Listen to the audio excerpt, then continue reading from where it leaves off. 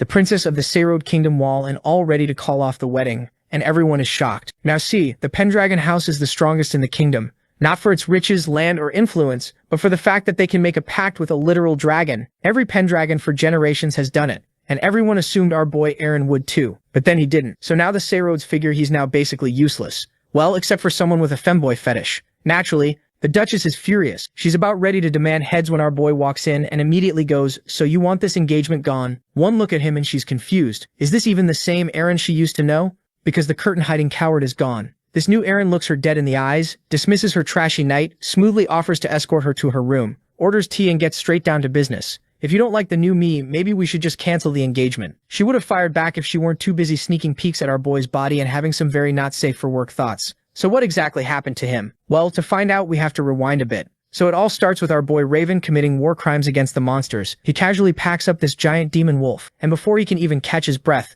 this massive bird tries to dive bomb him. But bro doesn't even flinch. He just casually clips its wings midair and keeps it moving. Down on the ground, this random goblin starts monologuing about how insane it is that one dude is soloing the entire demon army. The goblin's literally fanboying, calling him the immortal Raven, the fearless demon hunter. But Raven is not in the mood for a podcast, so he just buries his sword straight into the goblin's skull to shut him up. He takes a deep breath, looks up at the moon, and drops the hardest line, 15 days left. Just 15 days until he's finally out of this hellhole. See, Raven isn't just some random sword-swinging psycho. He's actually a fallen aristocrat. Back in the day, his family was one of the most honorable houses in the empire. They weren't the richest or the most OP, but they were genuinely good people. So naturally, in a Manhwa universe, they got completely screwed over. One day, their entire estate goes up in flames, and this smug-looking bastard drags Raven out by his hair in front of a whole crowd, accusing his family of plotting a rebellion. Raven screaming that it's a setup, that the other houses framed them, but nobody gives a damn. His parents are already dead. So this smug bastard hits him with a classic villain deal. He offers Raven mercy by sending him to the front lines as a demon slayer for 10 years. It's basically a guaranteed death sentence, a suicide squad reserved for criminals and slaves. But Raven swallows his pride, drops to his knees, and swears that if he survives, he's going to clear his family's name. But fast forward, and against literally all odds, our boy actually survived the full 10 years. He's been grinding in the trenches, and now he's back at the base camp with only 2 weeks left on his sentence. He's walking past all these drunk, useless hunters and chained-up criminals, just minding his own business, when a group of absolute NPCs decide it's a brilliant idea to pick a fight with him. Raven packs the whole squad up in about 3 seconds flat. One kick and Fatty is kissing the ground. Then without missing a beat, he draws his sword on the second guy, then grabs the Baldy by his shiny dome and absolutely spikes his head into the ground. He casually leans over the last guy who's barely conscious and whispers, "If you want to die before the demons get you, you know where to find me." Then he just casually walks off, thinking about how he only has one big hunt left before he walks away. A free man. Cut to somewhere out in the forest on Lord Pendragon's territory, where a literal giant dragon is having a chat with this femboy knight, telling him that the time has finally come to honor his promise. So let me put you onto the power scaling in this universe really quick. Dragons are basically walking tactical nukes.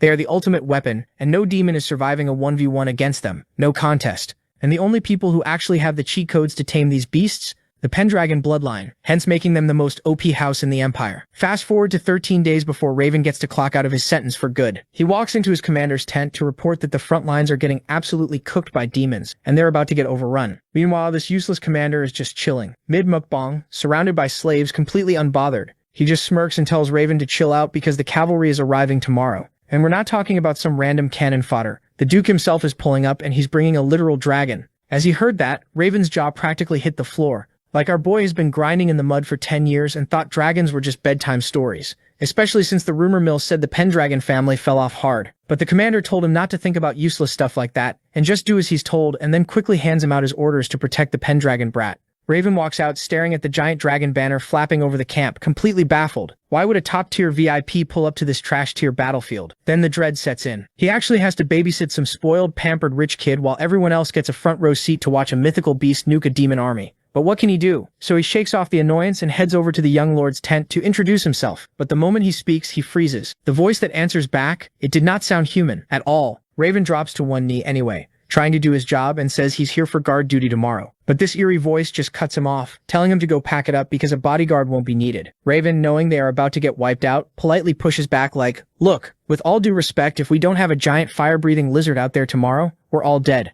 The voice just hits him with this chillingly calm reply, "The dragon will be there. Now leave." Raven walks away sweating a little because that was not the voice of a human. Cut to the next morning. The whole camp, the commander, the hunters, literally everybody is standing outside the VIP tent, waiting. Then, out of absolutely nowhere, the tent just straight up explodes. Debris is flying everywhere. NPCs are screaming, scrambling, and ducking for cover. And as the dust clears, the artist decides to absolutely flex on us. A colossal white dragon rises up, fully decked out in gold armor with golden horns, and standing right next to this monster is a figure in silver armor and a red cape. He flips up his visor, revealing this majestic, blonde-haired, blue-eyed femboy face. He looks out over the terrified crowd, introduces himself as Aaron Pendragon, and with a literal weapon of mass destruction looming behind him, goes, "Let's start the demon subjugation." According to what our boy heard from the Demon Corps members, the Pendragon House will assist in the large-scale subjugation, and he's thinking that with the dragon on their side, taking care of the monsters won't be a big problem. Cut to the battlefield, and our boy is having trouble because bro has never done this noble protection gig before, and is low-key nervous about it because right till now he'll throw his comrades in front of the monsters if it means he'll get to survive. But the second demons start pouring in from every direction. Raven locks in, tells Aaron to stay close, pulls out his weapon, and charges straight into the horde like a complete maniac. While Raven's down on the ground turning demons into a red mist,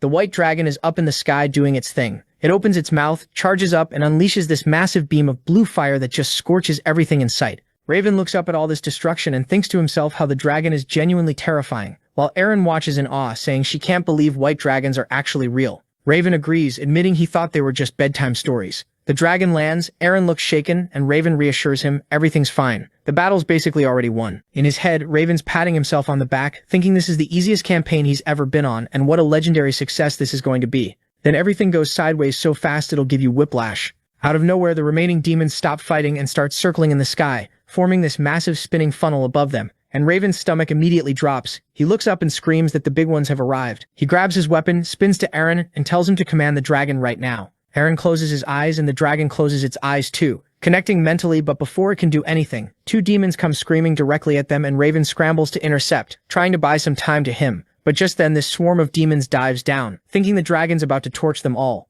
Instead, the demons bypass Raven entirely, crash straight into the white dragon, and start tearing into it, biting, ripping, and eating it alive in front of everyone. Raven watches this with his jaw on the floor. He's completely frozen. Then he snaps out of it and starts screaming at the dragon to fight back, to do something, but the dragon just sits there taking it. Raven whips around and grabs Aaron by the collar, screaming at him about what the hell he's doing. Why isn't he commanding it? And then a massive explosion blinds all of them and sends everyone stumbling. When the dust clears, there's a fresh horde of absolutely gigantic demons charging straight at them, and Raven goes pale, saying these things nearly finished them all off. Now it's Raven and Aaron versus a demon army with no dragon backup, and things are going badly fast. Raven's juggling two demons at once while trying to keep an eye on Aaron fighting one of his own, and his brain starts doing this horrible highlight reel of everything he got wrong. He'd walked into this campaign thinking the dragon was basically an instant win button, like it was the most powerful creature in the world, no demon could match it, and the whole military operation was riding on it. He'd been so confident, so smug even, thinking there was nothing left to do because the dragon had it handled. He'd spent the whole battle just standing there, protecting Aaron and watching the fireworks instead of treating this like an actual war. He'd underestimated the enemy completely and trusted the dragon blindly. And now the dragon is dead, his allies are being eaten alive around him, and the battlefield looks like a scene straight out of hell. Raven finally opens his eyes and lets out this smile. Bro has already accepted defeat and was about to tap out peacefully. But just then a group of goblins charged at him, and although our boy was all ready to call it quits, he's not dying by the hands of some pesky goblins that would be too embarrassing. So he digs deep, swings his weapon one last time, and packs them all up. He's leaning on his weapon just to stay vertical, barely keeping his eyes open. But then he looks over at this massive white dragon lying dead in the dirt, and man actually cracks a smile. That one was real stupid, he says. He drags himself through literal puddles of blood, just to double-check the body. Yep, the dragon is officially packed up. Just as he's catching his breath, he hears coughing. He turns around and spots Aaron barely hanging on by a thread. Raven's just shocked the guy hasn't logged out yet. He marches over, grabs Aaron by the armor, gets all up in his face, and demands the truth. Why the hell did the dragon stop fighting? Did you actually order it to stand down? Aaron just gives him the silent treatment. And that right there? That's the straw that breaks the camel's back. Raven absolutely loses his mind, screaming his lungs out about how they had the W in the bag. They were this close to winning, and this idiot just threw the whole match. He's shaking, demanding answers when suddenly a massive spear gets shoved right through his chest from behind. Raven face plants into the dirt, coughing up blood, and out of the corner of his eye he sees the squad commander strolling up with the smuggest smile you've ever seen. This bastard casually walks through all the carnage, crouches down, looks at our boy all amused, and goes, "Wait, I just pierced your heart and you're still breathing? Damn. The rumors about you being immortal are actually true." Then this bastard stands up and unfurls a new banner. Raven's eyes go wide. It's the Imperial Army crest. Now he's all confused. All sorts of questions are coming to his head, like why is this bastard commanding the Imperial Army? Why did he attack me just then? Balta starts his villain monologue and goes, "All of this was already planned. From the downfall of your house to you ending up being in the demon subjugation squad to this brat dying here. Then he walks over to Aaron, puts a blade to his throat, and looks back at Raven like, make sure you keep your eyes open for this. Aaron closes his eyes and slices. Aaron's head hits the dirt right next to Raven. Our boy is completely stunned. His brain is hitting a 404 error trying to process this betrayal while the commander walks back over, faking sympathy. Shame, really, he says. That kid should have been packed up a long time ago, just like you. Then he just starts casually kicking Raven.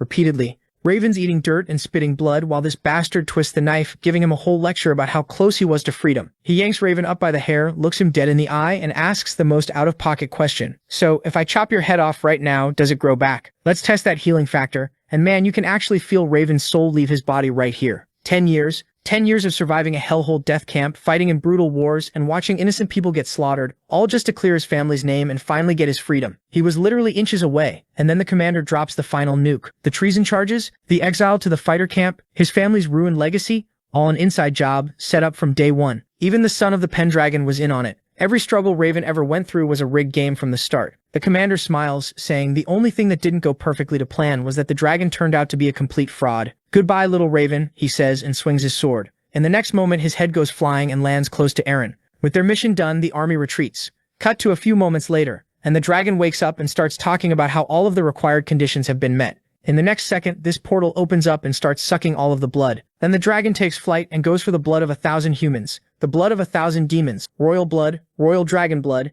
and the meeting of the sun and moon. All of the conditions have been fulfilled. I will now fulfill the oath. In the next second, the horn on its head starts glowing, and with that, our boy's severed head and Aaron's severed head start glowing. Then the dragon looks at the moon for one last time and mutters, everything from now on will be on you, Dragon Rider, and then unlives himself. Yo, I've never thought I'd see a dragon commit suicide. The scene shifts back to our boy Raven, and right now, he is literally just floating. Drifting in the absolute void, he thinks to himself, if he died, but this feeling is way too familiar. This is the exact same feeling he gets when his immortality kicks in and heals his wounds. Before he can even process what's happening, he feels someone grab his wrist. He pops his eyes open, and there's a maid just sitting there, holding his hands. He sits up, and the maid gets jump-scared so hard by this random blonde dude moving, that she hits a pitch-perfect scream, bolts out of the room, and starts yelling down the halls. My lord has woken up. Raven gets out of bed, looks around, and realizes that he's not in the trenches anymore. This place is the definition of luxury. High ceilings, rich drapes, and the whole 9 yards. Suddenly the butler Melbourne comes sprinting in, bawling his absolute eyes out.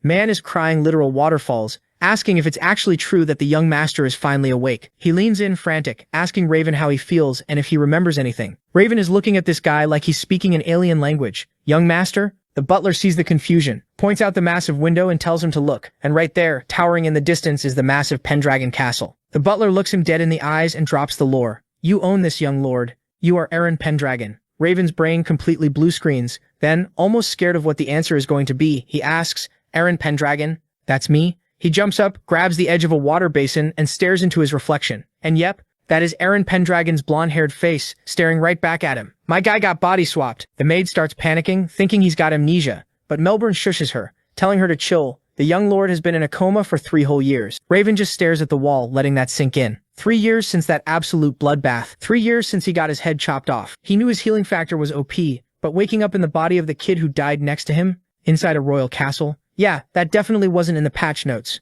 Before he can even strategize, the massive double doors get kicked open. A woman comes sprinting in, literally holding up her expensive dress so she doesn't trip, screaming son at the top of her lungs. Raven has absolutely zero clue who she is, but she just charges at him, crying about how it's a miracle, completely overwhelmed with emotion. But just as she's about to tackle him in a hug, Raven notices something crazy. She runs right past this old woman standing in the corner. Wait, what old woman? Raven looks at her completely baffled and points, asking who she is. The ghost grandma just hits him with a wink and the classic shilly finger. Then the mother wraps him in a massive hug, crying, asking if he remembers his own mother. And Raven is just standing there stiff as a board, staring over her shoulder at a ghost that apparently only she has the premium subscription to see. Grandma smiles, waves her hand around and points out the window. Outside the window, the dragon is perched on the tower, staring directly into his soul, looking at it. Our boy is totally confused about how he is alive. Raven accidentally whispers the dragon's name out loud, and this giant beast apparently has super hearing because it snaps its head around and drops a roar so earth-shattering it literally blows out the mansion's windows. Glass goes everywhere, everyone ducks, and this massive dragon launches off the tower. Raven throws his hands up, sweating bullets, thinking, how the hell does he know who I am? because his last memory of this dragon was watching it die. His mother sees this giant apex predator flying at them and hits absolute W mom status. She steps right in front of Raven, telling the dragon, "You aren't touching my boy." But then, the ghost grandma, who is still just chilling there casually, walks up to the ledge, reaches her hand out and treats this legendary beast like a golden retriever. The dragon sniffs her hand, closes its eyes, and completely powers down. Raven is screaming at her to watch out, which makes his mom super confused because from her POV, her son is just yelling at the air. Then the ghost grandma winks at Raven and shoos the dragon away, and it just casually flies off. Then she gives him this warm, serene smile and completely fades out of existence. With the dragon gone, his mom lets out a massive sigh of relief, turning back to him, frantically checking if he's okay. And Raven? You can practically hear the gears turning in his head. He flashes her the most Oscar-worthy, perfectly sweet, completely fake smile. "I'm fine, mother," but in his head, he's already locked in. He's connecting all the dots. The luxury castle, the loyal servants, the title. The dragon that somehow recognizes him with all of that is certain that he's become Aaron Pendragon. Since the situation is so bizarre, he decided to pretend to be Aaron Pendragon and in the background do the information gathering to find out what's happening. Then the scene shifts and our boy is just sitting there having a massive "how did I get here" moment, thinking about how his life has been a complete disaster for the last 10 years. For a whole decade, this man was stuck in the demon core. They only send the absolute scum of the earth there, and surviving past Tuesday is considered a massive flex. But our boy isn't normal. He survived 10 whole years grinding his stats, maxing out his regen abilities, and basically turning himself into a certified, unkillable demon-slaying machine. He was this close to freedom too. The campaign with Duke Pendragon was supposed to be his final run. Once it was over, he was bagging his discharge papers and walking away. But then everything goes horribly wrong, and both he and the Duke end up catching the ultimate lel and dying. This was supposed to be it, but then he wakes up, but instead of his absolute unit of a body, he's stuck in this blonde, delicate femboy. Our boy is absolutely fuming. He's reincarnated into the body of Aaron Pendragon, a 17-year-old softie who literally spent his days reading poetry and planting flowers before dropping into a 3-year coma. The dude had zero survival instincts, and Raven is hating every single second of his new existence. And bro, the universe is just spamming him with annoyances. The second he opens his eyes, his personal maid Lindsay is literally force-feeding him like he's a damn baby bird. Raven, trying to keep whatever dignity he has left, tries to assert some basic independence and just stand up to wash his face, but this maid has a total meltdown. She goes into full panic mode, practically crying, and physically blocks him like he's made of glass and going to shatter if he takes 2 steps without a walker. Before he can even catch his breath, his sisters crash the party. The older one, Aaron, immediately starts yapping endlessly about garden walks and cornflowers, while the little one, Mia, attaches herself to his leg. So now Raven, a man who used to bathe in demon blood for fun, is sitting there rocking the most painfully fake customer service smile, internally begging the universe for just 60 seconds of peace. But hey, there's a silver lining. Aaron's non-stop yapping is actually feeding him the ultimate lore dump under the guise of helping his memory. Turns out, the original Aaron was a total wimp who hid in his room painting and couldn't even lift a sword. Thanks to this guy, the legendary Pendragon name had completely hit rock bottom, and the other nobles were treating their family like an absolute joke. Hearing this, Raven shifts gears from annoyed older brother to absolute menace and starts doing the math. He's 17, there is still time for him to save both the Pendragon house and his family, thanks to that bearded bastard. He already knows his past exile, his time in the demon core, and his death were all part of some massive setup. So our boy is sitting there, gently patting his little sister's head but rocking this terrifying psycho smile. He is already mapping out how he's going to completely dismantle everyone who set him up from the inside out. On paper, he's the soft boy Aaron Pendragon. But on the inside, he's the demon of the battlefield, Raven Vault. And that combo is about to be the whole kingdom's worst nightmare. But right in the middle of his epic villain planning session, Aaron snaps him out of it to drop a nuclear bomb of information. "Oh, by the way, Aaron, Lady Luna's coming," and our boy is like, "Who?" For a second, Aaron is confused, but then she goes, "You have lost your memories. Luna's your fiancée. She's the stepdaughter of Count Seirod, and she's literally on her way to the castle right now." Our boy's brain just blue screens. He just stares at her, eyes wide, completely malfunctioning. Then the scene shifts to the cavalry. The knight is telling Luna that they are almost to the Conrad castle and will be soon in the duchy, but this girl is not here for a fairy tale romance. She's already mentally drafting her breakup text in the carriage. Her escort, this smug, annoying little weasel named Joseph, turns to her and asks her how she is feeling. She's about to meet her fiancé after 3 years. Luna hits him with a know your place NPC stare and tells him to focus on his job. But internally, she's completely over it. You see, Luna remembers the old Aaron. The dude was such a massive wimp that he literally hid behind the curtains the last time she visited. A fully grown noble, playing hide and seek because he was scared of social interaction. She's already filed him under absolute loser. Her dad, Count Seirod, has officially decided to cancel the engagement, and Luna couldn't be happier. The Pendragon family name is completely cooked. Their reputation is in the gutter, and she wants out. Sensing an opening, Joseph tries to shoot his shot, yapping about how if he had been her fiancé, her family would be legendary. Luna listens to his ranting for exactly 4 seconds before telling him he disgusts her and to get out of her face. Cut to a few moments later, and they are inside the castle. The whole family had come to greet her. Mia and Aaron are over the moon seeing her. The whole family is giving her this warm welcome, asking her about her journey once his family stops hounding him. Aaron steps forward all confident and tells her that they should continue this conversation in his room, and our boy's mom shoves him in and starts the chat. Luna looks at our boy, notices that he's all awake, and immediately thinks that nothing has changed in the past 3 years. Our boy's still a bum who can't manage anything without his mother's help. He looks her dead in the eyes, super confident, and just smoothly says it's been a while and he'll escort her to her room. Luna is completely stunned. She can't believe it's the same guy. This is the guy who couldn't even look a servant in the face, and now he's walking down the hall radiating pure "I own this place" aura. By the time he gets her to her room and casually orders Lindsay to bring tea, Luna is standing there blushing, forgetting how the English language works. She's having a whole shoujo manga moment, wondering if the Pendragon name isn't as dead as she thought, and if her fiancé just had the ultimate glow-up. But while she's in her feelings, Aaron casually takes a seat across from her, looking completely unbothered, running absolute supercomputer calculations in his head. He doesn't even know the local noble politics yet, but his built-in demon hunter radar is going off. He clocked that she was hiding something the exact second she walked through the door, so he decides to poke the bear, still rocking that lazy, dangerous smirk. He hits her with a casual, "You know I've changed a lot. If you don't like the new me, maybe we should just talk to your dad and call off the engagement." Luna literally launches out of her chair like it's on fire. "No," she yells before catching herself, sitting back down and trying to act like she didn't just expose herself. She is spiraling internally. She came here specifically to break up with him, but her mouth absolutely refused to cooperate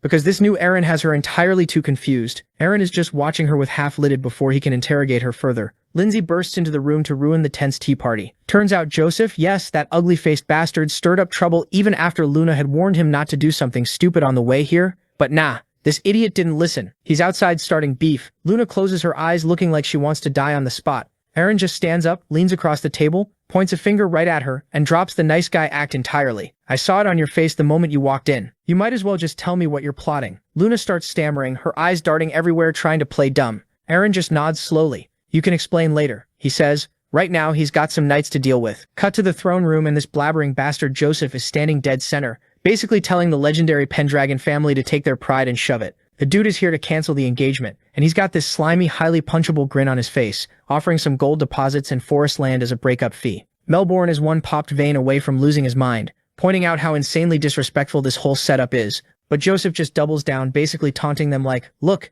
your guys are broke, your miners are mad, so maybe you should just take the handout." Helena is literally 2 seconds away from flipping a table, but she holds it together just long enough to reject him to his face. House Pendragon's honor isn't for sale. Joseph just smirks, asking if that's their final answer, and casually drops that this is probably their last lifeline to avoid going totally bankrupt. And right at that exact moment, Aaron walks in, with Luna trailing right behind him. The entire room instantly goes dead silent. All of the Pendragon knights immediately drop to one knee, seeing Aaron. Joseph thinks that this is his moment to shine. He figures Aaron showing up is perfect because now he gets to humiliate him right in front of Luna. He puts on this super fake warm tone like, "Oh, it's been so long, my lord." And Aaron just looks him dead in the eyes and goes, "Who the hell are you?" Bro's entire master plan just imploded on contact. Aaron casually waves him off, explaining he lost his memory, and Joseph is literally buffering like, is this guy joking? Is he serious? But his ego won't let it go. He decides, memory or not, he's a knight and he won't be disrespected, so he starts raising his voice. But Aaron, who is now casually chilling on his throne, just stares at him. He cuts him off mid-sentence and basically says,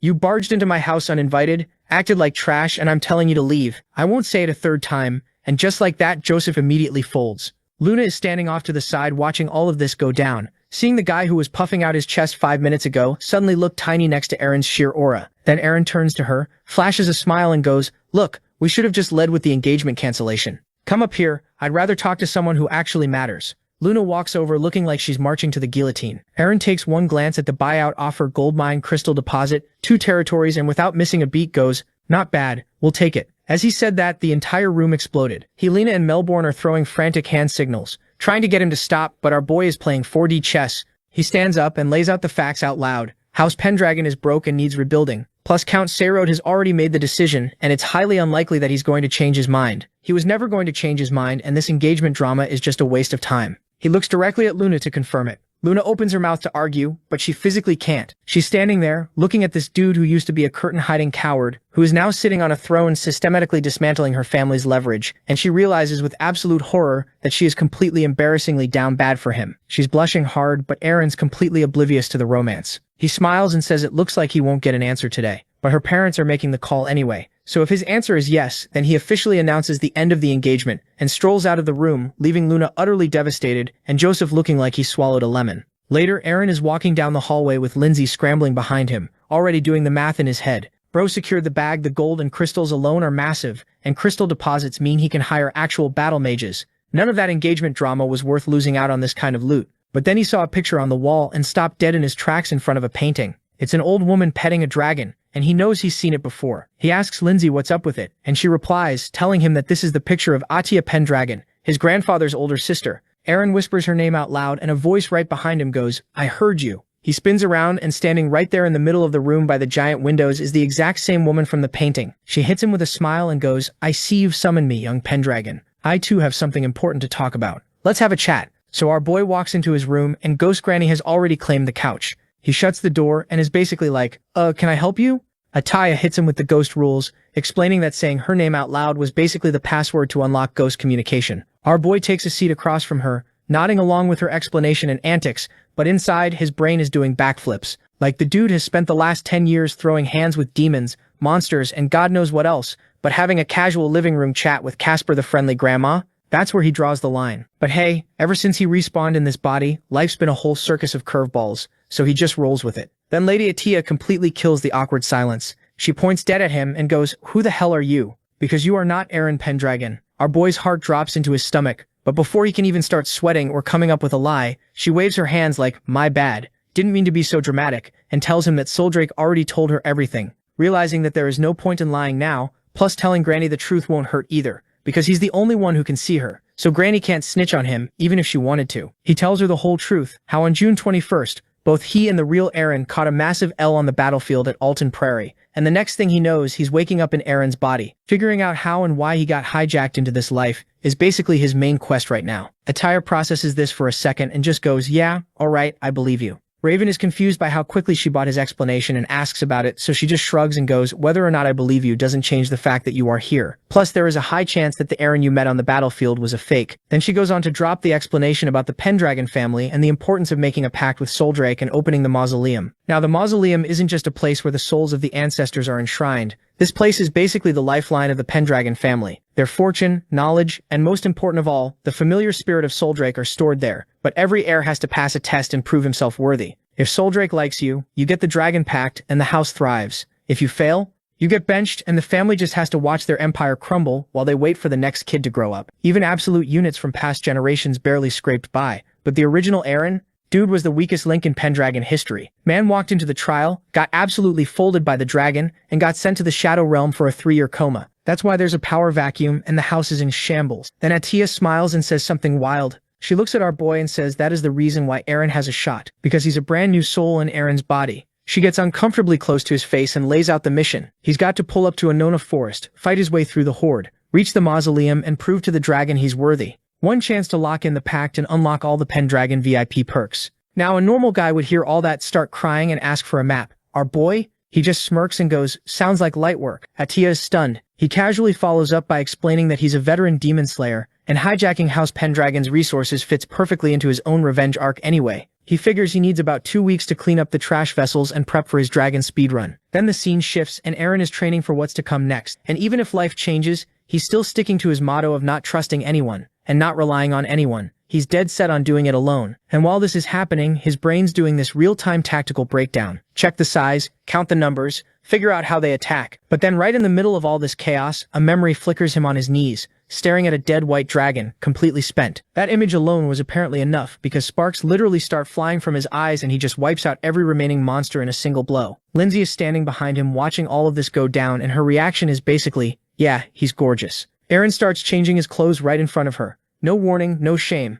And poor Lindsay has to stand there processing what she just witnessed on multiple levels. But Aaron's barely paying attention because he's staring at his own hand, thinking about the time he had woken up as Aaron. That body was basically trash, too weak to even hold a sword, But after just 2 days of training, he's already back to peak fighter shape. Plus he retains all of his demon hunting skills. The combat abilities are perfectly inherited. The transmigration took a lot from him, but not that. And he's genuinely grateful to still be breathing. That gratitude lasts about 30 seconds before Killian shows up, asking if he's been practicing fencing and offers to help. Eren tells him to hold that thought and round up the knights instead, because he's got an announcement to make. Cut to the main hall of Conrad Castle. The knights are assembled as our boy had instructed everyone, standing at attention. Then Eren tells everyone his plan of opening the mausoleum. And as he said that, the room goes dead silent. Then Killian waves his hand like a disappointed dad, and starts listing every reason this is a terrible idea. The path is infested with monsters. Eren's only trained for 2 days. And oh, by the way, the Annona Forest is in complete shambles. Monsters everywhere, bandits everywhere, villagers basically left to fend for themselves. And it's only a matter of time before the whole fence breaks and everything goes sideways. It's a genuinely grim picture, but nah. Our boy didn't care. I don't care. I'm going alone. The butler practically throws himself at Eren's feet, begging him to wait, reminding him that his last wise decision literally filled the treasury with gold and crystals. So maybe, just maybe, delegate this one to Killian. Eren sighs and explains they don't have enough soldiers to guard the crystal deposit, that the mausoleum needs to open regardless, and that they're leaving in 15 days. Then Killian does something incredibly stupid. He straight up tells Eren he's not accepting that decision, and will be commanding this campaign himself. Eren looks down at him, walks down the stairs, and asks very calmly if everyone here thinks their lord is unfit to lead. He tells Killian to draw his sword. Killian pointing out that Eren's hobbies are drawing and reading, so maybe sit this one out, buddy. Eren responds by pulling his blade, and the fight is on. Killian blocks the first strike and is immediately surprised that was not the swing of a man whose favorite activity is watercolors. Back and forth they go, Killian insisting a weak boy who spent years bedridden could never beat him, right up until Eren dodges his blow, grabs the sword mid-air and drives it straight into Killian's chest. Killian goes down. The entire hall is frozen. Eren tosses his sword on the floor, turns to the soldiers, and repeats himself. In 15 days, we'll head for the Annona Forest. I'll open the mausoleum. Does anyone have an objection? If yes, then come forward. But nope, the whole army drops to its knees. Then the scene shifts to Luin, who's casually sipping tea when this monkey bastard comes in and starts complaining, asking why on earth she volunteered to join Eren's expedition, especially since the engagement is already broken off, and in his very professional opinion, Eren is probably not coming back alive. He's pushing hard for Luna to go home, get a real escort, and forget this whole thing. Luna just sighs, calls him unbearable, and then delivers this perfectly composed explanation. The Pendragons are one of the 5 ducal families of the Empire, blood related to the Emperor, and broken engagement or not, they are still deeply tied to her house's success. She needs to figure out what Eren's planning, and what he's capable of, so she's staying until the expedition departs, and then going with him as far as the Bellant Gates. Joseph buys her explanation and agrees to take part in the expedition, but tells Luna that she has to promise that she won't go past the Bellant Gate, casually, over a sip of tea like she didn't just out-argue him on 3 different levels. And as she's sitting there, she lets herself think about it. If Eren actually pulls this off and opens the mausoleum, it brings glory back to House Pendragon. She catches herself getting a little flustered about that, and shakes it off. Joseph, watching her face from across the room, is absolutely seething. This kid not only humiliated him in front of the entire court, but now he's got Luna intrigued. He bites his finger and quietly decides he's going to make sure Eren regrets ever leaving the castle. Cut to 2 weeks later, and all the preparation has been completed. The army's assembled, everyone's geared up, and Eren's walking out in full white armor. His mother grabs him in this tight hug and just completely loses it, begging him to promise he'll come back safe. Eren, to his credit, doesn't brush her off. He smiles, tells her he'll return once he opens the mausoleum, and proves his worthiness to the dragon. And that's apparently enough to make her cry harder. He looks over at his sisters next, and they're doing that thing where you're crying and smiling at the same time. He tells them everything's going to be fine, and then Lindsay shows up with his horse, letting him know that it's time. Eren mounts up and turns to face the army. Killian's expression is stone cold and calm. Lindsay's quietly terrified. Luna's watching him with that detached, slightly arrogant look she does, and Joseph, this monkey-faced bastard, is just tense and brooding in the background, clearly planning something. As they were about to leave, Melbourne steps forward and presents a sword on red cloth. Widow's Wheel, a family heirloom, he says, has been passed down through generations. Eren takes it, holds it up, and takes a good look at the sword. Then he orders his men to advance, while thinking to himself how, with this victory, he brings the Pendragons back to their former glory, clears the Vault family name from the traitor stigma hanging over them, and finally has a reason to be here. He raises his horse on its hind legs, swings the sword, and shouts for the march to begin. They don't even make it far before the road is blocked by a monster pack. A knight rides up to report the obvious. Eren's already reaching for his sword before the guy finishes the sentence. Our boy incited the monster genocide, tearing through an entire horde solo while his army watches, and by the time it's over, he's already turning back to yell at everyone to keep moving. Killian and Lindsay are watching with the satisfied faces of people who knew exactly what they'd signed up for. Luna and Joseph, on the other hand, look like they need a minute. Eventually the column reaches the Bellant Forest gate. Big imposing gates, the whole thing. And Eren pulls up, raises a fist, and orders everyone to halt. He tells Killian to hold the soldiers there while he goes ahead to scout the situation himself. He dismounts, and immediately Lindsay is at his side with a glass of water, asking if he's tired. He looks at her, puts a hand on her face, and tells her she's got the day off. Go wash up and do whatever she needs to do. He doesn't need her for reconnaissance. Lindsay starts to protest because of course she does, and Eren just points and tells her he's going alone. She blushes, agrees, and heads off. It takes him about 30 seconds inside to confirm what he already suspected. This place is a disaster. Not enough people, not enough resources, and soldiers walking around in uniforms that would embarrass a village militia. He's seen the Demon Slayer Corps run tighter than this. The Bellin Forest Gate is one of the most strategically important sites in the entire region, and whoever's been running it has apparently been treating it like a retirement home. He pulls Killian aside and asks where the local knights and their commander are. Killian hesitates for a second, but then realizes that Eren is no longer his scrawny self, so he lays down the truth to him. The soldiers deserted and are now operating as a roving gang of bandits, somewhere in the surrounding area. What's left behind is, in Killian's diplomatic words, a bunch of incompetent stragglers. Eren doesn't bother being diplomatic. He calls them undisciplined fools, tells Killian to prep a detachment, and announces they're going after the deserters today. And just so nobody's confused about how he plans to handle this, he adds that they'll be cutting off the limbs of anyone who runs. Cut to said deserters, lounging around an abandoned monastery in South Norton, mugs of beer in hand, laughing about how the Pendragon kid finally woke up from his little coma. One of them says it's been getting boring lately and they could use some action. Another one grins and says he wants to see the look on Eren's face when he slits his throat. So we're in Eren's private quarters at Bellin Fortress, and he's called Killian and Joseph in for one final rundown before the morning raid. Eren decides that he'll need more troops for the expedition. Killian, trying very hard not to look panicked, gently points out that stripping the fortress bare might, leave it completely defenseless. Before that conversation spirals into something ugly, Joseph smoothly cuts in and offers Count Serod's knights to fill the gap, a little gift from their stay at Conrad Castle. Eren looks at Joseph like he just smelled something off because he still really doesn't like this guy, but he's also smart enough to know that free soldiers are free soldiers, and burning bridges with the Serod family right now would be genuinely stupid. So he swallows his feelings, accepts the offer, and moves on. Killian backs the whole plan too, because the situation is actually serious. Their bandit problem isn't some small-time crew anymore. The guy running it, Del Joffrey, had already bailed on the Pendragon household with 20 soldiers in tow, and given that was a while ago, that number has almost certainly ballooned into something much uglier. So Eren asks Killian to give him the full rundown on this Joffrey clown.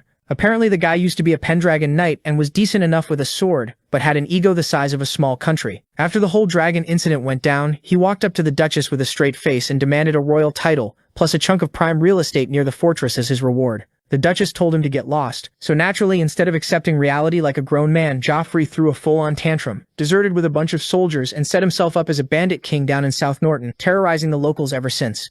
Eren listens to all of this and immediately sees exactly where this is heading. If they don't crush Joffrey right now while he's still manageable, this guy is going to get bold enough to actually attack the fortress. So Eren turns to Killian, points at him and tells him he's leading the raid. Killian blinks. Eren explains the logic pretty simply. The soldiers don't know Eren at all, and him trying to roll up barking orders would be a disaster. Think about it, this is a guy who spent the last few years with a reputation as a bedridden, sickly kid. He shows up trying to act like a general, and the men are just gonna laugh in his face. There's no shortcut to that kind of credibility. Killian, on the other hand, they already know and respect, so the call makes itself. Killian puffs up with pride and accepts the command, and everyone gets sent off to be ready by dawn. But just as they're heading out, Eren calls Killian back for a second. He hops up on the edge of the table and then, completely casually, apologizes for driving a sword through Killian's chest back in the throne room. Killian just about loses it. The man literally gets misty-eyed, drops to one knee, and insists he's fine, he's alive, and honestly, he deserved every bit of it. Eren just smiles and tells him to come back with a win. Meanwhile, down in South Norton, Joffrey is proving what a despicable bastard he is. He and his men are running wild through the village, trampling people with horses, burning things down, leaving bodies in the streets, and Joffrey himself is standing in the middle of all of it,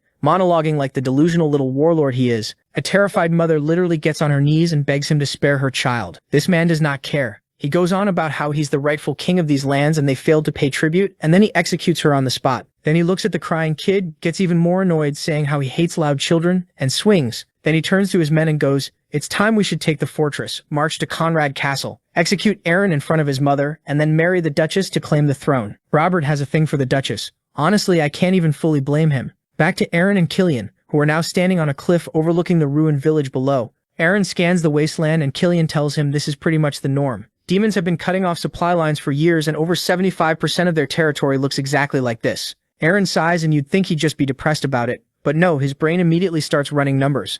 Wipe out the monsters and bring in hardworking settlers. and this exact spot could comfortably hold a city of 10,000. He's barely finished his mental real estate pitch when black feathers start drifting down from the trees above. Eren catches one and starts wondering out loud whether it's a gargoyle or some kind of flying monster, and then a massive harpy comes screaming down from the canopy straight at him. Eren doesn't even flinch. He IDs it immediately, tells his men to get into position, and honestly, internally, the man is delighted. He's been waiting for a proper warm-up. Eren doesn't even let the harpy finish her landing before he's already swinging at her. She barely scrapes out of the way with a screech. But Eren isn't interested in finishing the job. He waves up 5 of his best crossbowmen, flashes them this calm, and tells them to take her alive. The archers open up and absolutely pepper her wings with bolts, and just like that, she drops out of the sky. Killian walks over, sweating, muttering that this whole area must have turned into a demon spawn point. Eren agrees, and then before either of them can even exhale, the bushes behind them explode and 3 goblins come tumbling out waving daggers, attempting what might be the most embarrassing ambush in recorded history. Killian panics and shouts for everyone to fall back. Then Eren does something stupid fast, a single quick draw,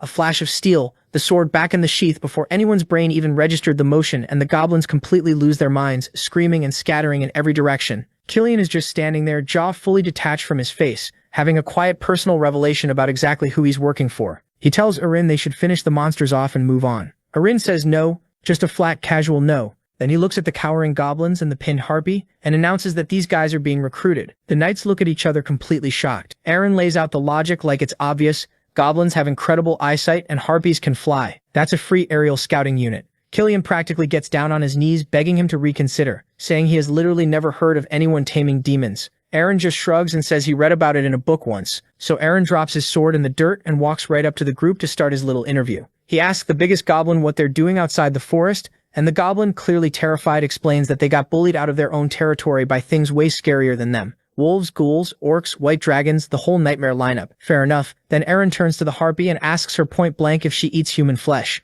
The harpy shakes her head so fast she might snap her own neck, swearing up and down she only eats sheep and snakes. Eren has a quick flashback to his past life, where he watched a harpy eating human intestines. He looks back at her, smiles the most sarcastic smile a human face is capable of producing, and says, "Sure, I believe you." Then, just to make absolutely certain nobody in this clearing has any funny ideas, he grips his sword and takes out the massive tree behind them in a single clean strike. The demons are frozen. Eren grabs the harpy by the neck, looks around at all of them, and lays it out simply. He owns these lands, they serve him now, and if anyone disobeys or tries to run, he'll personally feed them to the white dragon. The goblins and the harpy fold immediately, swearing complete and unconditional loyalty. Because yeah, dragons are terrifying and this man just deleted a tree. Killian watches all of this unfold and looks genuinely emotional, turning to the other knights and telling them they need to take notes. Eren just smirks and says that soon enough every noble in the country is going to come to the same conclusion. With that done, the squad moves out. The goblin is now sitting on the harpy's back, acting as their personal airborne scout, guiding them through a shortcut toward the village. As they close in, Eren splits the group. Killian and the main force hold back as a second wave,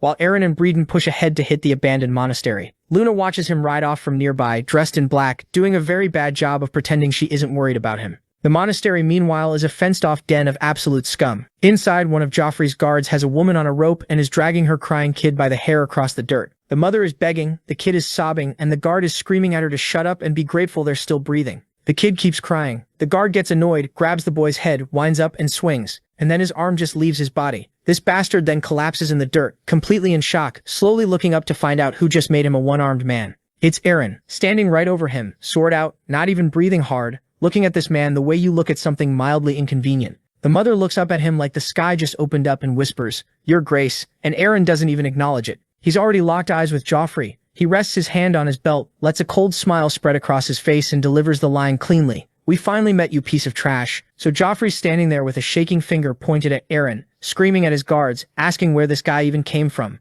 "Buddy, maybe figure that out before the sword is already in your face, because that's exactly where things are." Eren closes the distance so fast it barely even registers his movement, and suddenly there's a blade resting against Joffrey's cheek, drawing a thin line of blood, and Eren's just looking at him completely calmly and saying, "Who gave you permission to speak, trash?" At this point, Joffrey's soul submits its resignation letter on the spot. He scrambles backwards, dives behind his guards like the absolute coward he is, and starts yelling orders for them to kill Eren. The guards do what guards do, draw their swords, charge forward, and accomplish absolutely nothing. Because Eren pulls out a second blade, grips the sheath in his teeth in full Zoro mode, draws it, tosses the scabbard on the ground like punctuation, and just runs straight through all of them. It's less of a fight and more of a career-ending highlight reel, the last surviving soldier screaming in pure existential horror before he goes down too. The courtyard goes dead quiet. Eren turns back to Joffrey, raises his sword, and is roughly 2 seconds from ending this man's entire story, when Joseph drops in from nowhere and blocks the strike. Luna is yelling at this idiot to come back, asking what the fuck he is doing, but he ignores her and turns to Joffrey with a smug smile and casually asks if he could use some help. And Joffrey, who at this point would shake hands with a raccoon to avoid dying, says yes immediately. Aaron steps back, standing completely relaxed in the middle of the pile of bodies he just created. Then this guy turns to Lady Luna, puts his hand over his heart, and starts monologuing about how Aaron is a good-for-nothing who can't even be a count, much less a duke, and then adds how I am the only man you need. Bro thought this was a confession scene. Joffrey doesn't care about any of that, he just wants to survive the next 5 minutes. He grabs his sword, and with that, both of them charge at Aaron together. Joffrey screaming that even if he's changed, it's still quite early for him to look down on them. Aaron watches them coming, lets out this long tired sigh, and blocks both swords at the same time without even shifting his weight. Then he pushed both of these bastards back, turned to Luna and told her to fall back to some safe place while he dealt with these two idiots. But she was having none of it, so Aaron called for Khazal and ordered him to take this nuisance away so he could pay attention to the fight. Then he ordered Tay-Tay to contact Killian, just like he had told her this morning. By this time, both of them had recovered. Joseph says it's pointless for him to call back up at this point because by the time cavalry would arrive, they would be done with him. But our boy just laughs, waves his hands, and tells these idiots to come at him. These two once again charge at Aaron, telling him not to get cocky because they have more battle experience than him, but Aaron just sidesteps the first attack and steps on Joseph's sword, breaking the sword before he can process what happened. Aaron is already behind him, delivering a satisfying boot to the face, sending him flying and crashing into Joffrey, and then he points his blade at them and starts roasting their swords, their technique, and their entire careers simultaneously. Then just to make the point permanent, he stabs one blade into Joseph's leg, lets him sit with that for a moment, swings his other sword, and takes Joseph's left hand clean off. Joseph completely loses it, screaming and sobbing, and Aaron just puts his boot on the man's chest, looks down at him, and tells him to get off his land. Joseph does not need to hear that twice. He scrambles upright, crying, and disappears. Aaron watches him go, then slowly turns back to Joffrey. He asks Aaron if he had sold his soul to the devil or something in exchange for power, and tries to cope by reminding him that his men still outnumber Aaron's. Aaron just smiles and very casually mentions that the Pendragon family is rather well known for their knights, and right on cue, an entire cavalry comes thundering over the hill under dragon banners. Aaron gives the order, his soldiers roll forward to handle the rest, and he turns back to Joffrey and asks, "You trash, you didn't hope for a quick death after betraying the Pendragons, did you?" Then in the next second, the cavalry rides right over this guy. The next thing we see, Joffrey is nailed to a massive wooden cross, left arm pinned, right hand half nailed, just dangling there like the world's most deserving scarecrow. Robbers out here doing a reverse Jesus, dying for his own sins, and every single splinter was earned. Aaron and Killian stroll up to check out the scenery, and then Aaron turns around to look at the slaves Joffrey had been keeping, and man, the sight hits like a truck. These people are barely human anymore. Torn rags, hollow eyes, practically held together by suffering. Then Aaron clocks the room next door, and it's just a literal mountain of human skulls spilling out. Aaron doesn't say a word. He walks straight up to Joffrey, shoves his sword clean through the guy's stomach, and points at the skull pile. "Did you do that?" Joffrey immediately starts shaking, crying, and begging for forgiveness. Aaron just stares at him with this look of total bone-deep disgust and goes, "Forgive you? Not a chance. You betrayed the Pendragons." Joffrey starts fully panicking now, sobbing and begging Aaron to just kill him and end it. And Aaron looks at him, looks at the starving, broken peasants sitting on the floor, and goes, "Nah, they get to decide what happens to you." Then he turns to the villagers and goes, "Boil him, burn him, have fun with it." The peasants go dead quiet for about 2 seconds. Then they look up at Joffrey. Then they look at each other. Then they start picking up rocks, wooden stakes, their bare fists, whatever's in reach, and they absolutely lose it on this man, screaming about their brothers and sisters the whole time. Meanwhile, Aaron heads to the village shrine, pushes open these giant doors, and finds himself staring up at a towering stone statue of the goddess of light. He had barely taken a step inside when some bandit immediately jumps out from behind the statue, swinging his sword as fast as his arms can manage. Aaron doesn't even blink. He blocks it one-handed, overpowers the blade, sweeps the guy to the floor, pins him with a foot to the stomach, and stabs him clean through the heart. Blood splashes all over the goddess statue.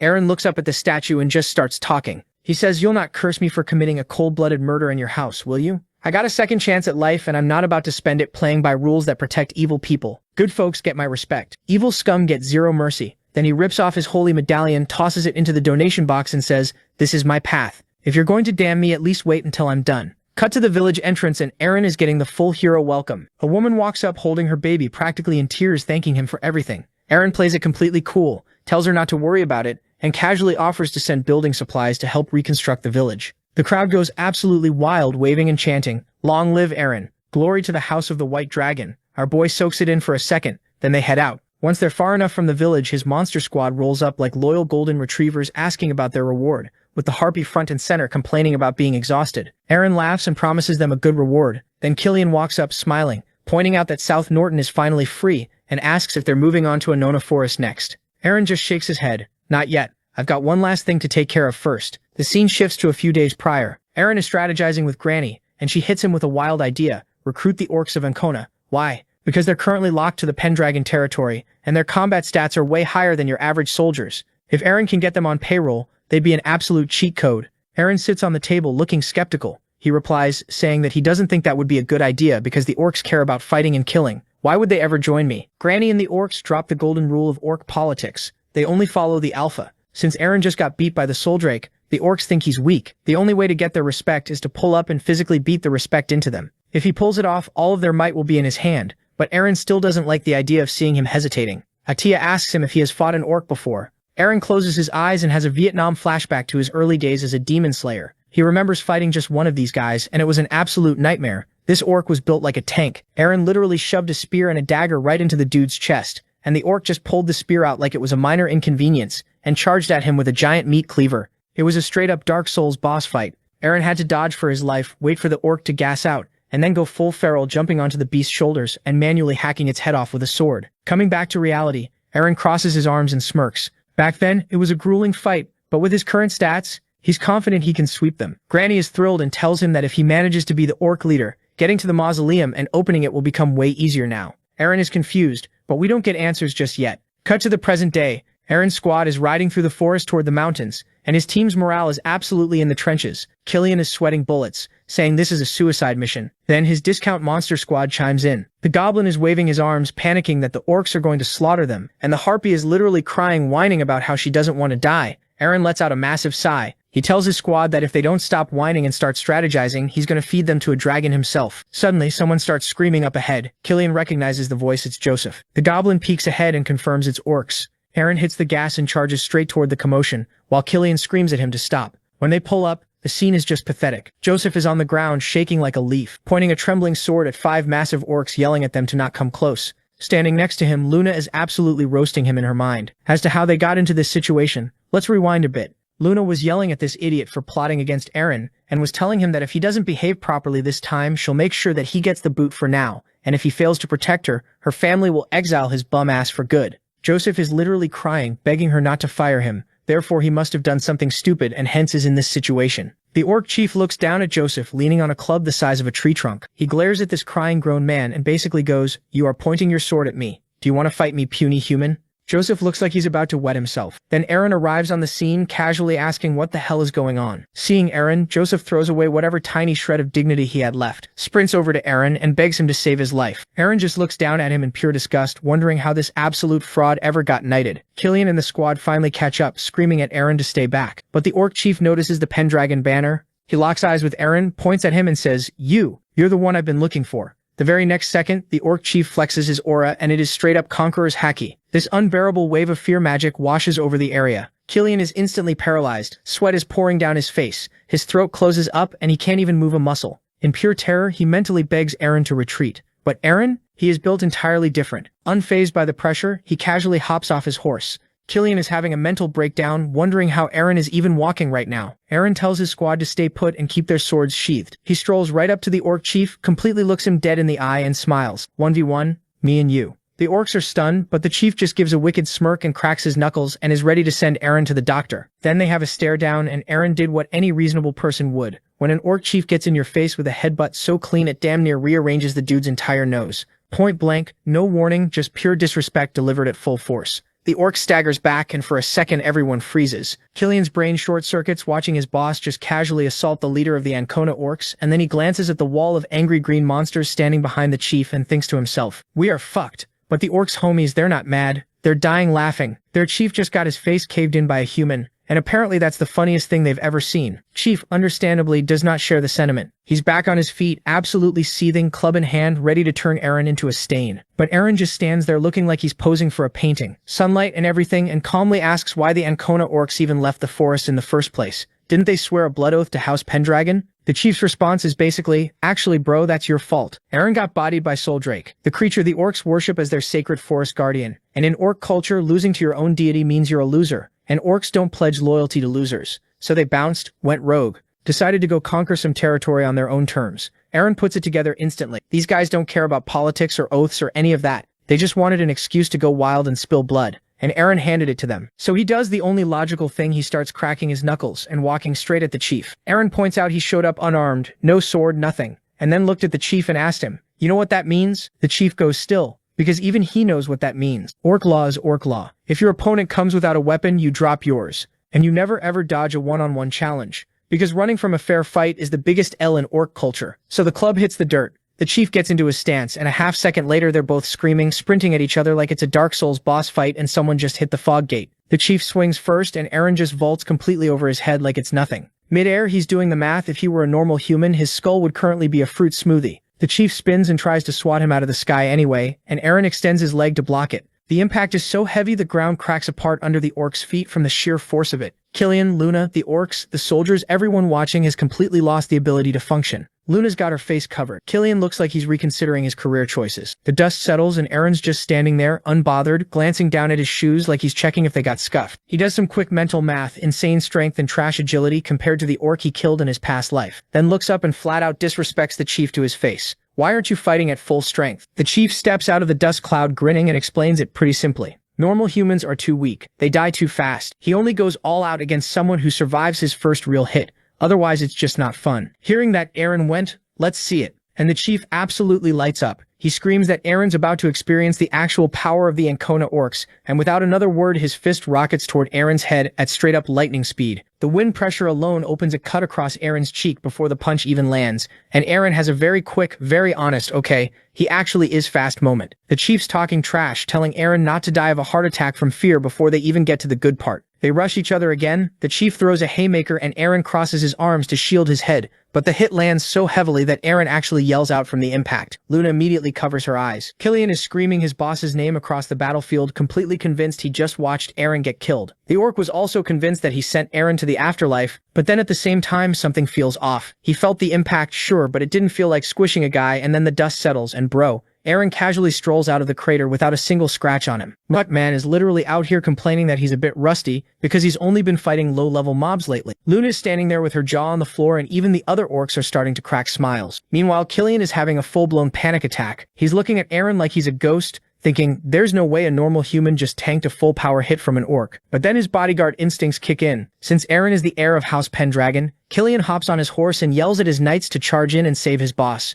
But our boy just raises a hand and stops the entire cavalry in their tracks. With blood on his face, he hits them with the absolute Giga Chad line. "Back off, this is a 1v1. Killian really wanted not to follow that order, but bro remembered the beating that he got last time and told his men to stand down. Suddenly, one of the orcs in the crowd actually starts clapping and laughing. He's hyping Eren up, pointing out that just surviving a hit from Karth, who's the strongest warrior in the Ancona forest, is an insane flex. Eren starts walking menacingly toward Karth with a smirk, saying every day is a school day, and now it's time to show him what real power looks like. Karth tries to puff his chest out and gloat, saying, "Yeah, you survived one hit, but look at you, you're bleeding out. You got 5 minutes max." Eren just wipes his forehead and asks, "Bro, why are you celebrating early?" Right as he says that, the massive gash on his face literally knits itself back together. Yo, this is some Wolverine-level regeneration. He smirks and brushes it off as just a scratch.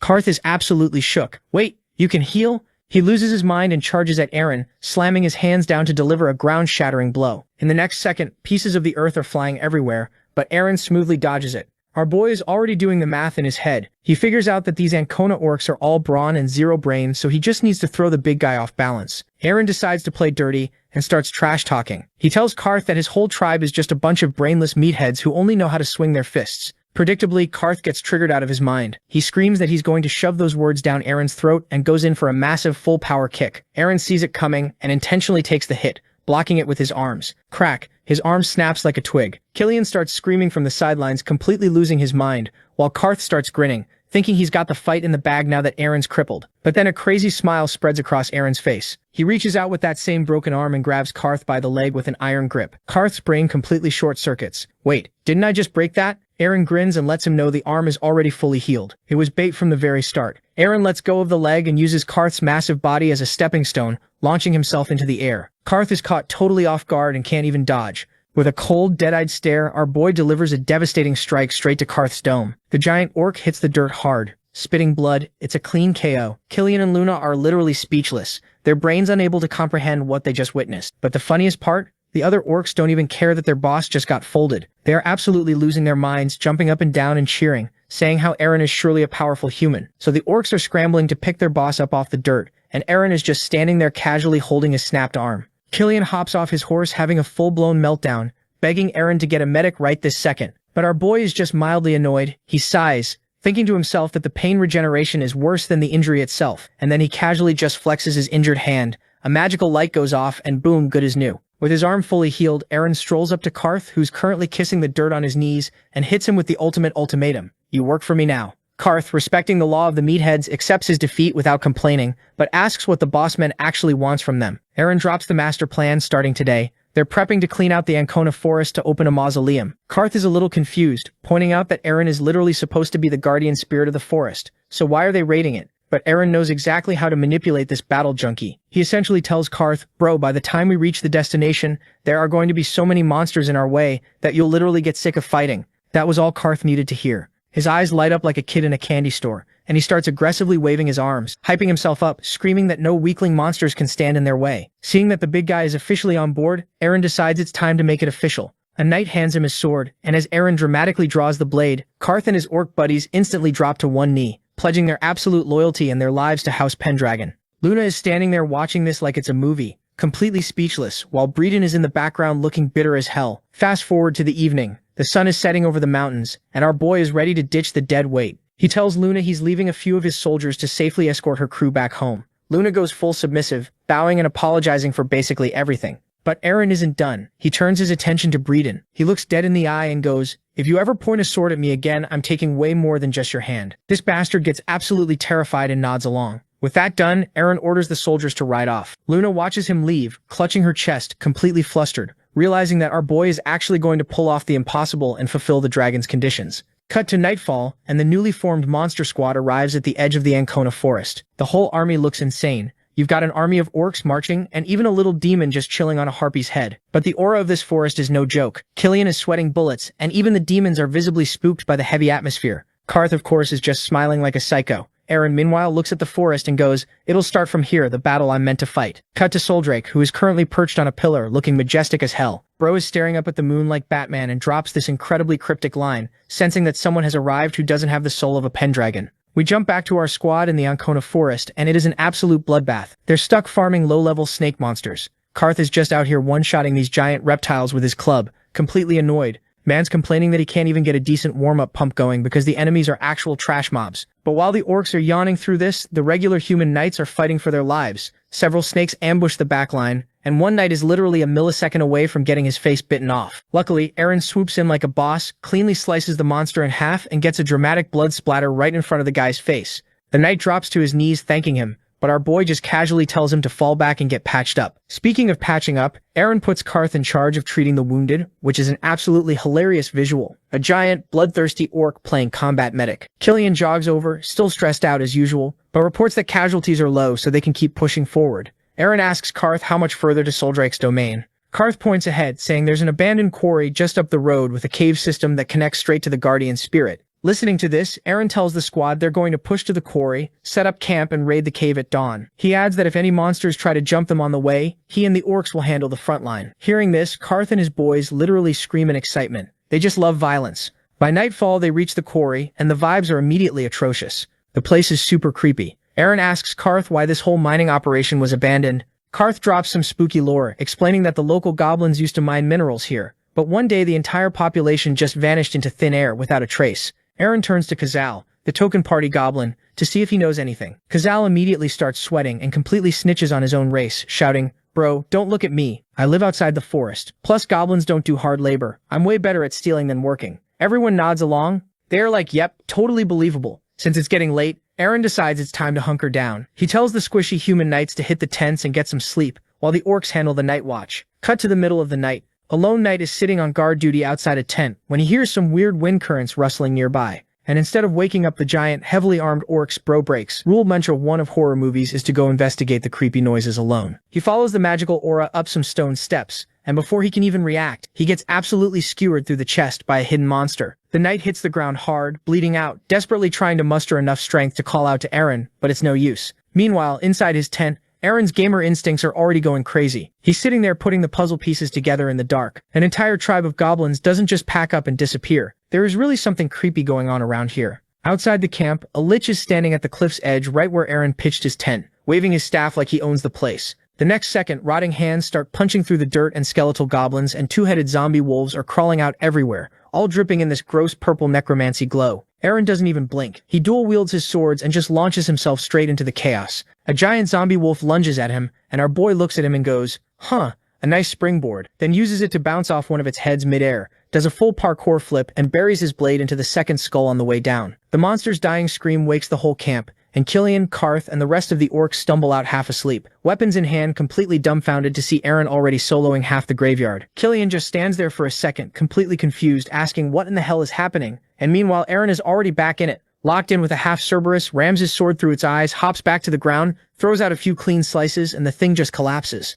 Then he turns around like nothing happened and goes, "Oh, you were asking something?" Killian walks up and Aaron explains the whole thing, pointing to the tiny skeleton still stuck to the beast's body. Killian clocks it immediately. Those are the goblins from the mines. Karth goes wide-eyed and asks if that means they were actually killed, and Aaron just goes bingo and lays it all out. The Lich wiped out the entire tribe and turned them into an infinite respawn farm just so it could gatekeep the mausoleum from them. So here's the plan. These trash mobs aren't stopping until the guy running the summoning circle is dead, which means Killian and the orcs hold the line while Aaron goes boss hunting. The orcs don't even need a pep talk, they're already swinging their clubs and turning skeletons into gravel. Killian though, man, he's having a full fanboy moment mid-combat. He's slicing through undead left and right, sneaking glances at Aaron, internally screaming about how different this guy is from the broken lord he used to know. He gets so in his head imagining Aaron taming Soul Drake and restoring House Pendragon to glory that he decapitates a monster clean off and just screams that they are the proud cavalry of Pendragon. Back to Aaron, who's out here dodging spear volleys while fighting off giant zombie snakes, and he figures out pretty fast that all the aggro is being funneled directly at him. The Lich is going for him specifically. So what does he do? He impales a massive snake through the brain and just hoists the whole corpse up as a meat shield, blocking every single spear like it's nothing. And while he's standing on top of this dead snake using it as cover, he's also doing math in his head. The fall of the Pendragons, the Valtas, none of that was bad luck. There's something way bigger going on, some deep state operation actively hunting his bloodline. And instead of being scared, this man just grins. He's basically like, "Oh, you want to run a conspiracy? Cool, let's play." He slices another snake clean in half and quietly promises himself he's taking back everything, however many secret organizations he has to go through to do it. The respawning is starting to stack up though, and even Aaron's starting to feel the pressure of the sheer numbers. He takes one quick second to read the battlefield, and then the Lich just teleports directly behind him out of nowhere, his blade already at Aaron's throat. So a quick lore dump, a Lich is basically a sorcerer who looked at the concept of mortality and said, "Yeah, I'm gonna hit skip on that," and sealed his own soul inside an object to live forever. And these guys did shady things on the level that even the Empire, who are usually pretty chill about witchcraft, draw a hard line at Liches. It's an instant send the Suicide Squad situation. So naturally, they dispatch the Demon Slayer squad. Not because these guys are competent, oh hell no, because no one is gonna care if these guys die. And normally that's exactly what happens, a 98% casualty rate. Our boy Raven actually gets a severe PTSD flashback to his rookie days just thinking about it. He remembers the first time he and two homies walked into a Lich's boss room. Within 3 seconds of crossing the threshold, homie A takes an invisible hit, and his head just pops. Everyone freezes. Raven's brain completely blue screens, and before he can even reboot, homie B spots something moving in the fog, loses his entire mind, screams, "I want to live," and bolts in the opposite direction. The Lich, this calcium-deficient bastard, hasn't even stood up from his throne. He just lazily drags one finger through the air, spawns a scythe out of the ether, and snipes homie B mid-sprint. Head explodes. Double kill. Raven is just standing there watching this guy. That's when Raven remembers the local folklore. The Lich's main summon is a wraith. You can't see it. It has no hitbox, and if its sickle touches you, you are dead. Cut back to the present, and Raven snaps out of the flashback just in time to hear the swoosh of a scythe aiming for his neck. Our boy hits the frame-perfect parry,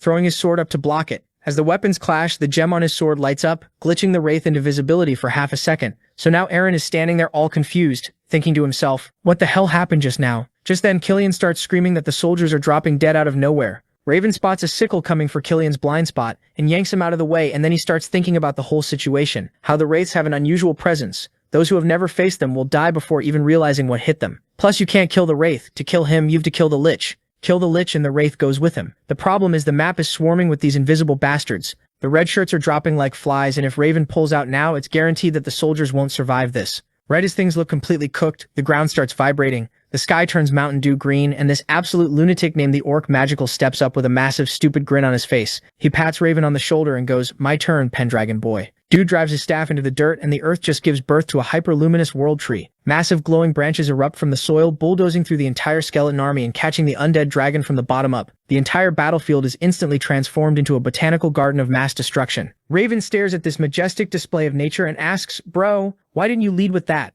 Cradle just hits him with the classic RPG excuse, long cooldown takes forever to charge and can only be used once. So yeah, they just blew their only nuke. Raven looks at him like he wants to commit a hate crime and turns around to say, "Alright, we need to locate the boss," and his eyes immediately lock onto a high cliff in the distance. The sky behind it is glowing villain purple, and standing right at the very top was the Lich, casually aura farming. Eren spots the Lich and tells the orc magician that he found their guy. The orc boy doesn't even look up, he just tells him to go handle it, and waves him off and he'll hold off the monster horde. That's all Eren needed. He's already sprinting toward the cliff while skeletons are getting absolutely yeeted over his head because Karth is out there taking full batting practice with his club. A stray arrow drills him in the shoulder mid-swing. Dude doesn't even flinch. Eren cups his hands and screams across the entire battlefield. Lich is up top. Karth blinks, then immediately signals him back. Eren doubles back, jumps straight into the orc's massive palms and gets launched into the actual stratosphere. He clears the entire cliffside, drops blade first toward the summit and brings it down on the Lich. The Lich barely gets his staff up in time. The impact shoves both of them back, and Eren settles into his stance, clocks that suffocating purple aura bleeding off the guy and smiles. "You want my soul that bad? Come take it." Then his cloak catches the wind and he feels it, that dense, wrong kind of pressure stacking up right behind him.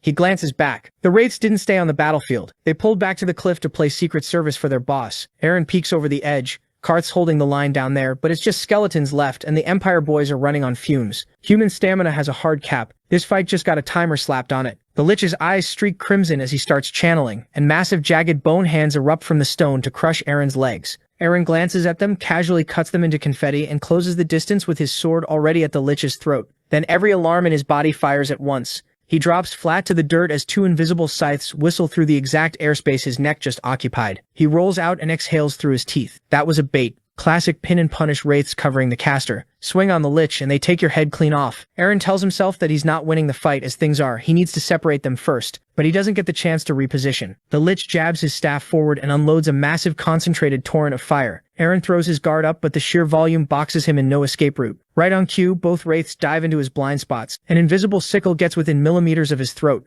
Then the sword once again starts shining in that same blinding, hyper-intense blue light. And then a shockwave of pure azure energy blasts outward so hard the Lich has to physically shield his eyes. And for Eren, time just stops. He's standing in the middle of some astral river, water rushing against him, and this ancient voice rolls through his head like thunder. "You who have a completely different soul than Eren Pendragon. I want to see what you truly are. If you intend to wield my power, prove you deserve it." A massive spectral dragon leans down until its snout is practically touching his face. Eren opens his eyes, looks it dead on, and says the name. Soldrake. He snaps back. The blue aura around him isn't glowing anymore, because bro, he became the aura at this point with the light gone. The Lich recovers his vision and orders his spirits to finish it. Eren looks up, eyes crackling with blue lightning, and goes, "Oh, your little pets finally decided to show themselves?" Because for the first time since this whole nightmare started, he can actually see them. Two skeletal Grim Reapers are standing right over him, eye sockets burning that sick purple. Eren draws his second blade and drops into dual wield. The wraiths let out this absolutely unhinged shriek and dive at him from both sides simultaneously. Eren drives his glowing sword into the stone to anchor his aura and raises the second blade at the incoming Reapers, and one single sweep later, they're ash.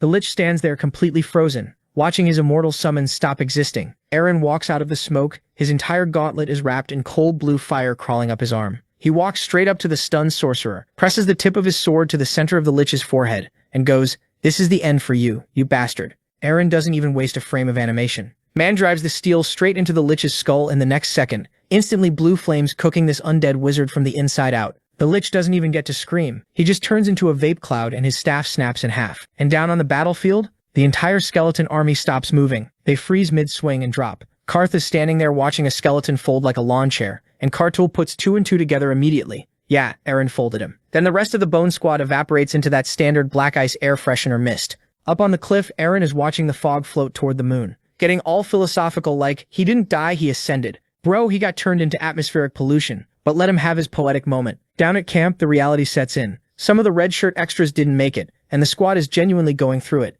Eren just stands behind them, offering the silent protagonist moral support, and they give the fallen proper burials, crosses, prayers, the whole 9 yards. Cut to later that night. Camp is quiet. Kartul is keeping the watch while our boy is getting this flashback to the day when everything went to shit later. 1 second he's holding a letter, smiling. The next second, the head of the Pendragon clan is screaming in his face. The man's in magical handcuffs getting framed for a crime he didn't commit. Cut to a medieval BDSM dungeon. Raven is chained to a post, getting his HP reduced to 1%, apologizing to his whole family tree while the rain pours outside. Then the trauma double dips. The memory morphs again into little Eren crying over his dying dad, promising to become the greatest dragon rider, and begging him not to die, but dad dies anyway. Eren wakes up in his tent drenched in cold sweat, heart doing 180 BPM, gripping his own hair and wondering what the hell just happened just now. Those were Eren's memories. Why was he dreaming about it though? He thinks about it for a bit when it gives him a headache. He grabs his sword and steps outside to catch some air. Kartul's still up and gives him the lynch. It's 3 a.m. bro. Go to sleep look. Eren sits down and they start talking. Kartul compliments him on how he saved everyone's ass back there, saying how if it weren't for him, all of them would be cooked. But then Eren pulls out his sword and goes, "It wasn't me.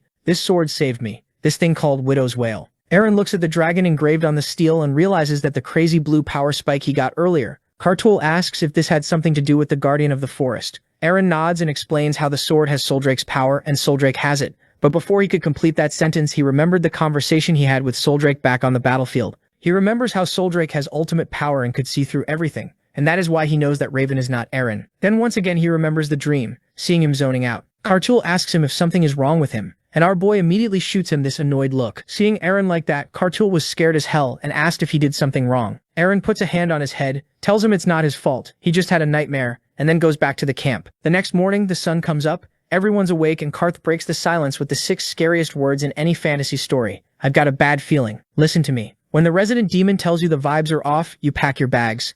Kartul instantly agrees, saying their survival rate just took a nosedive. Right on cue, ominous blue smoke starts rolling out of the cave. Killian points out that demons have radar for this stuff, meaning whatever is sitting in that cave is something the demon is terrified of. Eren stares at the smoke and his brain immediately clocks in that this has something to do with the mausoleum. Eren thinks about his family and thinks about the debt he owes them. Plus, Soldrake is waiting for Eren, so he can't just turn back now. He draws Widow's Wail in slow motion, drives the tip into the dirt, looks back at the squad with zero fear in his eyes and goes, "Get ready, men." Cut to inside the dungeon, and Karth is holding a single torch. But why, bro? This place is already shining with all the crystals around. Suddenly, Karth hits the hard brakes. His posture snaps and his ears start rotating, and bro goes into full bloodhound mode. He starts sniffing, then pointing down a side tunnel and going, "It's here." Killian gives him his flowers for the crazy tracking, and even outpraises it, explaining how orcs' senses are something crazy indeed. These guys can track the natural flow of mana to find hidden water sources, which is massive, because trekking through a giant underground geode will turn your kidneys into beef jerky real quick. So they let the orc act as the party's tom-tom, and the second they step into the corridor zip, tiny glowing motes of light start buzzing around their heads. Everyone looks up, and boom, we have officially entered a Disney movie. 2 high-tier elemental spirits, one neon pink, one electric blue, are doing playful loop-de-loops around the boys, having the absolute time of their lives while the squad stands there frozen, wondering what is happening. Eren asks Kartul if these things are dangerous. Kartul shakes his head and goes, "Nothing of the sort, but I'm surprised to find these things here. This cave has almost no life force around, plus this is a place that is out of the reach of the Earth Goddess, meaning these things shouldn't be here." Eren thinks about it for a minute and then says, maybe these guys are stuck here. While the boys are actively calculating the cost of a divine loitering ticket, Eren's eyes lock onto the waterfall. Right in the dead center, tucked behind the rushing water, is a glowing crest. He points at it. "Yo, tell me I'm not tweaking. Is that a literal god-tier shield just stuck in the wall?" It is, but before anybody can call dibs, the lake starts swirling. The water starts violently boiling. Huge bubbles breach the surface, and a second later, a skyscraper-sized snapping turtle made entirely of pressurized water erupts from the deep, opening a jaw big enough to swallow a Honda Civic. Karth starts screaming that the room boss just spawned, and the kaiju immediately starts raining down razor-sharp hydra spears at them. The boys are diving behind wet rocks, fighting for their lives, while Eren does the quick math and shouts, "It's not hunting us, it's guarding the drop." Now, a normal person plays defensive cover here. Eren decides to test God. He draws his crystal sword and casually strolls toward a multi-ton raging water deity. Killian is in the back, losing his voice. "Bro, what are you doing? Get back." But Eren is in his own zone. He walks right up to the shoreline as the turtle charges a second hydro pump, holding the glowing blade right to its snout, looks this ancient and spiritual entity dead in the eye and says, "Calm down." The turtle does not in fact calm down. It screeches right in his face, so Eren's aura spikes, his eyes go dead and cold, and he repeats the command. The crystal sword catches the cavern light, and it doesn't even slash the beast. The sheer holy pressure radiating off the steel causes the monster to violently detonate. When the mist clears, Eren is standing there soaking wet. With the boss nuked, the waterfall parts to reveal the prize, a legendary shield stamped with the Pendragon crest. Killian snatches it, reading the stats and losing his mind because it has a broken AoE passive that auto-heals the party. The orcs are slapping Eren on the back for soloing the water spirit, and Eren's doing the awkward anime laugh. Haha, yeah,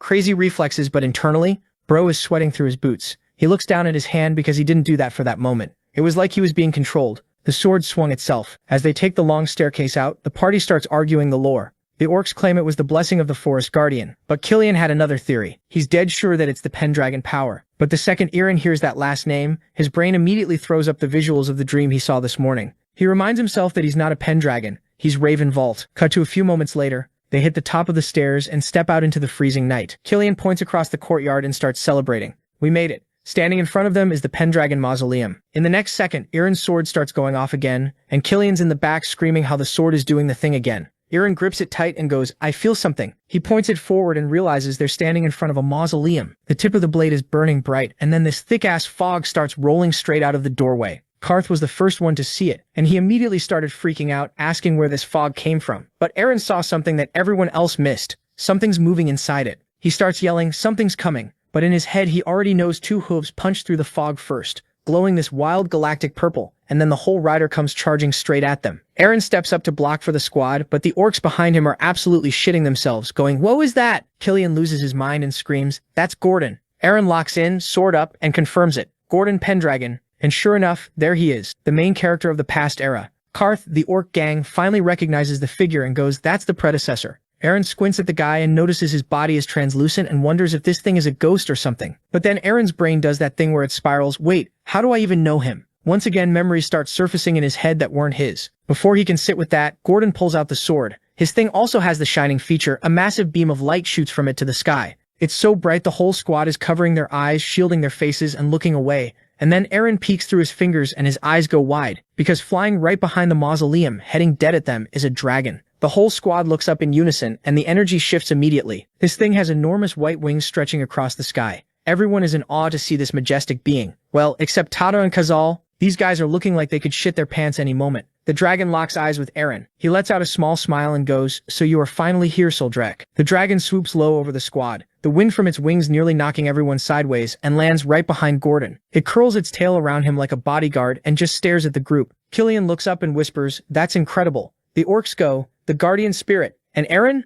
Eren's face is completely blank. Then a voice comes, "Who are you?" Eren damn near short circuits. Killian starts freaking out. Mr. Gordon spoke, but Karth points out the obvious. He's a wraith. How is he talking? Eren hits them with that half-lidded dead inside expression and thinks, yep, this is going exactly how it went before. Then he remembers something from the past. He has heard this voice before on the battlefield when he met Eren for the first time. He immediately realizes what's going on here. The thing doing the talking is not Gordon but the dragon itself. Eren grips the sword. The dragon repeats itself. "Who are you?" The squad's looking at Eren like, "Bro, say something." But he just stands there frozen. Then finally he shouts, "I'm Eren Pendragon." The dragon's eyes do this little sparkle thing and it leans in close enough that the squad scrambles backward, going, "That's too close. That's too close." Soldrake looks Eren dead in the eyes and goes, "You are not Eren Pendragon. Do not think you can deceive my gaze." And Eren's got nothing. He just stares up, shocked, completely out of words. The dragon's eyes seem to peer into something deeper, and it says, "I will ask again, who are you?" Suddenly we are hit with another flashback of the day. Everything went wrong for our boy, and suddenly he started screaming, falls on the ground, clutches his head, and starts screaming, "Who am I really?" Bro's having an identity crisis, so Soldrake's not about to let our boy catch a single breath. He hits him with the "who are you" question again, and right as he says it, every bad memory Eren's got comes flooding in, all at once. First it's the public humiliation, then it cuts to these knights walking up, laughing in his face, mocking him. The memories keep stacking, one after another, and Eren's just sitting there screaming, "I really don't want to see this again." But nah, Soldrake does not care. The dragon's rummaging around in his skull like it's looking for something specific. Then the memories shift to his first run-in with the orcs. The pain in his head spikes, but this time it feels different, and Eren clocks it. Soldrake isn't just torturing him. The dragon's showing him this stuff on purpose. More flashes. Now it's a man and a woman looking down at a baby, both smiling. Eren goes, "Wait, are these even mine?" He looks closer at the woman. That's the Duke's wife, and the guy next to her, that's Gordon. Cut to her on a sofa cradling baby Eren while Gordon plays with the kid, and Eren's watching this baby giggle and thinking, is that me? Killian's in there too, chasing baby Eren around, messing with him. Eren can't handle it anymore. He's screaming at Soldrake to stop. The dragon keeps rolling. Now Eren's on a couch reading, his little sister beside him holding a baby. Then the worst one hit, his dad dying. The whole family crowded around, crying, begging him to hold on. The old man cracks his eyes open one last time, reaches out his hand and just stops. Everyone drops their heads. Next memory, same gut punch energy. Eren, completely wrecked after the funeral, locked himself in his room, painting his father on horseback. And all of this is taking a real toll on his actual body because now he's coughing up blood on the floor. Killian sees it and screams, "Your Grace!" The orcs all yell, "Eren!" at the same time. Soldrick still doesn't care, goes right back to asking his name. Eren's choking on his own blood, barely conscious, and he forces it out. "I'm Raven Vault." Then he shuts his eyes again, figuring now he'll get the Raven memories. Nope. First it's just dark, then faces start surfacing. The moment he woke up as Eren, Lindsay was standing there terrified. Then a girl with a little kid holding a rabbit. Eren and Mia. Mia comes sprinting up and hugs him. Another flash, Helena wrapped around him, tears running down her face. Then the harpy, the goblin, and the big orc brawl where he's grinning at his enemies with the whole squad at his back, and Kartul ripping a forest of roots out of the ground. Then the most recent stuff, him and his crew walking through that cave full of crystals. He's still on the floor choking when he hears his squad screaming at him to hold on, to just endure it, but seeing him like this they can't take it. Killian and the orcs are about to throw themselves between Eren and the dragon. Karthul asks Karth if going against the guardian spirit is really a smart move, and Karth just says, "Eren is my friend, then if this keeps up he dies." But Karthul grabs his arm and screams at him to stop, like, "You seriously want to fight that thing?" Eren grabs his sword, jams it into the ground, and uses it to drag himself up, looks the dragon dead in the eye and goes, "I am the rightful heir to the Duchy of Pendragon, Eren Pendragon." And his dead dad, watching all this, looks so proud, flashes him one last smile and fades out. Then while our boy's still putting the pieces together, Soldrake throws his head back and lets out this absolutely massive roar. The sound alone sends knights flying and the orcs are clutching their ears. Then the dragon goes quiet, lowers its head, locks eyes with Eren and says, "Our pledge has been completed. Eren Pendragon and Raven Vault, you are the one who will become the successor of the Pendragons." Eren leans on his sword and smiles, and his whole squad comes sprinting at him asking if he's okay. Eren's got blood running down his cheek, but he waves it off like it's nothing and just goes, "I'm fine, don't worry about it." Then he tells them, "The oath's done. The dragon chose him." And everybody just freezes for a second, processing that before it clicks. Killian throws his hands up, screaming that Eren got chosen. The future of the Pendragons is safe. Kartul is grinning, going, now he's bonded with a guardian spirit. Kart's also celebrating. He's like, yeah, this guy's literally the only one who can beat pulling this off. And then the dragon just slowly lifts its head to the sky. Eren catches it and looks up too and goes, "What's wrong?" Soldrake looks at the sky and replies, "We've got company." Eren squints into the distance and clocks these massive dark shapes. First thought, dead serious. Oh, birds. Half a second later his brain catches up and it's pure horror in his mind. He goes, no, no, no, no. The orc next to him goes white and starts yelling that this can't be happening, because it's not birds, it's a wall of dragons closing in fast. The Khazal's screaming, Tata's shaking so hard she won't even look up. Within seconds, 6 absolute units are circling overhead. Then a voice drops out of nowhere asking if this is the Queen's new contractor. Eren spins around and there's this huge purple dragon staring him down. Soldrake tries to shoo them away, asking, she didn't summon them, so why are they here? Her business with the Pendragons has nothing to do with this crowd. A green dragon Iguan slides in behind her going, not this time. She turns on him and Iguan immediately bows his head and says they came because they had to. Don't you know why? Soldrake just looks at him like, you really think you've got the right to question me? And Iguan shuts up instantly and lowers his head. Respect the hierarchy. Then the black dragon turns on her and goes, my queen, I sense not just your aura in this person, I sense the aura of the demon god too. Eren's face does the thing. He frowns, completely lost, like, the what now? Soldrake's not having it. She flares her wings and lets out this scream with everything she's got. A wind tears across the field and just bowls the knights over, sending them sprawling. But the dragons don't even flinch. They just watch. And she tells them flat out, unwanted guests need to get off her territory. She's ordering it, as the queen of dragons, and Eren turns around real slow and it finally lands. He looks at Soldrake and goes, wait, you're the dragon queen? The dragons trade looks. The brown one flaps once and they all start lifting off. The purple one is still locked on her the whole time as they are leaving. The black dragon says, we'll retreat today. But if this man ever sets foot on our lands again,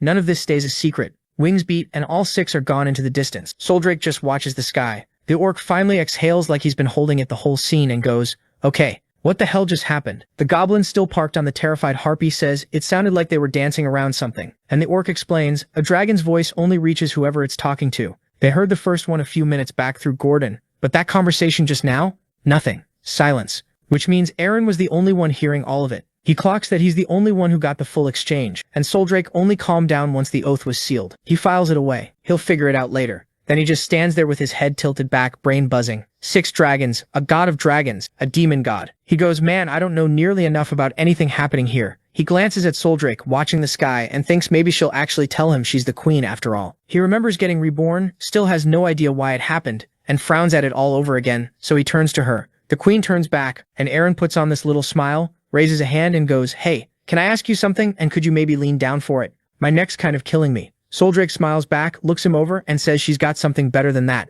Aaron goes, huh, and then she lights up her body going transparent. Killian sees it and panics, screaming that she's vanishing, and then a flash whites out the entire field. Aaron throws his arm up, the light too bright to look at, and he slowly lowers his hand to a completely clear, empty sky. No dragon. He just yells out in straight panic, looking up, and her voice answers from where he's not looking. He frowns and glances down, and there's a blue flame in front of him. Out of it, a pair of heels, then legs, then the whole woman, gray hair and a gorgeous blue dress, and the only thing left of the dragon is the pair of wings on her back. She walks up to him, looks him dead in the eye, and says, I'm right here. Aaron's just standing thinking, huh, Soldrake has a solid rack, so Soldrake just straight up ignores every shocked face around her. Killian, the orcs, all of them gawking at the fact that a dragon is now a gray-haired dragon waifu, and she turns to Aaron like nothing happened and goes, you said you wanted to ask me something. So? What is it? Cut to the road. Everybody's riding out now, Aaron on horseback with Soldrake walking behind, and the two of them are deep in some conversation nobody else can get in on. Kartul leans over to Killian and goes, hey, can I ask what those two are even talking about? And Killian just furrows his brow like, why are you asking me? Go ask them yourself. The shaman gives him this look. We're orcs, my guy, we can't just stroll up to a guardian spirit. And Killian's like, it doesn't matter anyway, you could stand right next to them and you still wouldn't hear a word. Because that's the thing they all start piecing together. None of them can hear a voice at all, except Aaron. For some reason Aaron hears her perfectly fine, and Killian's sitting there going, wait, a dragon that turns into a human? I've never even heard of that being a thing. Then Killian, watching the two of them walk and talk up ahead, gets this grin and adds, plus you know she's kind of gorgeous. The shaman just stares at him and says, well, we orcs won't understand that. Up front, Aaron's actually trying to get answers. He waves a hand and goes, those dragons that showed up, what was their deal? They clearly didn't like us talking. Why were you two basically about to throw hands? Soldrake looks ahead, thinks about it, and gives him, you'll understand in time. Aaron just stares at her, says nothing. Then he asks her, you say my past is Raven? Then she's got to know about how he and Aaron both died for no clear reason, and what that Boltai said in the end. Our boy got this feeling that she must really know what's going on and why he ended up reborn inside Aaron's body. So he asks, and Soldrake goes, time will reveal the reason to you. Then he asks another question and once again gets hit with the same question. Then he asks another and once again gets the same answer. At this point, Aaron's done. He stretches his arm out and basically yells, is that the only line you know? Just tell me what I need to know. And Soldrake, completely unbothered, looks at him and goes, you talk too much. Then adds, Pendragons rarely even speak with me. Aaron just drags a hand down his face like, what is wrong with this woman? He genuinely thought making a deal with her would finally get him some clarity, and instead, and right as he's spiraling, it dawns on him to look forward. Huge snake, out of nowhere, mouth wide open, rocketing straight at him. Killian and the orc scream in unison that it's a demon. Aaron's already reaching for his sword, and before the blade even clears the sheath, Soldrake's just there, and one swing makes the thing clean in half. The body hits the dirt. Everybody's frozen. Aaron goes, huh? That fast? And then it gets weird because Soldrake calmly picks up a chunk of the snake's meat, inspects it, opens her mouth, and brings it up to eat. The whole crew just watches in horror. Kazal and Tata look at her all terrified and say, well, she is a dragon. Meanwhile, Killian was busy noticing some different things in internal thoughts. Even in this form, she doesn't look that human, huh? Though she sure is a beauty. But that? Yeah, a raw demon snake straight off the floor is not a very human move. Aaron just watches her, thinking, cut to the night. Tents were already up. Soldrake is perched up in a tree staring at the sky, Aaron just walking up with a dead animal in one hand and his sword in the other. He drives the sword in, butchers it down, gets some small cuts of meat, and brings them to the fire. Soldrake watches, and as the meat starts catching this golden crust, the smell hits her and she's locked in. Aaron slides a piece her way, takes a bite of his own and goes, look, if you're going to be in a human's form, eat like one. She stares at him, then takes a bite. She looks up at the sky and she smiles, says, you're an interesting one, Pendragon. He goes, I'm a Pendragon, then frowns at the fire and adds, quieter, but I'm also Ravenvault. Soldrake just keeps watching him. Aaron just closes his eyes and smiles, saying he's done talking about his past since she wouldn't get it anyway. Then he looks at the meat and tells her how he used to make this all the time back in the days and asks her if she liked it. Then he changes the topic and is about to ask something else, but she beats him to it. She smiles and goes, from now on you can call me Soul. Aaron blinks because she was smiling. He takes a good look at her and thinks, huh, so dragons can smile too. Then he grins right back, raises an eyebrow and goes, cool. So the dragon god and the demon god? But Soul hits him with, time will tell. Aaron just throws his head back and goes, damn it, is this all you can say? Tell me everything right now, woman. Cut to the Pendragon castle gates, and there are maids absolutely everywhere yelling and screaming that the master's back and he's made the pact with the dragon. As they hear that, every girl in the court bolts for the balcony to get a look. Helena's up there wiping away tears, just staring down the road. Aaron and Mia are screaming from pure happiness and joy. He's here. He's actually here. Helena just goes, that's my son. That's my pride. Lindsay lets out this huge breath and smiles, thinking how she was worried when she had waved him off at the gate. Thank God he's in one piece. Meanwhile, on the ground, the whole street fills up. People are waving and shouting that the Duke's back. Eren rides in on horseback while Helena and his crew walk forward. Meanwhile, Kazal and Tata are having the best time of their lives. Wow, a lot of people here. Cartool's cracking up, like this place is alive. And overhead, Soldrake's just gliding above the city like it's nothing. Then the butler catches sight of the rest of Eren's entourage and just loses it. He's pointing and going, there's a goblin and a harpy. Why are these demons here? And who's the winged girl? Nobody on Eren's side is reading the room.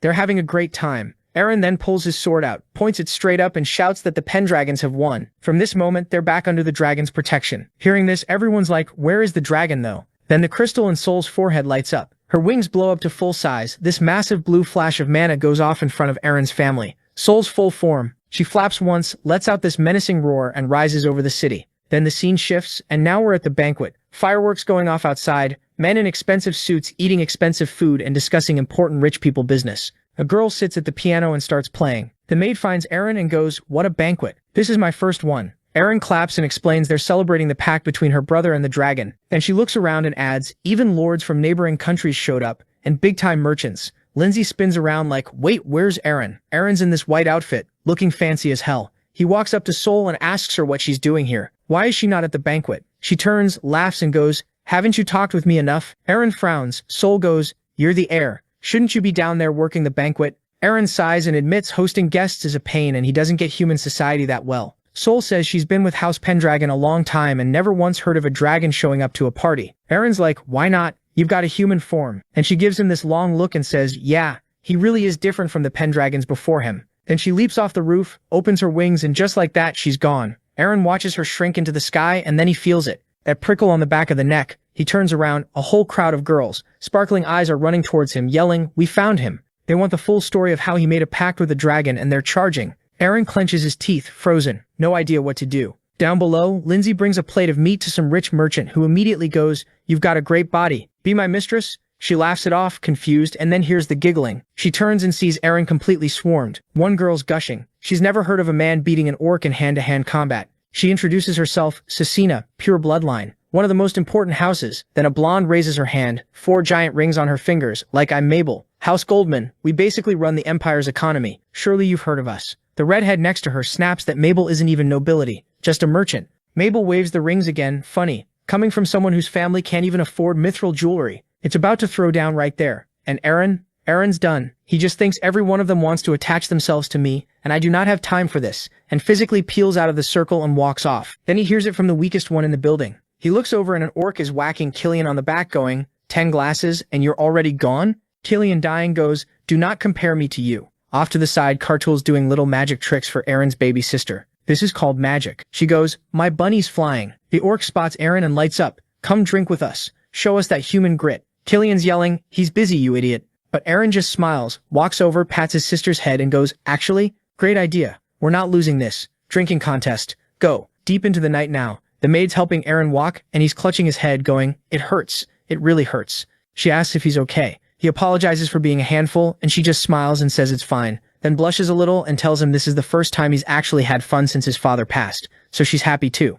Eren softens, looks down and goes, yeah? She leads him by the hand to his room. He asks what his mom could possibly be doing in there this late. The maid says, probably just tea. Doors open. It is not tea. It's a wall of girls in gorgeous dresses, every major family represented, all red-cheeked and smiling at him. Eren freezes, looks around in dawning horror and goes, what is this? His mother steps out beaming and goes, you made a pact with the dragon. It's time you had an heir. As the Pendragon, which of these will bear your child? And Eren just stands there in a full system crash before finally choking out, Mom, what are you even talking about right now? Killian explains the current situation, telling our boy how it's an ancient Pendragon tradition. Any Pendragon who makes a pact with a dragon has to produce an heir with a noblewoman from a neighboring state. She mentions the spot was originally meant for Count Sayrod's daughter, but that engagement fell through. As she heard that Eren started crying, she clearly developed some sort of bond with her. But Eren just stares at her like, what is happening inside your skull right now? But she bounces right back to sunshine mode. Don't be sad, brother. Every lady here is from a worthy family, and now the flexing begins. The redhead announces her house is one of the most famous in the Empire, first Emperor's blood,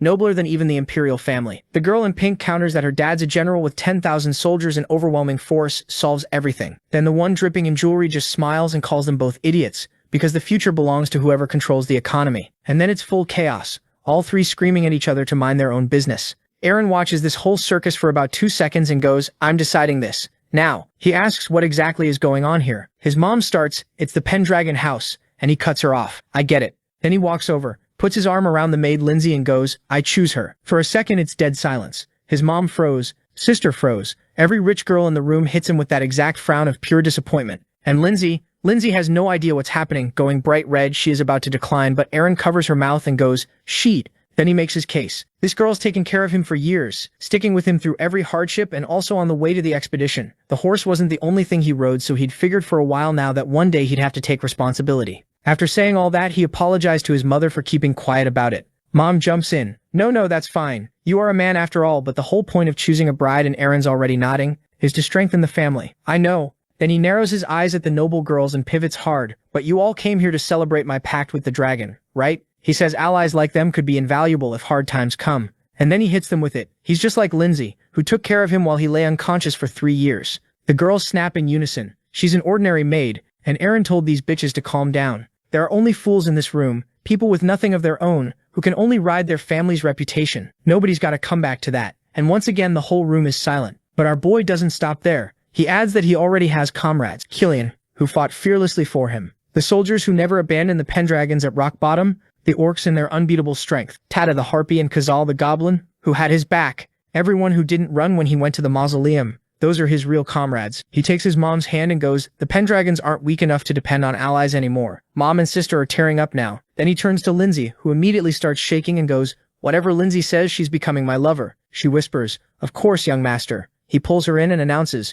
"From now on, my maid Lindsay is Lady Pendragon." Then the scene shifts. Aaron's sitting in a chair, and grandmother is standing behind him. She says she can't believe this is the same guy who used to be a rude mercenary, or that these are his real feelings. Aaron goes, "Who knows?" He asks why she's still here, since he's already opened the mausoleum. Grandma says she figured she'd see the heir's face before leaving. She tells him he's changed, and without powerful allies, times like these are going to be rough. Aaron goes, "I've got a plan. The Pendragons have the dragon's backing now, so plenty of people will line up to serve them." And then he smiles and adds that he knows heroes who'll become famous in the future. So his plan is to befriend them while they're nobodies, turn them into subordinates, and build a powerful force for everything foreign and domestic. Grandma grabs his hand and laughs that he's perfect for the role of ruler. Aaron goes, "How can you grab me? You're a ghost." She goes, "Then can I hug you?" Aaron, "No." She floats off to the window and says she was joking. And seeing him like this, now she's got no regrets left. Then Aaron grits his teeth. "When I made the pact with Saul, 6 dragons came." Grandma whirls around. "There were other dragons?" He thinks back to the black dragon, which mentioned the god of dragons and the god of demons. From the way Saul and the dragons talked, it sounded like they're somehow tied to him being reborn. Even that freak said everything's connected. Grandma's never even heard of these gods. Aaron says when he pushed Saul on it, all she'd give him was "time will tell," over and over. Grandma smiles and points out he's calling her Saul now. "She told me to.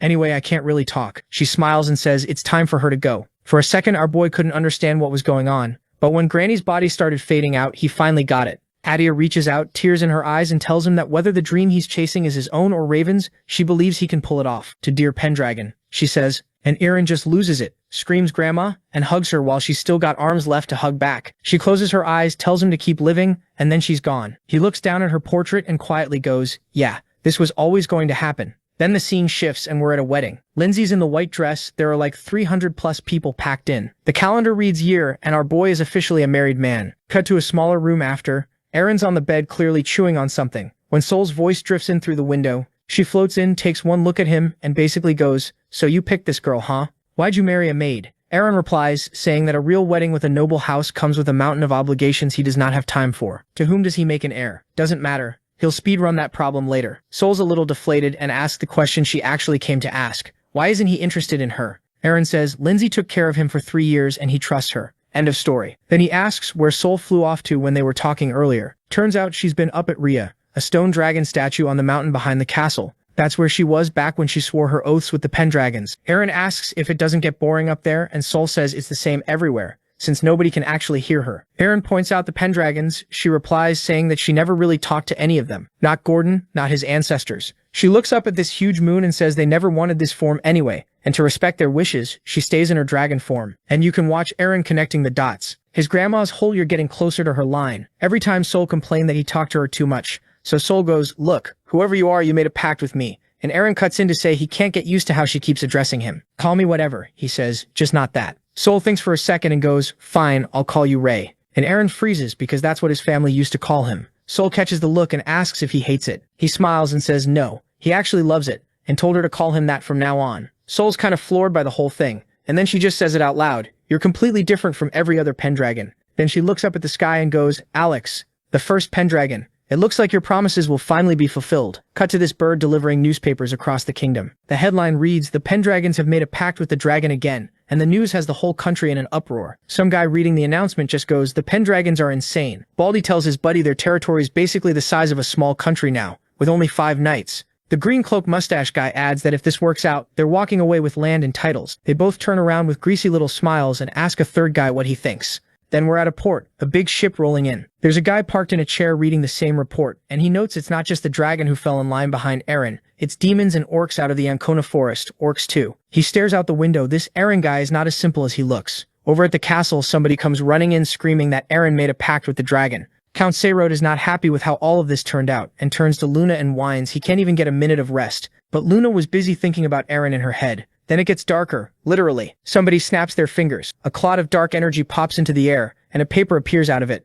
One of them reads the name Eren. A guy with a little beard smiles and says it's for the world they want to build. Another in a black hood raises his hand over the page, says the same line, and torches the whole list with purple fire and says how the future they are planning for people like Eren is a problem for that. And some bearded dude mid-bite of a slab of meat just goes, guess I've got to handle this one. The one in the cape smiles and says he's been waiting for the Hound of the Empire, his demon platoon commander, and then the camera pans to Balti, and nothing has changed about this bastard. Even in this timeline, he's still a scumbag. Then the scene shifts back to Pendragon Castle. Lindsay walks up to Eren, she asks where he's headed, and Eren says he's off to Bellant Gate to go recruit some fresh bodies for the cavalry. Cut to the fortress where those fresh bodies are already regretting every life choice. Killian is absolutely screaming at the recruits, asking where all their energy went, and it's been 1 hour. These guys are wheezing, barely able to wave a wooden stick around, and Killian's standing there like, if you can't handle a pathetic stick, you've got no business being a Pendragon knight. Eren rolls up and asks one of the knights how the rookies are doing with the basics. Killian shrugs and says a few of them claim they want to be knights, but there's zero fire behind it.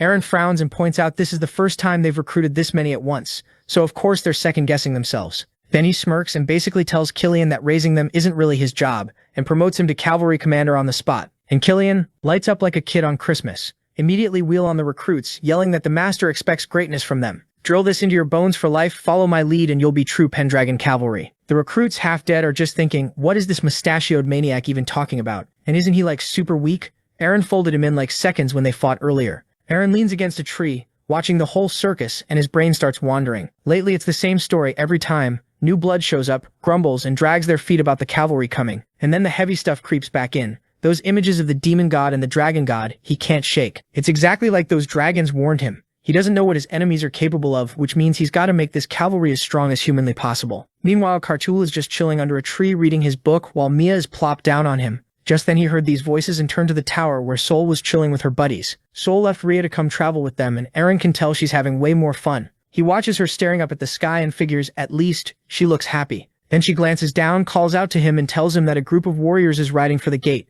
Down at the entrance, a few unknown knights are just standing there in dead silence. The recruits clock them, and one goes, oh, those are wandering knights, guys who picked up a sword and travel the world. Another rookie's like, that's actually so cool, and figures they heard the Pendragons are blowing up and came to hop on the bandwagon. Killian goes to meet them, introduces himself as captain of the White Dragon Cavalry, and asks where they're from. The first one's Reed Pollock, a wanderer from Vandal, roaming the world, looking for a master worth serving. The Baldy's named Barrio Luton, and he's operating on pure musclehead logic. He just wants to fight strong opponents. And the third, masked and silent, flat out refuses to give his name. Killian's thrown, Barrio and Reed start cracking up and tell him not to bother. Even they don't know the guy's name. They just met him on the road and decided to roll together. Killian asks if they actually want to serve House Pendragon. Barrio smirks and says they heard the Pendragons are short on knights, so they'll happily be the sword in their hand for the right price in fame and fortune, obviously. He's basically going, relax, we'll fix your little staffing problem. And Reed throws in that they won't even need training. All this boasting is making Killian mad. He was about to bitch slap these bastards out of the territory, but then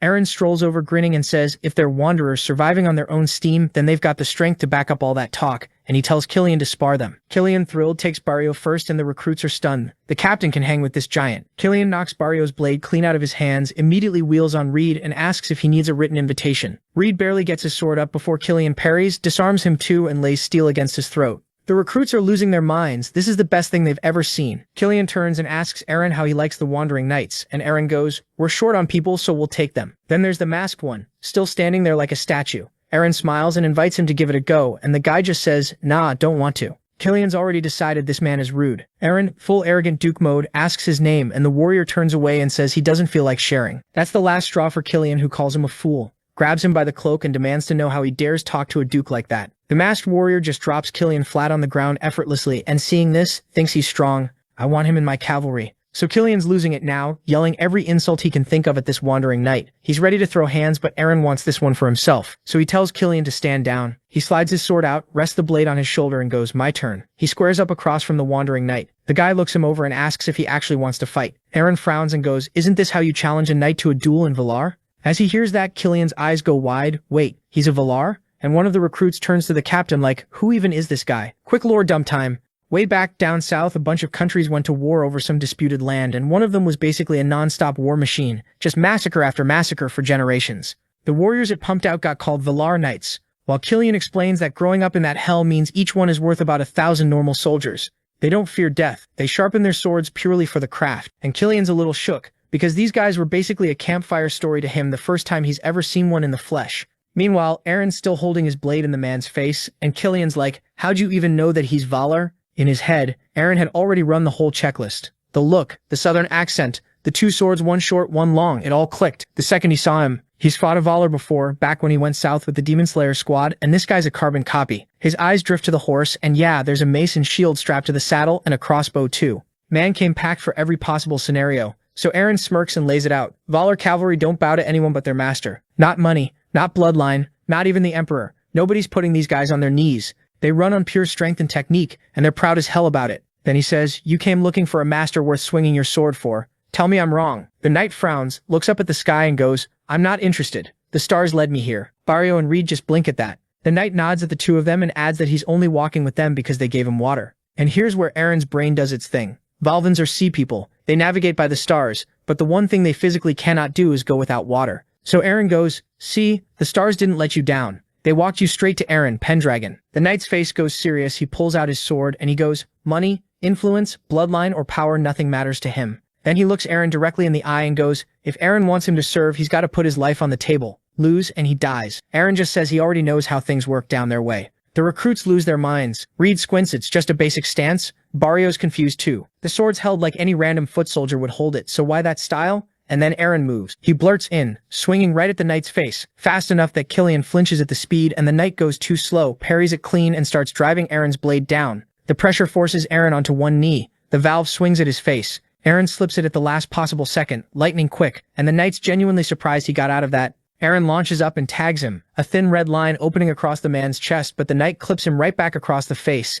and now their blades are just screaming off each other. The recruits are stunned. Reed's going, what is even happening? The other one's looking at the captain for answers. And Eren, mid-clash, is thinking he's nearly there. This combo usually works on 2 sword fighters, throw their balance off with the first swing, then hit on the dodge. He touches his cheek and admits if he hadn't slipped that second strike, his head would already be on the floor. This guy's the real deal. The knight's furious now. Who the hell are you? You're really just some pampered noble's kid?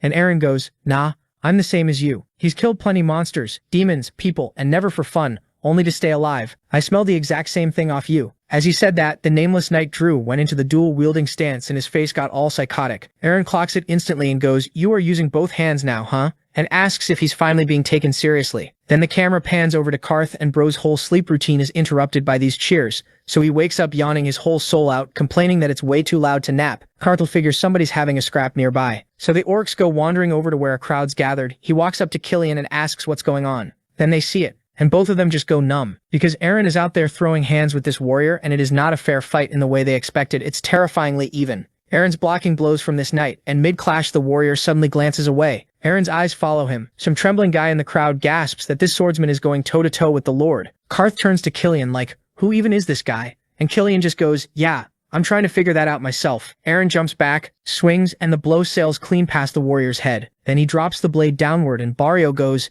oh, that was a feint. Killian's losing it. That's so cool. The blades crash together. Then the warrior swings a second sword and Killian nearly has a heart attack. Bro's got a second sword. The warrior with crazy eyes in the crowd is already calling it. The Lord is finished, but Eren leaps over the strike and spins around and the nameless knight leans back out of the way. He rushes Eren again and Eren clocks it like, okay, this one's real. He steps back. Killian's whispering, wait, is this another feint? And Eren reads the angle of the sword and goes, no, the real attack's coming from the left. Parries it. Karth straight up yells that there's no way. The warrior swings his right blade. Eren just grabs the dude's wrist, stops it cold, sweat pouring down his face, and he tells the knight, "You're good." And the warrior, having the time of his life, goes, "You're good too." Genuinely the most respectful slap fight in the kingdom. Then Eren's eyes flick down to the guy's leg. Oh no. The knight's winding up and knee trips Eren, sending him to the ground. And here's where our boy's brain kicks in. Kicking, huh? Excellent. He plants a hand, loads up, and sweeps the knight's leg right out from under him. Now they're both on their knees swinging at each other. The knight blocks Eren's strike with both swords. Their faces inches apart and Eren just grins at him. The crowd's eating it up. Reed says it's an incredible fight.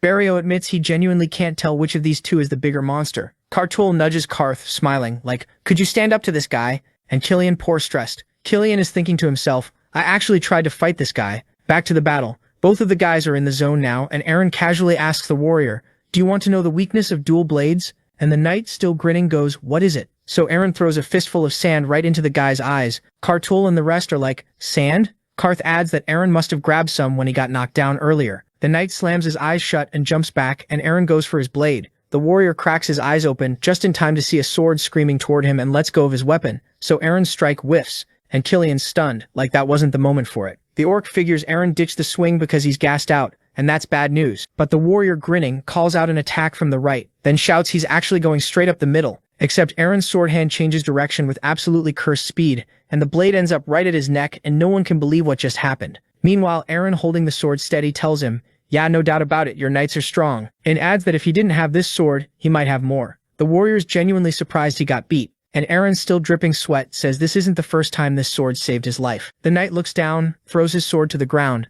then he kneels right there in front of Eren and tells him he's a true Valar rider. He closes his eyes and introduces himself, Elkin Isla, and Eren kind of freezes hearing the name. Elkin declares that from this moment he'll be Eren's sword, and he'll destroy his lord's enemies, and this is his oath of allegiance. But our boy didn't hear any, because his mind is occupied somewhere else with the name that just got dropped. This isn't the first time Eren's hearing the name Elkin Isla. In his past life, this dude's name was everywhere. Elkin was the Stormbringer, the single strongest knight Valar ever produced.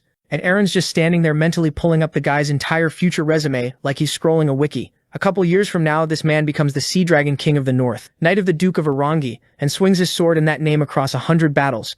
A grin creeps onto Eren's face because he's basically cheating. Sure, right now Elkin's a nobody kneeling in the dirt, but not for long. So Eren kneels down too and gets level with Elkin, and Killian and the Wandering Knights are all standing there, absolutely baffled, watching the Lord drop to one knee for some rando swordsman. Eren tells Adia to lift his head and just lays it out flat. Yeah, Elkin's his sword and Eren's the Lord, but they're really not that different, just different jobs. Then he narrows his eyes and says what he actually wants is for Elkin to be his ally. His gaze drifts over to Killian, the orcs, and the demons. An ally, he says, just like all of them. Elkin's genuinely thrown by that. Elkin just closes his eyes and bows his head. Elkin mutters that this Pendragon guy is interesting. Reed, hyped, blurts out, Eren's going to rule the world someday. Barrio goes, I'm following him no matter what. And Killian frowns and goes, hang on, nobody offered us the whole become my companion speech. Eren's sitting there all calm when Saul calls out, asking if he's done, and she and the Griffins come descending from the tower. Barrio and Reed nearly fall over. These guys are just stunned at the Griffins existing. Eren turns and goes, Soldrake. She lands looking dead serious, and now Killian and Isla and the rest of the gang are completely petrified because of the energy radiating off her. Barrio's like, what is this pressure? Reed's asking who this girl even is. Killian says, that's Soldrake. The knights look at him like, explain. And Killian's like, yeah man, I'd love to understand it too. Reed puts a hand to his face and decides she's got this mystical beauty thing going on. Beautiful, sure, but the aura makes his whole body go numb. She's a 10, but she might be a war crime. Sol stops in front of Eren, and he turns and goes, okay Isla, let me introduce her. She's Soldrake, the white dragon. Barrio's losing it that Atea is casually standing in front of an actual dragon. Reed's already doing the maths. Dude's this strong now. What's he going to look like later? Meanwhile, Eren's watching Elkin's back and thinking, I was wrong about this guy. Flashes back to meeting Soldrake in his past life, how her sheer pressure floored him, and how you can't beat that with normal force because that's just what dragon power is. And yet Elkin walking up to her is totally different from how Eren expected. He closes his eyes like, yeah, this man's gonna keep surprising me right to the end. Then Eren looks up at the blue sky and basically opens his recruitment spreadsheet out loud. He's expanding past their turf now, going hunting for the living legends he remembers. He pictures a guy lounging on a literal mountain of gold. Dorian, young entrepreneur of the Free City. His net worth comparable to a national treasury's, then a tower with a tree growing out of it and violet mana pouring off it. Gia Oblon, the incredible sorceress down south in Valdis, who basically invented half the magic items in the world. Then a man on a snowy cliff, Avantar, a 20-year-old warrior who bent every loyal knight to his will with only 100 men under him. The tactician, Eren's whole edge is that his memories are priceless intel with them. He just slowly drafts every guy who ever made it to the top. Future knowledge is Ekai protagonist doing free agency signings, basically. Then Kartul holds out a hand with some glowing green ore in it and says it's from the Elder. Everyone leans in. Killian asks what it is, and Kartul laughs and explains it's a mineral packed with magic that lets them talk to the Elder easily. Killian's like, man, magic really is convenient. Kartul brings the stone to his face, gets wrapped in mana, aura flaring, and then reports that a group of well-armed people just walked into the Annona forest. A couple dozen soldiers, he figures, led by a man in an ogre helmet. And Aaron just stops. An ogre helmet. Carther's like, what? Somebody killed an ogre and made a hat out of it. Killian puts a hand to his face and notes that if that's true, this is a genuinely terrible enemy. But Aaron's already gone quiet because there's only one person in this whole world who wears an ogre helmet. Aaron screams the name Baltai. With a dark aura exploding off him, he storms at Kartul, demanding to know where, but the orc says the Elder just cut out. Without wasting a single second, Aaron ordered everyone to prepare. They are going to the orc village. Cut to Annona forest. Evening sky, dead orc on the ground.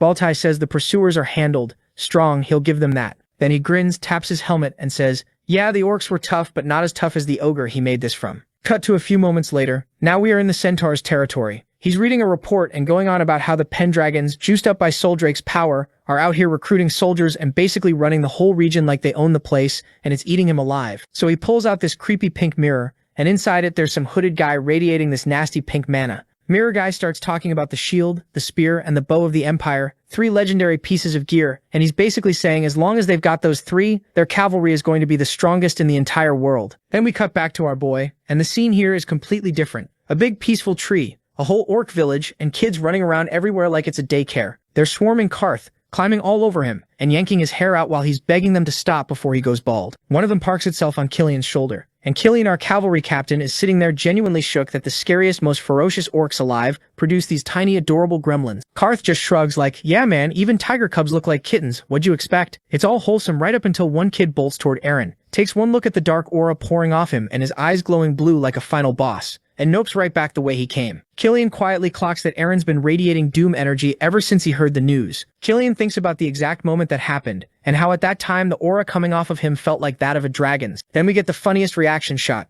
because another kid runs off screaming from Isla, who's standing there leaking black mana while reaching out toward the children. Seeing him so disappointed, Killian figures out Isla just genuinely likes cute stuff. The dude's terrifying aura is writing checks his soft heart can't cash. Anyway, the village elder pops up on a wooden ledge with his staff and announces Lord Pendragon showed up early, and Kartul casually drops that, oh yeah, that's his dad. The elder spots Sol chilling up on the ledge and immediately tells everyone to show respect to the guardian spirit of the forest, so the whole settlement drops into a bow. Sol reads the room instantly and goes, yeah, nobody's gonna talk business with me sitting here looking like a god, so she pieces out to rest on the side. But before she dips, she gives Aaron the real talk. She gets why he's angry, but if he lets that rage run the show, he's gonna lose himself. With that, Sol flies up into the treetops, and Aaron finally sits down with the elder, introduces himself as Aaron Pendragon, son of Gordon, and gets straight to it. The elder explains that a couple dozen armed soldiers slipped into the forest and somehow walked right past his tracking magic. He didn't even notice until they were already inside. Kartu's like, they got past your protection? There's gotta be a mage with them. And the elder agrees, because the official report is just soldiers plus one massive wolf. But no way they pull that off clean without magical help. Oh, and the patrol they sent to check it out?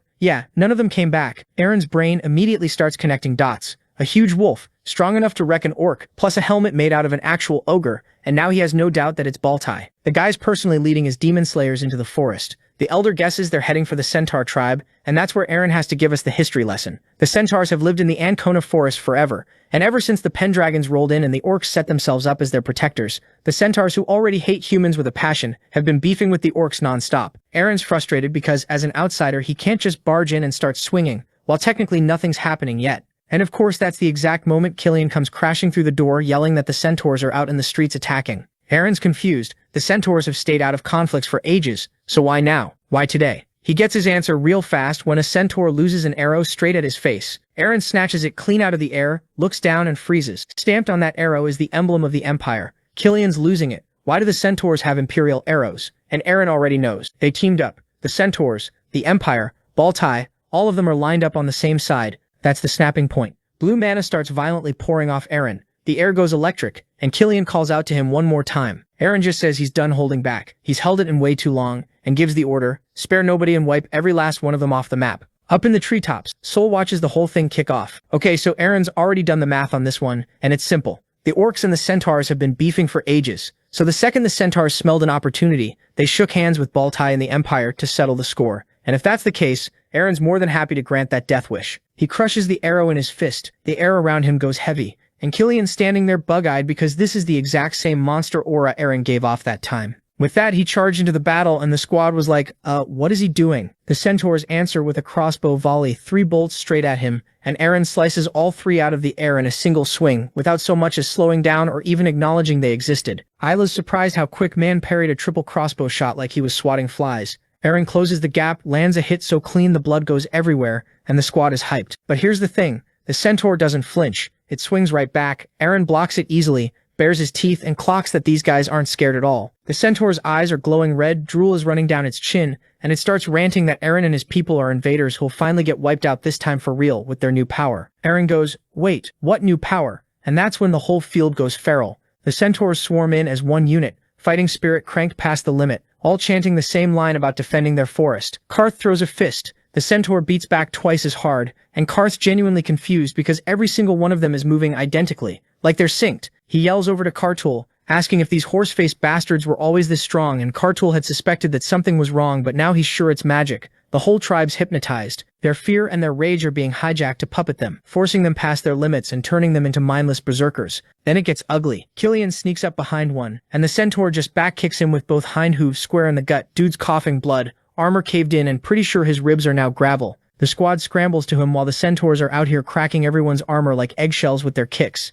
Isla gets a sword to one's throat, and Aaron shatters another one's sword, but instead of folding, that centaur whips out a crossbow and fires point blank. Aaron tilts his head, lets it sail past, and just goes, you guys are shameless. Then he looks up at the tree and calls out to Sol for backup, please. The horse people, do something. And Sol just stares straight ahead with this dead expression and says, nah, both the orcs and the centaurs are like children to her, so she's not getting involved. Aaron didn't say anything, but in his mind he must be thinking, if they are your children, then act like a mom, do something. Stop them from fighting. He was a little stunned at the hard pass. Meanwhile, the fight behind him is going terribly. His people are dropping left and right, and Aaron flashes back to those orc kids, which only winds him up more until he's blazing bright blue. Then he hears a scream, a tiny orc kid bolting from a centaur that's already winding up a spear throw, and Aaron snatches the kid out of the way right before it connects. Little guy cries, then breaks into this teary smile, thanking him for the save, and that moment of softness is exactly when Aaron turns around and sees the full picture. His entire squad flat on the ground, the village wrecked, and the realization hitting that they are flat out losing. So instead of swinging harder, he gets smart. He hops on his horse and shouts at every centaur on the field, calling them out as half horse, half people, which gets all of them to actually stop and listen. Then he twists the knife. He says he used to think centaurs were proud warriors, but fighting with the weapons of the very humans they hate and going after children? That's so low they're nothing but a tribe of worthless half-breeds. And to really seal it, he stomps a centaur's skull flat under his horse's hoof and tells them their fallen brothers are weeping in hell right now. The centaurs absolutely lose it, and the second they're all foaming mad, Aaron books it. He rides off and the entire centaur horde abandons the village to chase him down. Karth was confused by Aaron's sudden move, like he did that to force the centaurs out of the village, but dealing with so many of them is impossible. Meanwhile, up in the tree, Sol's been watching the chase this whole time, and then she lifts a hand and summons a griffin. The thing swoops down and lands right in front of Isla. He looks over to Sol and immediately knows what he has to do. Back to our boy, and he's still playing bait, leading the centaur squad away from the village. Once he dragged them far enough out, he stopped and let them keep advancing, except he'd backed himself right up to a cliff edge. Red Eyes up front started criticizing our boy's action, saying how it was noble of him to sacrifice himself to save the village. But all of that would be in vain, because after they are done with him, they won't stop until the whole orc village gets wiped. So this is a dumb move on Aaron's part. Aaron just gives them this nasty little grin and goes, y'all are literally just horses. I can clean up the lot of you myself. But inside, different story. He clocks that these centaurs are juiced up on enhancement magic and thinks, yeah, realistically I'm cooked, I can't take all of them. The centaur chief raises his weapon, promises to wipe that smug look off his face, and the whole pack charges at once. Aaron's blood is boiling, and then 3 arrows come flying past him and bury themselves straight in the hearts of the 3 centaurs closest to him. Aaron whips his head around like, who the hell? And there's Isla, soaring in on a freaking griffin under the moonlight, crossbow in hand, eyes locked in. Aaron shouts his name, completely caught off guard. Isla calmly loads another bolt and goes, like I said, I'll be the sword that cuts down all your enemies, then levels the crossbow at the centaurs. Everyone on the field cranes their necks up, and the centaurs straight up panic, screaming that it's a griffin from the protector of the forest. And these things are no joke divine creatures that serve dragons, brutally strong, used for hunting and war, and an absolute nightmare to tame, which is exactly why a griffin rider is such a big deal. So the centaurs do the only thing they can think of and unload everything at the sky, arrows flying everywhere, but Isla and the griffin just weave through it all. Man's loading bolt after bolt, holding spare ammo in his teeth because his aim is that ridiculous, picking off one centaur and then two more. The griffin dives, claws out, and rips into another, while Isla pulls out a metal baton and cracks a charging centaur right across the face. Aaron's watching this whole aerial dance and the memory clicks back in his past life. This guy was called the Storm Petrel, and yeah, the nickname fits him perfectly. The centaur leader sees his crew getting dismantled and does the smart thing, calls the retreat and bolts straight into the forest. Isla clocks it from above and realizes, if they make it into the trees, the griffin can't follow. They'll regroup, and this whole fight starts over. But before that happens, an arrow nails the leader right in the leg, and he goes tumbling to the ground. He flips over groaning, looks up, and there's Aaron standing behind him, crossbow still raised, casually inspecting the thing like he's at a weapons expo. He goes, "Gotta say, Empire crossbows are seriously good quality," then grins down at the leader and adds that honestly, these crossbows are worth way more than a bunch of forest half-horses. The leader tries to crawl away, and Aaron just strolls over, points the crossbow at him and tells him even if the pain fades, good luck moving anywhere on a busted knee. The centaur chief snarls, baring his teeth, then he pulls out his shield, raises it, and it begins to glow. The centaur's wounds light up, his hand stitches itself back together. The pain vanishes, and his eyes fade from that angry red back to normal. Totally bewildered, he asks why Aaron would help him. And Aaron, proud as ever, just shrugs and says he only patched him up because if the guy stayed all rabid, he'd have to shoot him again. Then he gets to the actual point, and asks where he can find the man named Baltai, the one who gave them these crossbows. So the centaur leader just freezes when Aaron drops that name, then asks how the hell he even knows it. Aaron's not playing the answer game, though he swings the crossbow right back up and goes, "I'm the one asking here," and repeats himself. What's the deal with that ogre-faced bastard Baltai and the centaurs? Baltai showed up in the forest out of nowhere with a sales pitch saying how the Pendragon clan had their Drake power back and were stacking up new fighters, so sooner or later they'd come for their old enemies, the centaurs. So why sit around waiting to get jumped? Baltai flashes that nasty grin and offers to arm them first, wipe out the orc village, and take back the Ancona forest. Aaron just half closes his eyes like, so some random dude makes baseless accusations, and all of you idiots went on and waged a war. The leader gets embarrassed and admits it had to be magic. He remembers a mirror, and inside it was some hooded guy with glowing purple eyes, and the second the dude started talking, everyone lost their minds and got swallowed by rage. Aaron walks back towards Isla, looking genuinely bummed, lifts the shield and heals every downed centaur on the field in one go. They all sit up totally confused about where their wounds went, and the leader's eyes light back up. Aaron breathes out looking kinda wrecked, and admits that's about all the healing juice he's got left. Isla asks why he even bothered, and Aaron says the real enemy is whoever shoved everybody into this mess, so they're all in the same boat here. That one lands hard on the leader. Aaron tells him straight that he can't bring back the centaurs who died, and the leader just shuts his eyes. They were tribe warriors, dying in battle isn't something they'd cry about. Then he looks Aaron dead in the eyes and goes, "You're nothing like your ancestors," puts his hand on his heart and declares the centaur tribe is rolling with the Pendragon clan from now on. Aaron and Isla just freeze, completely blindsided. The two other tribesmen hesitate for a sec, then shrug like, if the elders in, we're in. Aaron picks his head up all proud and says he's counting on the centaurs to be the strongest cavalry guarding the forest. Handshake allies, done deal. Cut to a giant tree under a fat full moon. Peace rolls back over the forest. The water spirits patch everybody up and there's a big feast. Over at a bar packed with orcs, Isla's off alone, staring out the window until two little orc kids come bug him. One straight up gnawing a chicken leg and both losing it over how cool he looked on the griffin and climbing all over him. His cold little heart melts and he just starts patting their heads. Meanwhile, Aaron and the crew are having the serious talk. Cartool's stuck on that mirror magic, and when Aaron asks if that's even a real thing, Cartool says he can't say for sure, but it's heavy, probably hypnosis mixed with some kind of power boost. Then he drops the creepy part. The centaurs weren't just getting pointed at a target, somebody was puppeteering several of them at once, which means a seriously scary mage. Later, Aaron climbs out onto a branch to brood, and Soul flutters up, asking why he's so down. She mentions she caught a Griffin Rider's aura around Isla, clearly not his first rodeo on one, even if he didn't want to talk about it. Then she side-eyes Aaron and points out he didn't get swallowed by the angry dragon's aura back there. His ears perk up. He flashes back to snapping that arrow in pure rage with this huge blue aura exploding around him, and asks what that power even was. Soul explains he can tap into a dragon's power since he's her contractor, but how well he controls it comes down to who's holding the leash. Aaron says if he lets that force fully take the wheel, it'll completely cloud his vision, and then he just sits there chewing on something he can't crack, because in his past life he was already in the Demon Slayer Corps by now, fighting the Troll King way out in the southern sea of trees. So it's weird as hell that this time around Baltai's tangled up with centaurs instead. His fingers start tapping as the whole picture wires together. The Pendragon's falling, the Vault clan getting wiped, and Baltai telling him that it was all pre-planned. Aaron looks down heavy and says out loud that he tried to go home once. Then he crosses his arms, stares off, and swears he'll find the exact spot where it all went wrong, where his family lost its honor. So we cut over to Sarod Castle, and Count Sarod and his daughter Luna are literally face-planted on the floor, losing their minds because the Emperor's children just pulled up to their house. The dude with the long blonde hair and red eyes is Prince Ian, and the girl next to him, just vibing with a cup of tea, is Princess Ingrid. These two are just chilling at the dinner table, while every single person in the room is groveling, and Ian lifts his head with this disgusting amount of smugness, and then for absolutely no reason sends the entire table, plates and all, crashing to the floor. Luna and her dad almost astral project out of their bodies, and Ian just props his hand on his knee and goes, "That was slop, not food." Ingrid, dying of secondhand embarrassment, tells her brother to chill because she's still got tea left. Ian leans over all sweet like, "Oh, I was waiting for you to finish." There's not a smile left anywhere in the room, and Ian decides to make it worse by jabbing his finger forward and announcing he didn't come here to have a good time anyway. There is only one reason he made the trip. His neighbors are the Pendragon family, specifically Duke Pendragon. Hearing that, Count Sayrode perks up, all confused, thinking,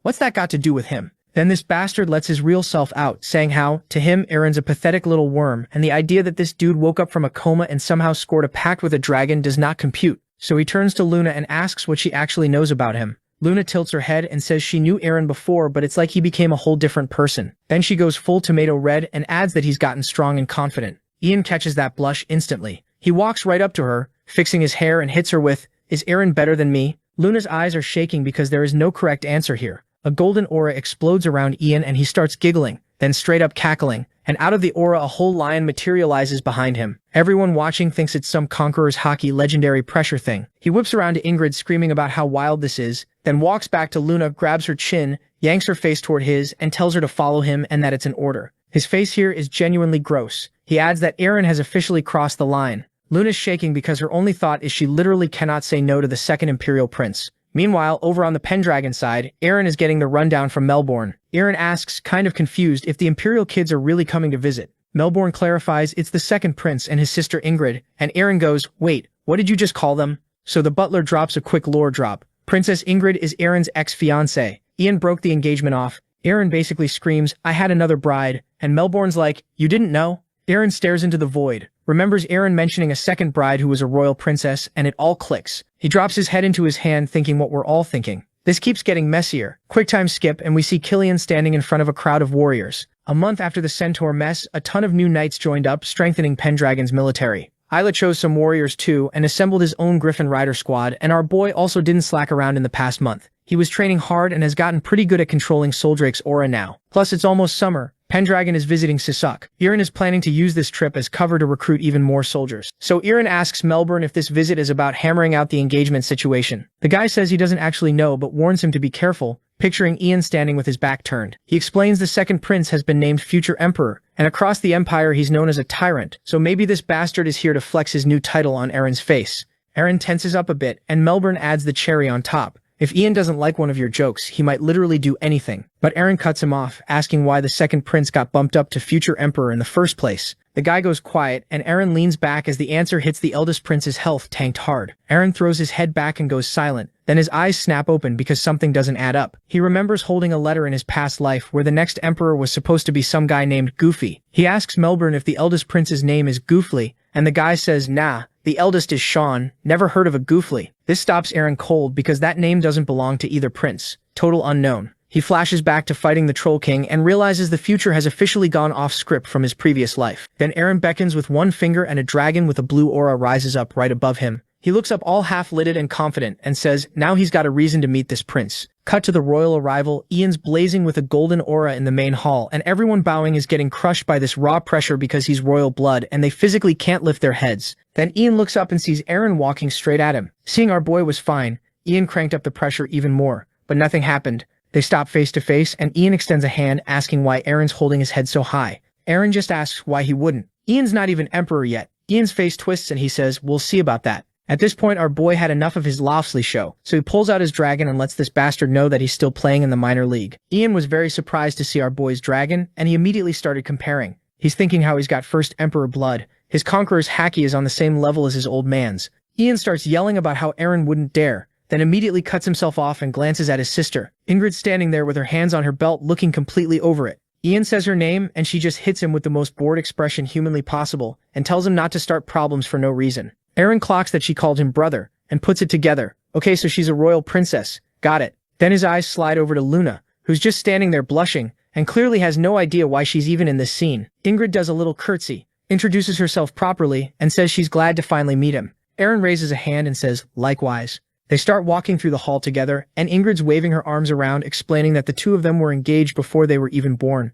but never actually met. She giggles, covers her mouth, goes a little pink, and says Luna described him spot on. A brave, handsome man. Aaron's face is pure deer in headlights. Meanwhile, Ian's lunging in, trying to get his hands on Aaron, and Ingrid just casually takes Aaron's hand and asks him to show her the castle. Luna watches all of this in complete silence. So now Aaron and the princess are strolling around hand in hand with a visibly pissed Ian behind them, and Aaron's internal monologue is just, yeah, nothing makes sense anymore. The rest of the Pendragon family comes out to say hi. Aaron says it's been ages since she's seen Ian and Ingrid. Aaron flashes this ridiculously sweet smile and says she's pleased to meet them. And the second Ian sees Aaron, his entire brain blue screens and reboots in simp mode. While Aaron's over there telling Ingrid they actually met before at the White Castle, Ian's already gliding toward Aaron, asking her name, tucking his hair behind his ears and trying everything to look cool. He hits her with Aaron, a name like a flower from paradise, and then starts going off about how he's a fearsome warrior with no equal in the capital, standing there with eyes closed and talking about being blessed by the gods. And Aaron? She just nopes out a sharp little hop, fingers crossed, and half a second later she's standing next to Aaron instead,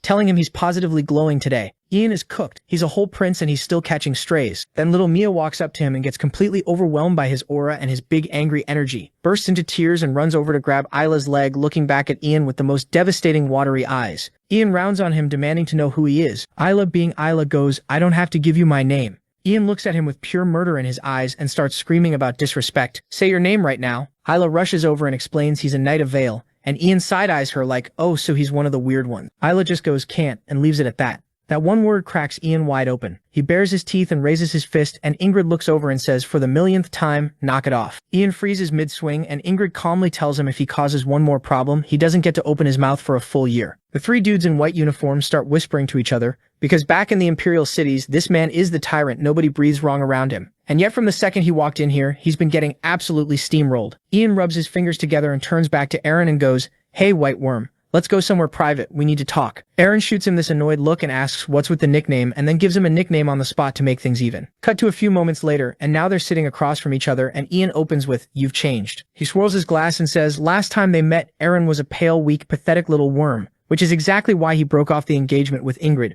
But our boy didn't care about any of that, and hit him with, "Why are you here? Do you actually want to talk about the engagement?" Ian makes a sour face and says he's not handing his sister over, then sets his glass down and goes off about how he hasn't been shown a single ounce of respect since he walked in the door. And what exactly is that supposed to mean for a member of the royal family? Aaron just holds his glass and says plainly that the Pendragon family doesn't live in anyone's shadow and he'll do as he sees fit. He closes his eyes and says, "That's all." Our boy hadn't even finished the sentence when he saw Ian charging at him. But our boy was way too calm about the situation. He casually throws wine on his face, grabs his arm, and cracks him with an elbow. Ian goes flying back, nose bleeding. But he catches Aaron by the arm and throws him over his shoulder face first toward the table. Aaron grabs Ian's arm on the way down and throws him right back, pinning his hand the second they land. Ian starts trembling in pain, and that's when Aaron notices the kitchen knife sitting right next to Ian's shaking hand. Aaron keeps eyeing it, then suddenly lets go, springs back, and stands up. Ian gets up fixing his hair and asks why he let go. Aaron says it felt like Ian was holding back. Ian stares at him and says he could grab that knife and try to stab him, but he wouldn't get away with it that easily. Aaron sets his jaw and asks one more time, "Why did you come here?"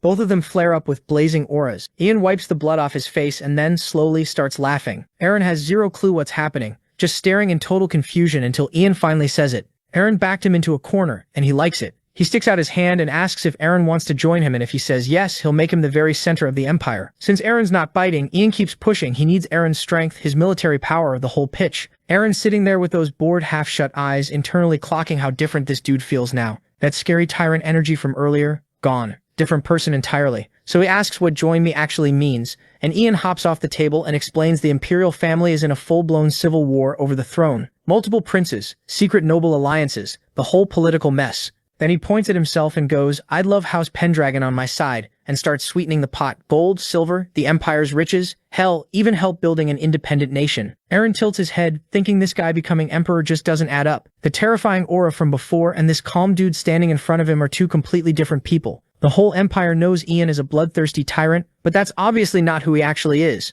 A prince who wants the throne but deliberately makes everyone think he's a monster? There's only one explanation, so Aaron just casually drops, "You don't want to be emperor." Ian nearly gets whiplash. Spinning around, nobody has ever called him out like that. Aaron adds the tyrant things just to cover. Aaron then thinks about it for a bit and goes, "I don't make deals with people he can't trust." Aaron's standing there in full buffering mode. Then he clenches his fists and admits Aaron's the first person to ever see through him. well, second after his sister. Everything about him shifts. He goes quiet, stares at the floor, and in this low voice finally says what he actually wants. His brother Zion on the throne. Eren turns Zion, the eldest prince, the bedridden one, and the way Ian spits bedridden back at him, you can feel the rage radiating off the page. His brother wasn't sick. He was assassinated 3 years ago during the uprising in Sisuk. Ian starts yelling about how his brother would have been an incredible ruler and how he would have changed everything. And Eren watches this dude completely unravel. Then it clicks. 3 years ago. Sisuk. He remembers being tied up. Dead silence. Then I accept. Ian whips around in shock, and Eren says in exchange he'll tell Ian everything he knows about that uprising. While all of this was happening, Mother Eren and Sister Eren were busy showing off Lindsay to Luna and Ingrid,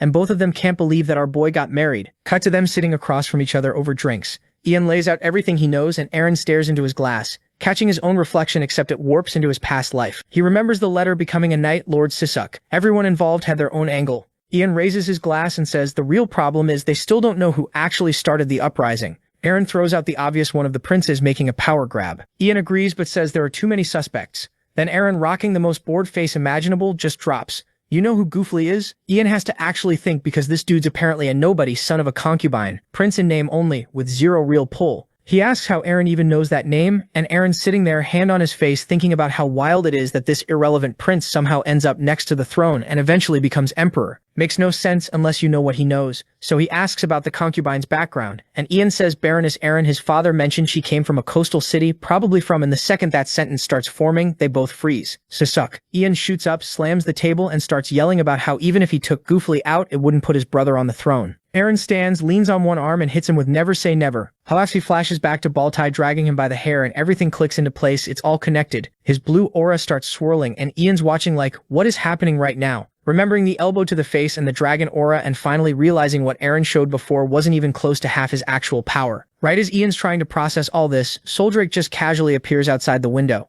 Ian loses it. A white dragon? The thing peeks through the glass. There's a massive flash, and when it clears, that giant dragon has shrunk into a fine baddie. Meanwhile, Soldrake just hops in through the window and goes, I felt an angry dragon's aura. You good. But our boy was lost in thoughts. Yeah, I get it now. Tells Eren he's special, and after getting to actually know him, he's going to trust his gut. Eren smiles back. Sol tugs at him, asking what happened, and he just goes, a lot. Then he turns to Ian, throws up a fist, and says they should head to the summer villa on the outskirts of Sisuk, near Solana Beach. Ian double takes, asking him to repeat that, but our boy's already made up his mind. Next thing you know, they're rolling out in carriages. Cut to Luce, the Empire's biggest port city, and the local gossip network is going absolutely crazy. Everybody's buzzing because House Pendragon and the psycho tyrant Prince Ian both rolled up to the coast at the same time, which makes zero sense because the governor of this city and the Pendragons have beef like genuine can't be in the same room. One guy at the table starts getting a little too brave, dropping some juicy rumors about the governor and a duchess named Elin, and his friend immediately slaps a hand over his mouth like, bro, do you want to die today? Shut up. But then somebody drops the real headline and the whole table flatlines. Arangus, the king of the sea dragons, the dude who basically runs the entire south, just pulled into port.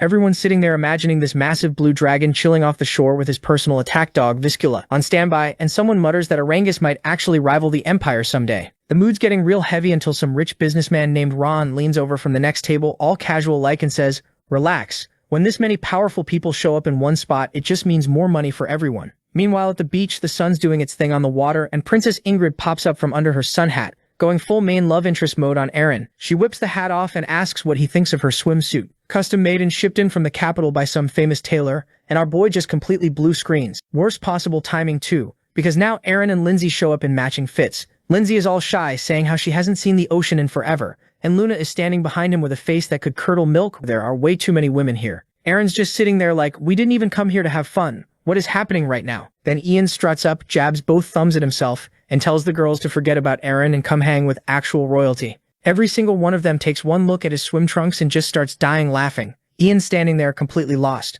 Like, what? What's funny? And before he can recover, Eren just casually stands up, says he's going to go catch a fish or something, and pulls off his shirt. And now Ingrid, Lindsay, and Luna are all turning red, staring at his build while Ian's in the background furiously pointing, going, I look better than him. I literally look better. But right as the beach episode energy hits its maximum, Eren glances up, sees something falling from the sky, and boom, a whole whale carcass slams into the ocean, and a tsunami just eats the entire group. It's Sol. She's fluttering down all proud, standing on top of this dead whale like, look Eren, I caught a fish. And Eren just sighs internally because yeah, to a dragon, a whale technically is a fish. Man's genuinely wondering how their enemies are supposed to take them seriously when his dragon's out here playing fetch with marine life. Meanwhile, Karth, Killian, and Elsa are taking a stroll through the park. Killian still can't wrap his head around the fact that Prince Ian just tagged along with them like they're all childhood friends. Karth's eyes go full anime sparkle the second he clocks how many mercenaries and warriors are walking around. This dude's basically drooling, going, "This place is heaven. I want to fight every single one of them." But then the street gets weird.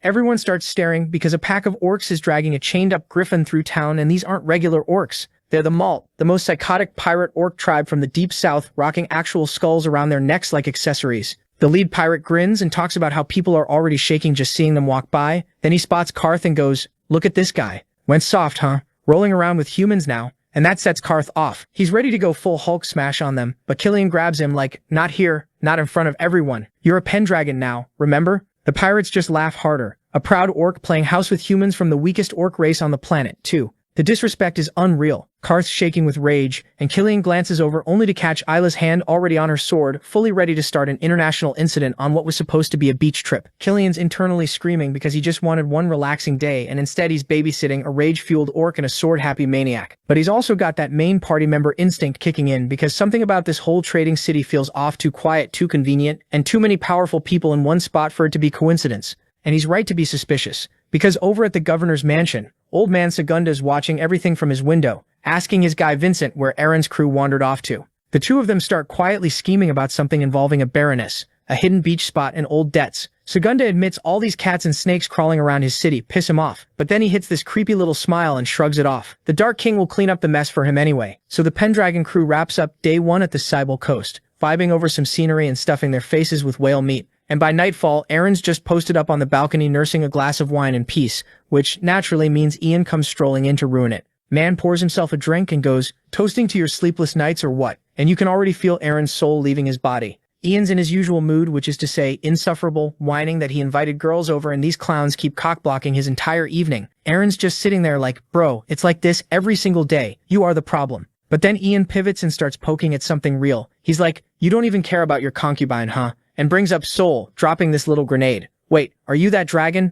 And Aaron's brain just goes static for a second because yeah, he remembers playing it cool by the fire, telling Soldrake he was a Pendragon, and now Ian's connecting dots he really shouldn't be connecting. Aaron plays it off, swirling his wine, catching his own reflection in it, internally going, "She's beautiful, sure, young, special, the whole package, but there is nothing like that between us." Anyway, Aaron snaps back into mission mode because the actual reason they're on this vacation is to dig into who tried to murk Prince Ian. And he lays it out Prince Goofly, his mom Baroness Jarlin, and Governor Segudo are all related and conveniently out here surveying the night sea. Aaron's logic is clean. If you're the one behind the assassination, the second you hear a royal prince like Ian rolls into your city, you start moving. Ian, ever the gremlin, goes, "So you're saying these people are going to try to kill me?" With this grin like he's been waiting his whole life for an excuse.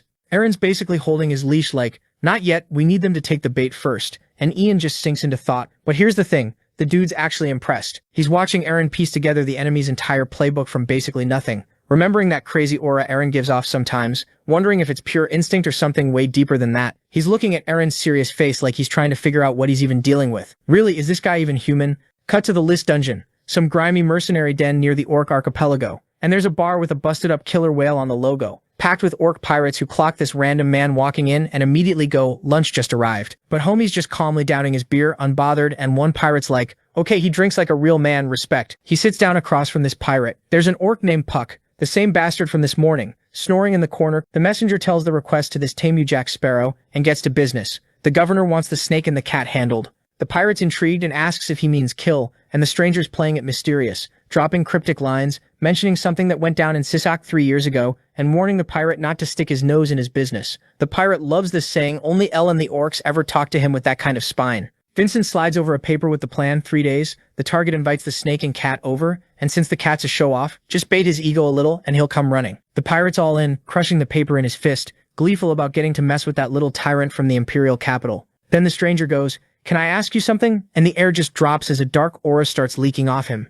"Are you actually human?" Just as he said that, Tame Jack Sparrow's whole vibe shifted. He let out his aura, and 1 second he was standing, and in the next he was airborne, flipped through the air and slammed to the floor. The pirate appears behind him grinning. "You landed on your feet, you're better than I thought. That's impressive for a human." So the pirate's having the time of his life and calls over Puck like, "Hey, do you want to eat orc meat?" And Puck's thrilled with thinking about cannibalism. His mind is already filled with ideas of how delicious the orc meat is going to be, and Jack is filling his brain with other fantasies saying how these particular orcs have been marinating in the forest for decades, and would be delicious. The pirates locked in now, decked out in a dark aura, declaring they'll eat the cat and the snake, kill all the men on sight, and charming devour all the girls too, just cackling about it. Meanwhile, Vincent is freaking out mentally, thinking how this guy was never a human to begin with. The Dark King Orangus is definitely a monster. So the next morning, the girl gang's chilling on the balcony. When Killian comes through with news, they've all been invited to some fancy ball at Count Segunda's estate, the governor of Laws. Lindsay and Ingrid are instantly hyped, but then Killian goes, "Oh, the invite's for everyone," and Aaron just gets this slow little smile like, "Perfect, this is exactly what I needed." Ian catches that face and internally he's like, "Yeah, we're 100% thinking the same thing right now." Meanwhile, when the second Aaron's mom hears the name Segunda, she straight up starts panicking, and you can feel there's a whole backstory loading in the background. Aaron reads the room instantly. This woman wants nothing to do with that man, so he turns to her and tells her to sit this one out and rest. She's a little embarrassed, but mostly relieved. On his way out, he glances up at Saul, doing her usual rooftop gargoyle thing, and goes, "Watch over my mum," then catches himself, clears his throat, and upgrades it to, "I'm entrusting the Duchess to you." Saul naturally says absolutely nothing back. Iconic. They pull up to the estate and it's giving full red carpet, royal gala, evening sky, fancy courtyard, nobles everywhere, absolutely losing it. Some guy out front is basically already bowing before the carriage even stops, gushing, "We're so honored you came." And then Aaron steps out with all the girls looking elite as hell, and the crowd just detonates. Everyone's gawking, calling the ladies gorgeous and hyping Aaron and Ian like they're A-listers. And you've got actual nobles going, "We're nobility ourselves, but it's an honor to breathe near you," which is glazing of the highest order. Then right on cue, Karth comes stomping over, looking deeply betrayed, yelling, "Yo, you said there'd be cool stuff here. Where are the warriors? All I see are dressed up pigs." And Aaron's just standing next to him, totally unbothered, fully immune to his nonsense at this point. Before it gets weird, this dude Vincent slides in smooth glass in hand, thanking Aaron for coming and introducing himself as Segunda's knight. And the second he does, his eyes flicker yellow with mana. Aaron clocks it immediately. That's aura flow, meaning this guy's got real combat mileage on him. He's internally like, okay, this party just got interesting. He stays sharp, plays it cool, and turns away. But Ian's watching too, mentally checking off the list. Dude hasn't flinched once. Perfect posture, dead calm face. This man is dangerous billboard. Even Isla's giving him that cold, appraising stare she does when she's deciding how hard someone would be to kill. Vincent walks them in and the ballroom is straight up fantasy movie territory. Chandeliers and sparkle everywhere. And Segunda greets them personally, all warm smiles, chatting up Ian like an old buddy. Has it really been 3 years? Then turning to Ingrid about how she's blossomed in 5 years, the standard politician's charm offensive.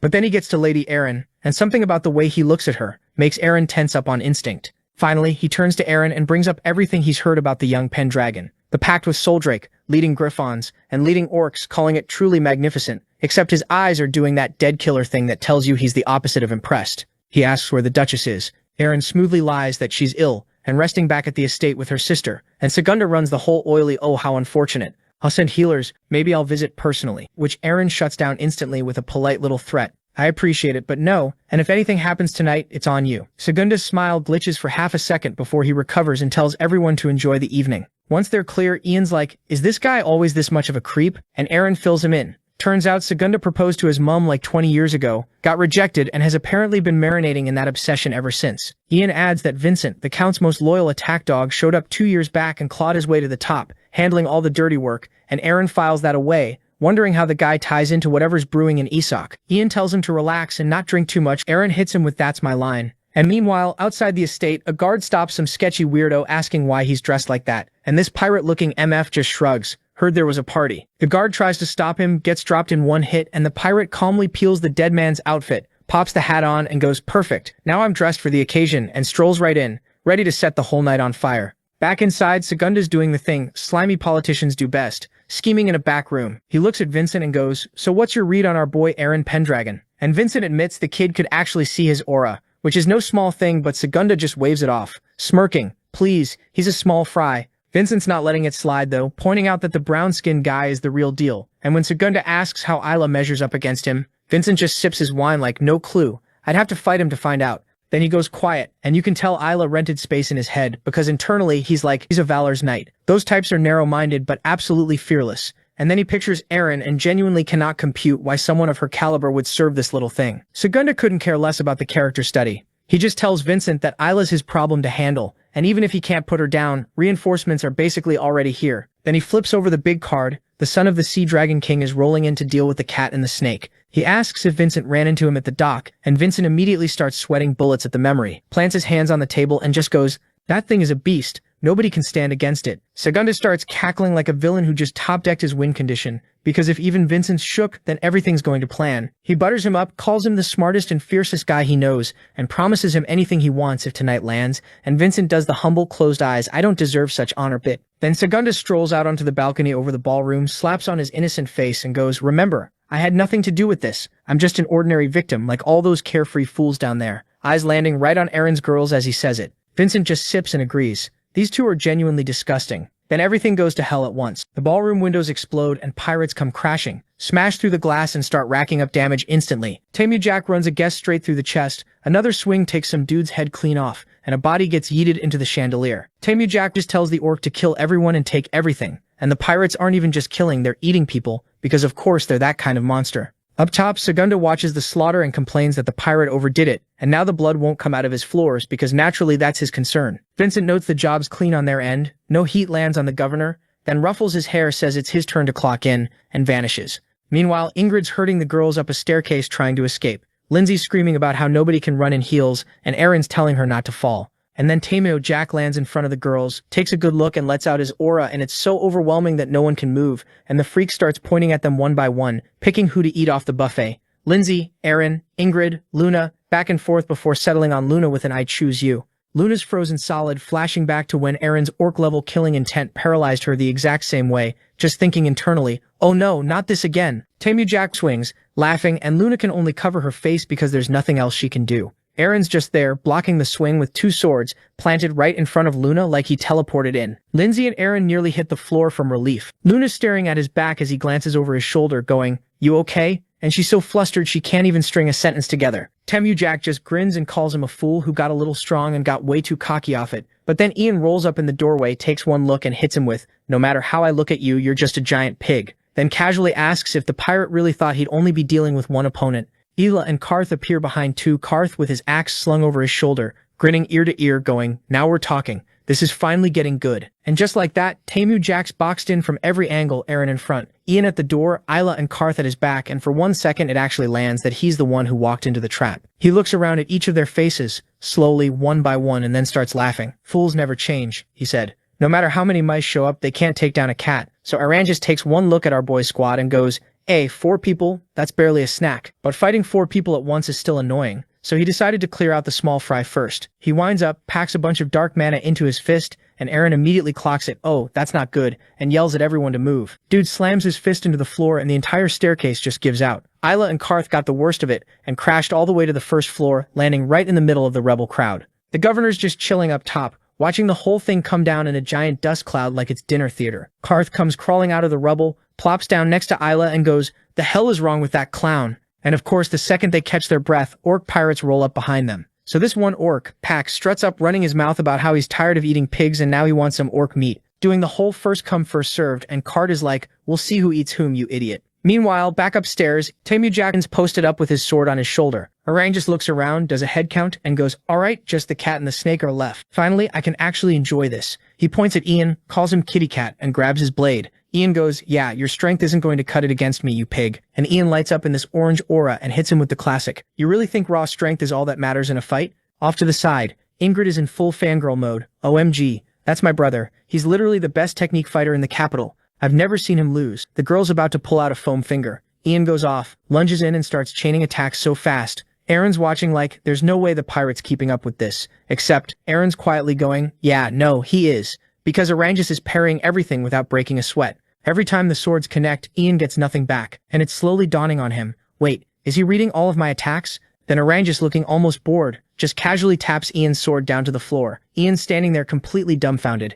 Ingrid's and Aaron's hearts hit the floor. Orangus smirks. This is the famous capital tyrant. Seriously? And winds up a glowing haymaker aimed right at Ian's face. And Aran slides in and cracks the pirate across the jaw instead, and tells Ian that this guy is different. "We're doing this together." Now Orangus is just standing there with his hand on the fresh cut. Processing, he looks at his bloody palm and goes, "Damn, that's actually impressive. When's the last time someone made me bleed?" Our boy had let out his aura too. He pulls out a shield, plants it in front of him, and tells them to give it their best shot because if they lose, he's eating them and the girls. Cut back down to Karth and Isla, finishing their orc. Isla slits its throat clean, then immediately bolt up the stairs at lightning speed to go help. He gets to the top and sees Eren and Ian fighting 2-on-1. He was about to jump in on the fight too, but just then a hooded dude with 2 blades materializes behind him, going for his back. Isla somehow reacts in time, dodges, keeps dodging this guy's flurry, then disarms him clean, knocks one blade right out of his hand and sends it clattering down the steps. The stranger's hand is shaking now. Isla just goes, "You're the knight from before, aren't you?" Dude freezes. Isla adds how a Valor Knight never forgets the aura of someone they've fought before. Vincent finally drops the act,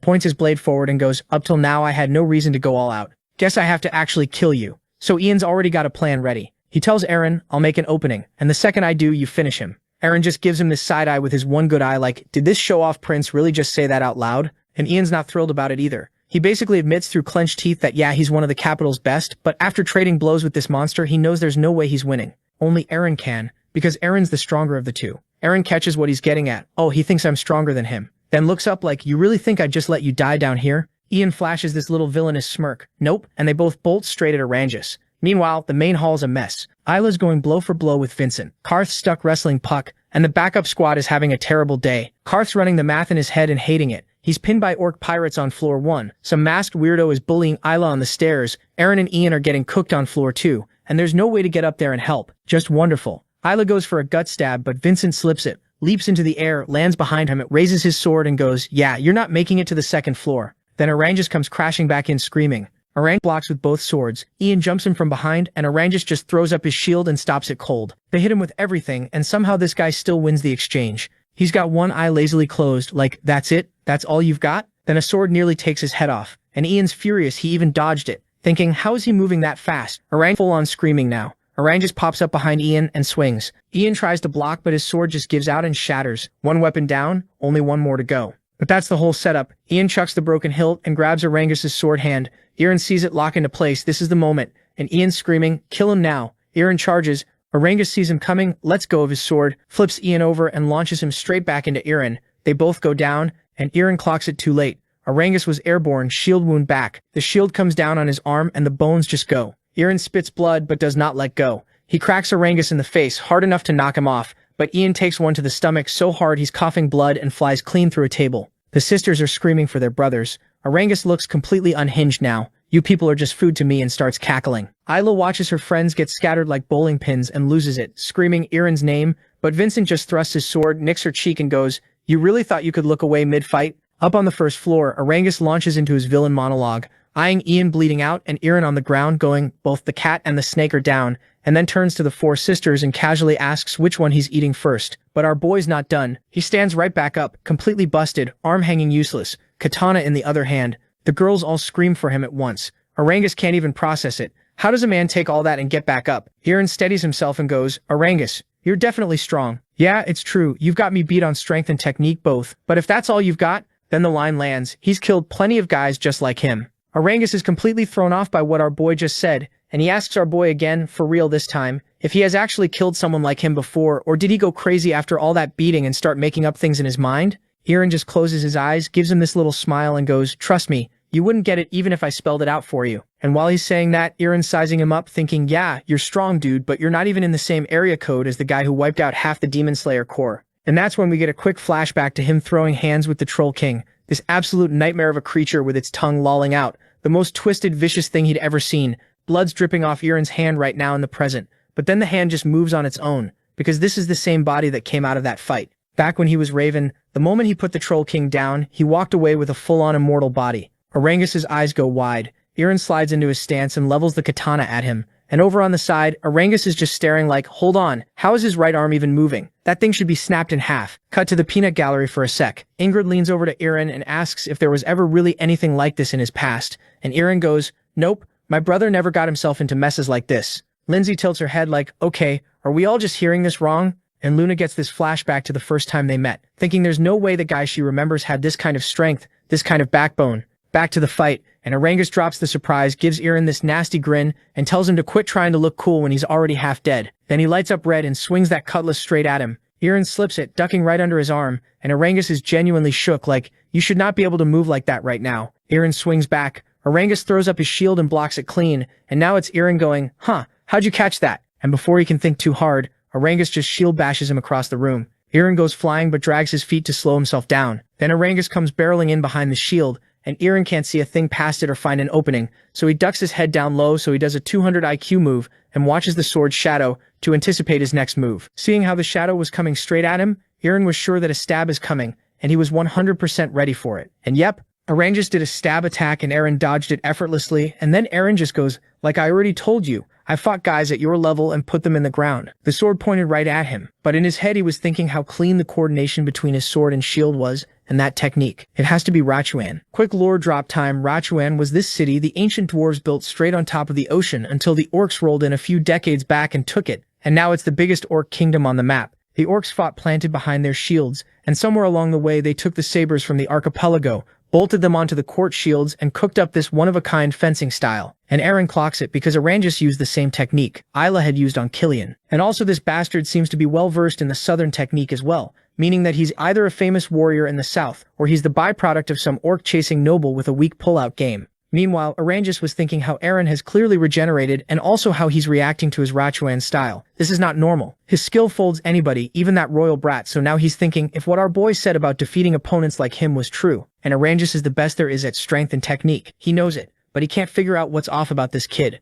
So he glances over at Ian. The guy I dropped in one hit might actually get back up if his friends reach him. Then he looks down the stairs where Isla and Karth are still going at it and goes, "Yeah, if those two come up here, this gets bad fast." So he makes the call for his old man, the Sea Dragon King, and the whole ambition thing. He's got to put this Pendragon down right now. He bares his teeth, slings the saber over his shoulder, throws his arms out wide and tells Eren he's real good at dodging, calling him a little rat that's about to get caught by the cat. Eren says nothing. Then Eren just turns his head and goes, "You know, I hate dragging fights out," and grins this evil grin and adds, "Even worms have a sense of loyalty, huh?"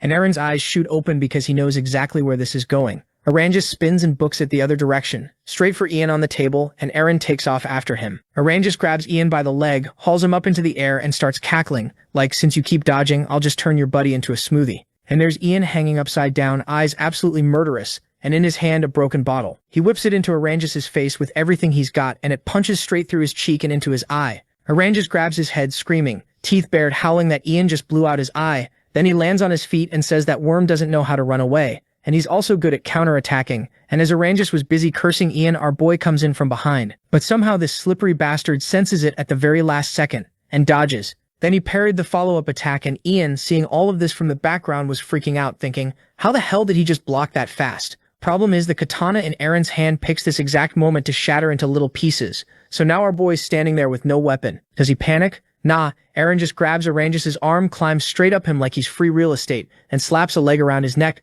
choking him out from his blind spot. And Orangus is genuinely baffled, like who chokes a man with their leg from an angle that shouldn't even be possible. So Orangus throws down his own sword and cooks up a plan, which is basically just raw strength, grabbing Eren with those big hands and chucking him away while screaming that this little gremlin stuff won't work on him. But here's the thing, as Eren is flying through the air, he clocks that Orangus left his palms wide open. Our boy snatches the thumb on the way down and just starts bending it the wrong way. It hurts so bad Orangus's pupils shrink to like 2 tiny dots, and while he's busy seeing God, Eren, still airborne, grabs his whole hand. They both crash onto their backs, and Eren's calmly working on snapping this dude's arm in half. Cut to the other side, Isla going toe-to-toe with Vincent. And at this point, Isla has had enough of this bastard, so he decides to end it and goes all out. He winds up one massive swing that not only breaks the hooded guy's sword to pieces, but also slices clean through his arm. Isla just stands there holding both his blades and goes, "Yeah, these flimsy little needles are made for stabbing people in the dark, not for actually fighting someone, dude." While Vincent is staring at his shattered sword in shock, he clutches the spot where Isla cut him, and there it is, some kind of tattoo with towers on it.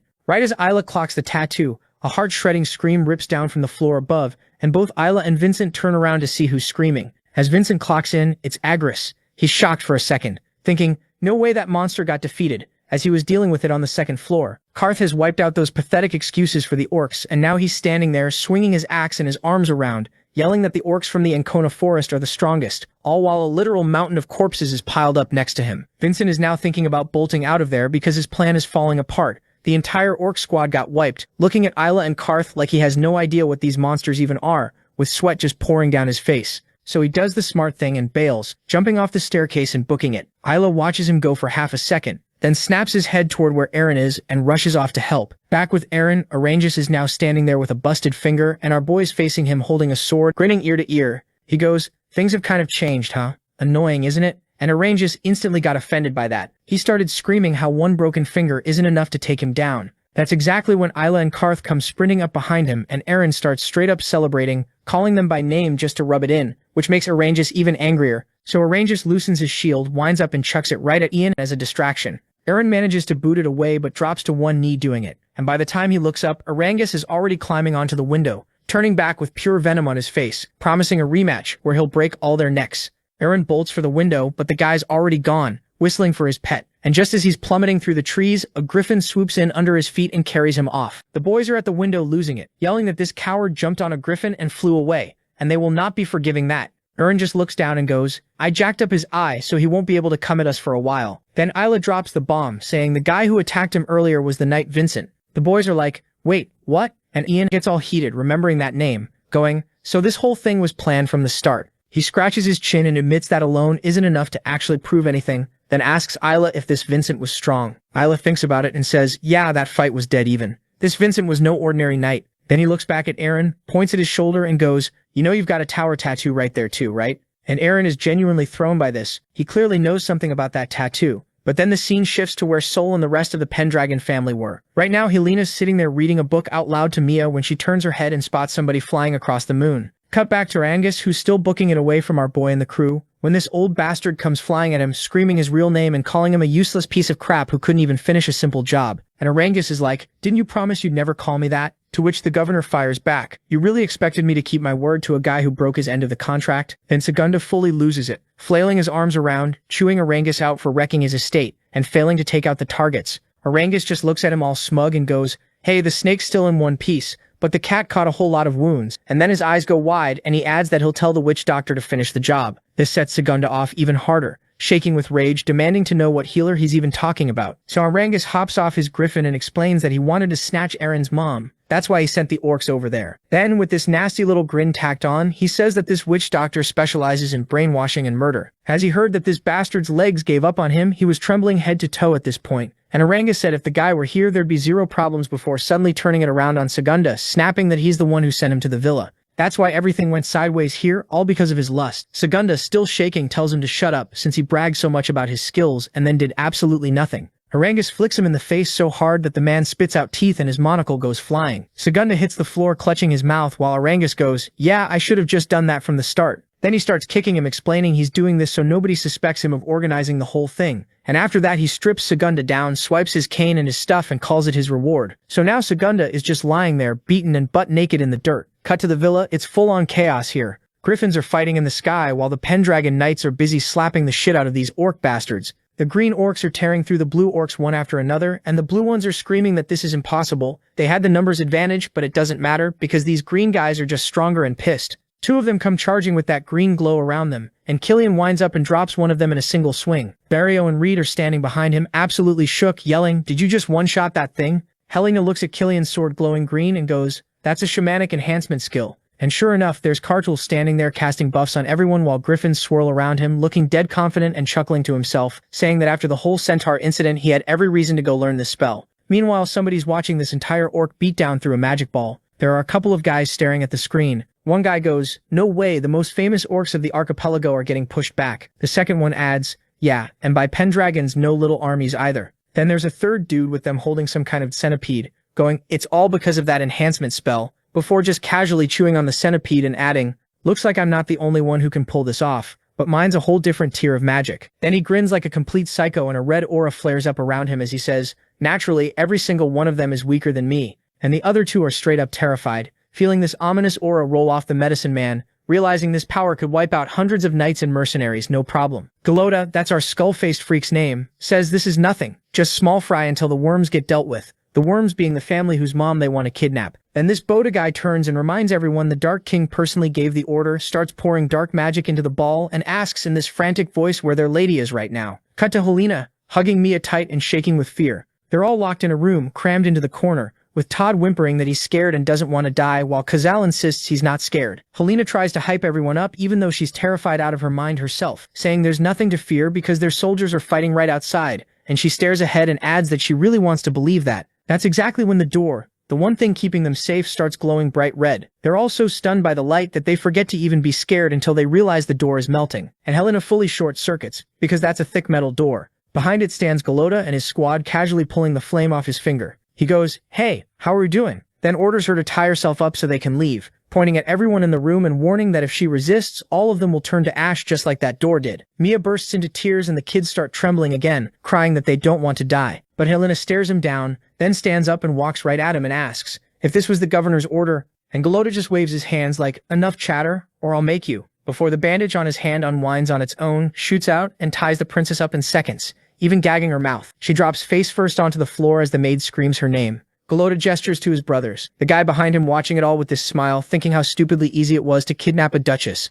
because a witch doctor's just a completely different class than normal people. When suddenly his face splits clean in half and his entire squad gets vaporized in milliseconds, Galota whips around with his jaw on the floor to see what the hell just happened. And there, standing among the terrified kids, is Sol, who wiped out the whole squad with her arm extended into a flaming sword. Helena lights up seeing her, and Galota, jaw practically on the ground, can't even process how she incinerated them so fast that not a single drop of blood came out, and the only thing he manages to ask is, "Wait, was that an aura blade?" Watching Sol just casually delete his whole squad, Galota standing there shaking. Just then a thought pops up in his mind. I've killed thousands, knights, nobles, bandits, orcs, and who knows what. How am I scared of one girl? Helena is still on the floor trying to make muffled noises through the gag, while Galota's eyes go bloodshot with pure terror because he genuinely can't believe he's afraid of her. He stands across from Sol, who's still got that aura blade lit up and ready, and the dude grits his teeth as it finally clicks. This is not a person. Not with stones embedded in her forehead and wings coming out her back. He watches her wield that blade and his memory dredges up dragons, and he realizes only one single race can pull this off. Dragons.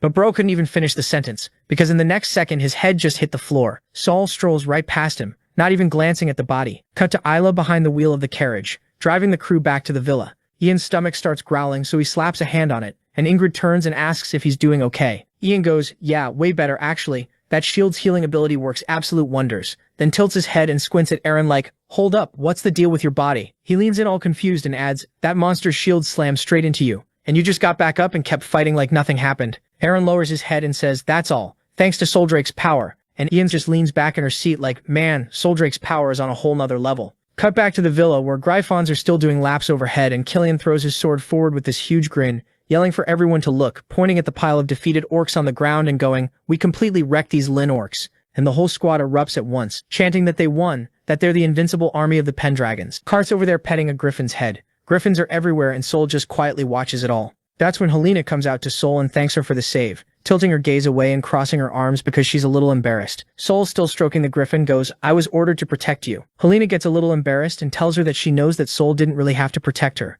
She's only obligated to save her contractor. Then Helena looks down and remembers something. Back when Gordon was still alive, she once saw a white dragon in human form, and when she saw her by Gordon's side, she felt jealous the two of them were just locked into this conversation. Back in the present, she closes her eyes and tells Sol there's pain in the way she looks at her son. Sol listens intently like it's stirring up some very old memory. Helena, looking super awkward, says she's only now starting to understand this feeling, then bends down and asks Sol to protect her child, now and always. It's uncomfortable for her, but she pushes through and says what she really means, that she's realized maybe her son is a completely different person now, and through tears she says that even if he's become someone different, even if there's somebody else inside him, she'll still love him from the bottom of her heart. Helena's just sobbing sincerely, and in this trembling little voice she tells Sol that she's trying to love him. Sol and the Griffon look at each other, and Sol tilts her head and admits she doesn't fully get Helena either. She looks at the crying woman and says that whether he's Ravenvault or Aaron Pendragon, she still sees him as Alex, and out of everyone she's made a deal with, Aaron's her favorite. And right on cue they hear loud stomping, coming up from the lower floors.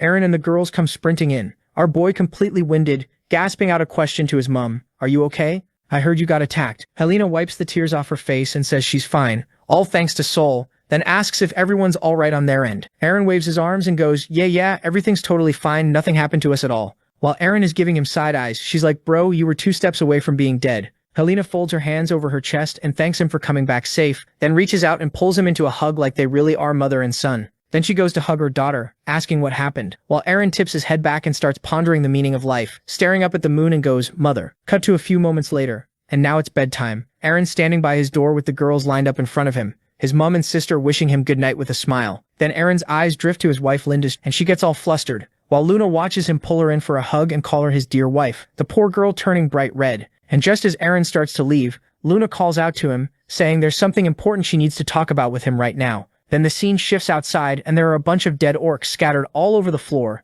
Karth and Kartul are just standing there looking at their fallen homies, and instead of being sad about it, Karth lowers his head, then turns to Eren grinning, and goes, "Man, I'm actually jealous of these guys." Eren and Luna are like, "Jealous? Of the corpses?" And the orc explains that dying in battle was literally the dream for these dudes, so they basically hit the jackpot. The orcs all start cheering and smiling, and Karth turns to Kartul like, "Alright, let's send them off to the Earth God, but let's do it with some style instead of the boring way." Kartul's staff lights up green, and a second later these little sprouts start popping up next to the bodies, and then flowers bloom out of them, glowing brighter and brighter until the whole room is basically swallowed in light. The orcs are dancing and crying happy tears, yelling that they're all brothers, and Luna's just watching this whole thing with a tear rolling down her face going, "Okay, that's actually kind of beautiful." Eren tells her only people who fought alongside the dead get to see this ceremony, and the fact that they're showing it means the orcs see them as family. Then he changes the topic and goes, "You said you had something important to talk to me about. Let's go somewhere quieter." Cut to the two of them sitting on some steps looking out at the ocean, and this is where it gets heavy. Luna basically opens up and says maybe things could have been different if she hadn't broken off their engagement. Like maybe they'd be married. Eren just frowns and says nothing, which is brutal. She keeps going, saying she regrets it now, after seeing how much he's changed, but then catches herself like, "But calling off the engagement was my family's call, so there was nothing I could do, so I gave up." Then she straight up confesses, telling him that ever since he saved her from that pirate, she can't stop looking at him, can't stop thinking about him, and she's basically crying her eyes out at this point, saying these feelings probably aren't going anywhere. And our boy Eren, he just goes, "I'm sorry, it's not mutual." Luna's frozen for a second, then quietly goes, "I understand." She starts beating herself up, remembering how she used to treat him like garbage back when he was a failure. And now that he's successful, she's crawling back and she hates how pathetic that feels. But then Eren surprises her, looking out at the water and saying she's got it all wrong. That's not it at all. He doesn't hate her, doesn't think she's pathetic. The real reason is way darker. He tells her that in his entire life, he's never had real feelings, that he's just a pawn on a board that moves wherever it's told. No room for emotions in there at all. He grabs his head and says he'd tell the exact same thing to anyone who tried getting close to him. Then stands up, apologizes again, and tells her to get some rest. And then he turns towards the bushes and goes, "You too, Princess Ingrid." After that, Eren walks off thinking he's better off alone. But then the picture of when his mother hugged him pops into his mind, but he knows very well that he can't keep things like this. Sooner or later, he has to go to his hometown sis. Meanwhile, we jump over to the port at the Chamber of Commerce, where some guys are sitting around a table gossiping hard. One of them's like, "Did you hear? The Lachuan orcs crashed the party and made a big mess. Even the governor got wrecked." His black-haired buddy cuts him off while going. The crazy part is the Pendragons happened to be invited to that exact ball, and their knights wiped out the whole orc squad. At the next table, there's this dude in a white vest, eavesdropping on everything, staring at a scale loaded with mountains of gold coins. He's running the math in his head, weighing it all out. Ron is remembering how Eren overpowered that monster who was basically considered undefeated in the south, and his knight Isla gave him a run for his money. But he just goes, "Doesn't matter," and tosses a few more coins on the scale. Then somebody comes sprinting over yelling, "President Ron! President Ron!" Ron spins around all annoyed like, "What do you want?" And the guy goes, "There's an incredible business opportunity. Eren Pendragon himself came here." Cut to inside Ron's office, and our boy Eren's just standing there looking around the place, and Bro's genuinely impressed by how luxurious this place is. Then he turns to Ron and goes, "A small or medium business wouldn't be able to afford it, so Ron must be raking in serious cash." Ron's not loving the energy, so he frowns, grabs a glass and starts pouring himself a drink while Eren keeps poking, going, "The governor really cooked the Louis economy good, huh? You must have some fantastic people working for you." Ron holds out the glass like, "Here, let's drink," and Eren smiles and reaches for it. But right as he does, the glass slips out of Ron's hand and starts falling, and when Eren instinctively goes to catch it, Ron swings a kick straight at his head. Eren clenches his teeth and dodges at the last second. Then it's just a flurry of punches, Ron throwing blow after blow and Eren blocking every single one without breaking stride. Ron's glaring dead into his eyes the whole time, and finally Eren just grabs his fist and goes, "Yeah, that's about what I'd expect from the cunning fox." Ron grabs Eren by the collar and says, "Look, since you took down the Dark King, you're obviously strong, but if you think I'm easy to kill, you've got the wrong guy. He's not going down easy, especially since he's still got a couple things left to do in this world." Now here's where Eren flips the whole table. He calmly tells Ron exactly what his secret master plan is. Use the power of this Chamber of Commerce to close the economic gap with the Empire and pump up the economy. Ron's eyes go wide because nobody knows this. Eren lets go, smiles and says, "Relax, I'm not here to kill you. I'm here to recruit you because I know who you really are. Master of the Tower of Twilight." Ron basically freezes, and Eren's sitting there like, "How did I not clock this sooner? Vincent's such a forgettable name." He flashes back to Isla mentioning a tower tattoo on the shoulder, and it clicks. The Tower of Twilight is this secret crew where everyone's got the tattoo, everyone's insanely talented, and their leaders get called masters and walk the path of justice for the whole world. Eren remembers hearing the legend back in his past life around a campfire, so he lays it all out, He says Ron's real game is uniting all the small and medium businesses to gang up on the big merchants and nobles, choke their income, and stop them from getting too rich and too dangerous. Ron's just standing there with his jaw on the floor like, how the hell do you know all this? I never told a soul. Turns out in Aaron's past life, Vincent was a legit hero, one of the famous ones. Aaron crosses his arms and goes, what I don't get is why a guy of your caliber is working for Count Segunda. Ron goes quiet, then steps aside and explains the Count's actually a noble dude who taught him to ignore people's social status and use power wisely to build up the economy, and thanks to him, the whole population got richer. Aaron admits that's exactly why when he first showed up, he wanted to kill both Ron and Ian, and then drops, oh, and maybe Prince Ian too. Ron turns and goes, yeah, that's right. He grabs the bottle off the table and starts ranting about how the stupid nobles in the royal family are all just shaking for power and don't care who lives or dies, while all he cares about is keeping people healthy and safe. He sips his champagne and adds that honestly, every noble is basically a copy of Count Segunda. Ron smiles and goes, even me? A Pendragon? Ron just glares. So Aaron makes his pitch.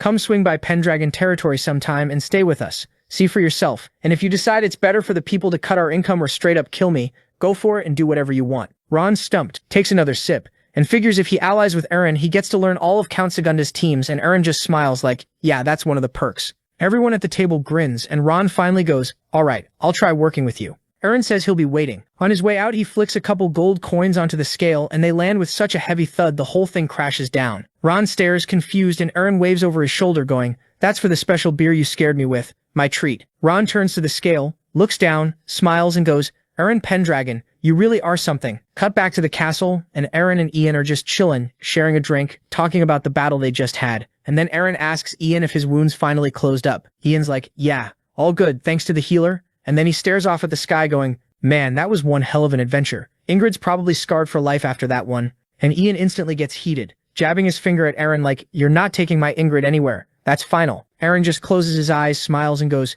yeah, that's your call. Deal with it, however you want. Then he drops the actual plan. The investigation's not over, and this time he's rolling out with Isla and Sol. Ian's confused, like, just the three of you? You don't even know what these guys are planning. But Aaron's chill about it, because Sol alone is stronger than all of them put together. And Ian laughs, like, obviously she's a literal dragon walking around in a human body, a straight-up monster. Though he catches himself like, hey, monster's not really the right word. Then he flashes back to that pirate leader who tanked his attack, snapped his sword in half with one swing, and went toe-to-toe with two of them laughing the whole time. And Rin figures the dude was probably half orc, plus he knew all these southern fighting styles, which means somebody way bigger than the Count is pulling the strings here. And Rin also tells Ian he's low-key glad he's on his side because without him he'd be dead, and Ian gets all flustered and shouts that Aaron hits like a truck even with a busted head. Then it clicks. Oh right, they still have to hunt down this goofly guy in the Imperial Palace. Morning rolls around and Aaron's whole squad, family, the Harpy, the Goblin, and all head out to this black carriage to see Ian, Luna, and Ingrid off. His mom, his sister, and his wife are all smiling. And Princess Luna's just staring out at the sea, lost in thought. Vincent too is riding off into the sunset. Now cut to late at night by these two big towers with a ship sailing past, and inside one of the rooms there's this guy Segunda, completely losing it. He's grabbing his head, freaking out like, what am I supposed to do now? Because this morning everything went sideways. Ian went to the Imperial Palace, the assassination flopped, they couldn't get Duchess Helena, and Vincent straight up vanished. Segunda punches his own leg, screaming, what the hell? Then starts panicking that he's gotta make Goofly a prince like right now. His hands are shaking and he's spiraling. Like, what if they actually came to dig into the assassination attempt on Prince Ian? What if they head to Siskus and find the evidence sitting right there? Speaking of Siska, if we cut over there, there's nothing but giant mountains everywhere. And there are two guys booking it on horseback screaming their lungs out because two massive falcons are diving after them. One of the guys turns around like, how the hell did these things even get here? I knew I should never have come to this cursed island. Then out of nowhere, arrows. One falcon drops, then the other, both dead before they hit the ground. The guy looks up, and there are three dudes on the hill with crossbows pointed right at the birds. But there's one more giant falcon screaming straight at him, claws out. So this guy just calmly slides his sword out, leaps up onto the thing midair, and slices it clean in two with one swing. The merchants watching are shook, fully convinced these are mercenaries about to rob them blind. But the swordsman just turns and walks off. One merchant rides up like, please don't take our money. And the guy wipes the blood off his blade, eyes closed like, nah, I just wanted to test it out. They're relieved, thanking him and asking who he even is, and he doesn't turn around, hair blowing in the wind. He just lowers his head and goes, Raven. And yeah, plot twist, Raven's our boy Aaron in his new look, and he turns to Isla and Sol, and the three of them head off together. The investigation's officially on. Then the scene shifts, and the gang has stopped to catch their breath and grab some food, posted up at this random tavern to eat and dig up some info at the same time. This waitress strolls over, drops some glasses on the table, and asks if they've decided what they want. Then she leans real close to Aaron and basically whispers the full menu. She's got drinks, she's got food, and if he wants, she can keep his bed warm too. And before this turns into a whole situation, Aaron just raises his hand and dumps a fat pile of gold coins onto the table. Aaron goes with 2 beers, steamed pork, and the fried chicken with herbs. Then he pulls his hood off and adds, "Oh, and bring out that famous rice you guys are known for." A few minutes later, the table's loaded with food that genuinely looks elite, and they start digging in. Ali takes a bite of the rice and goes, "No way. I thought this kind of rice only grew down south." And Aaron drops the info that the whole region's boxed in by mountains, so normally crops are a no-go. But the area gets hammered with rain, so rice actually thrives here. Isla and Sol just stare at him like, "Bro, how do you know all that?"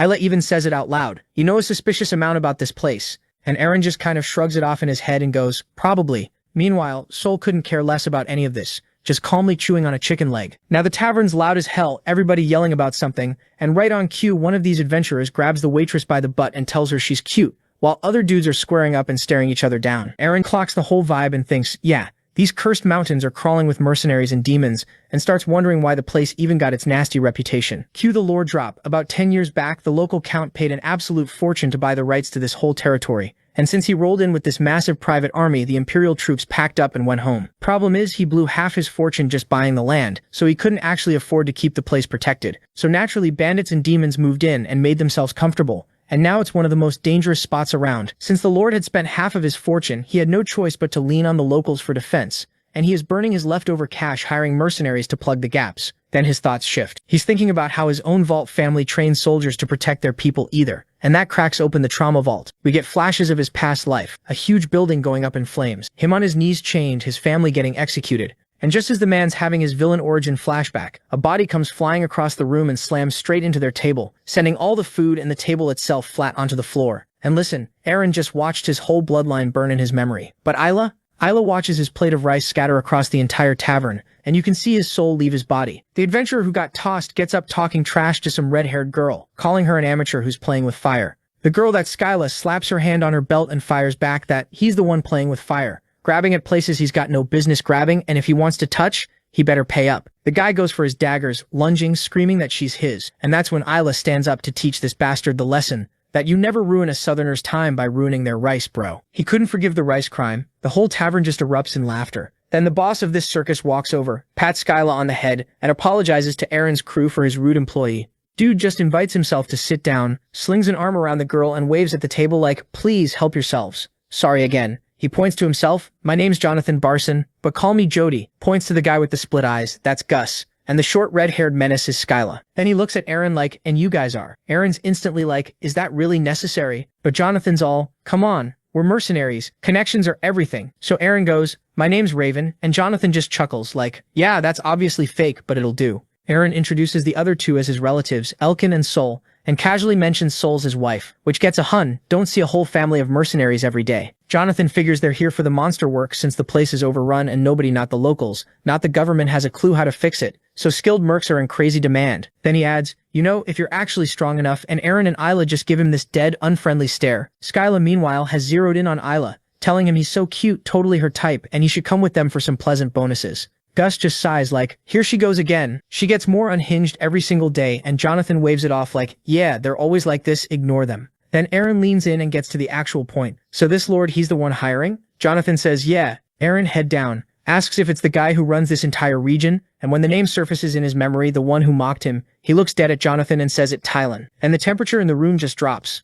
Jonathan goes pale, completely thrown, sitting there thinking, where in the world is this murderous aura coming from? He plays it cool and says, "Yeah, that's him. They're already lined up to meet the guy. It pays pretty good." Aaron takes a slow sip of his beer, asks if that's true, and stares off, all calm. Then he looks at his crew still happily eating like nothing's happening, stands up and tells them it's decided they're rolling with these guys straight to Tylan's estate. So Isla's totally shook by Aaron's decision, but our boy's already made up his mind, and before anyone can even process it, Skyla literally launches herself across the table, grabs Isla's hands and starts going off about how they're going to travel together and fight together, and at night they'll be doing other things together. And she's like, "Don't even be shy. I'll teach you everything." Isla's looking around at Aaron and Sol like, "Somebody please save me." But nah, everybody's pretending he doesn't exist. Meanwhile, Aaron walks up to Jonathan and drops this whole "it was destiny that we met" speech, talking about connections and fate and all that deep stuff, and Jonathan just smiles and goes, "Yeah bro, I was literally thinking the same thing. Honestly kinda wholesome, if you ignore Isla dying in the background." Cut to later that evening, and they're all squeezed into some back room at the bar, and Isla's standing there arms crossed, frowning at Eren, basically demanding answers like, "Why are we suddenly rolling 6 deep?" Eren grabs his sword, gives this calm little smile, and explains that they're already crossing the Empire gathering info anyway, so more people just means better cover.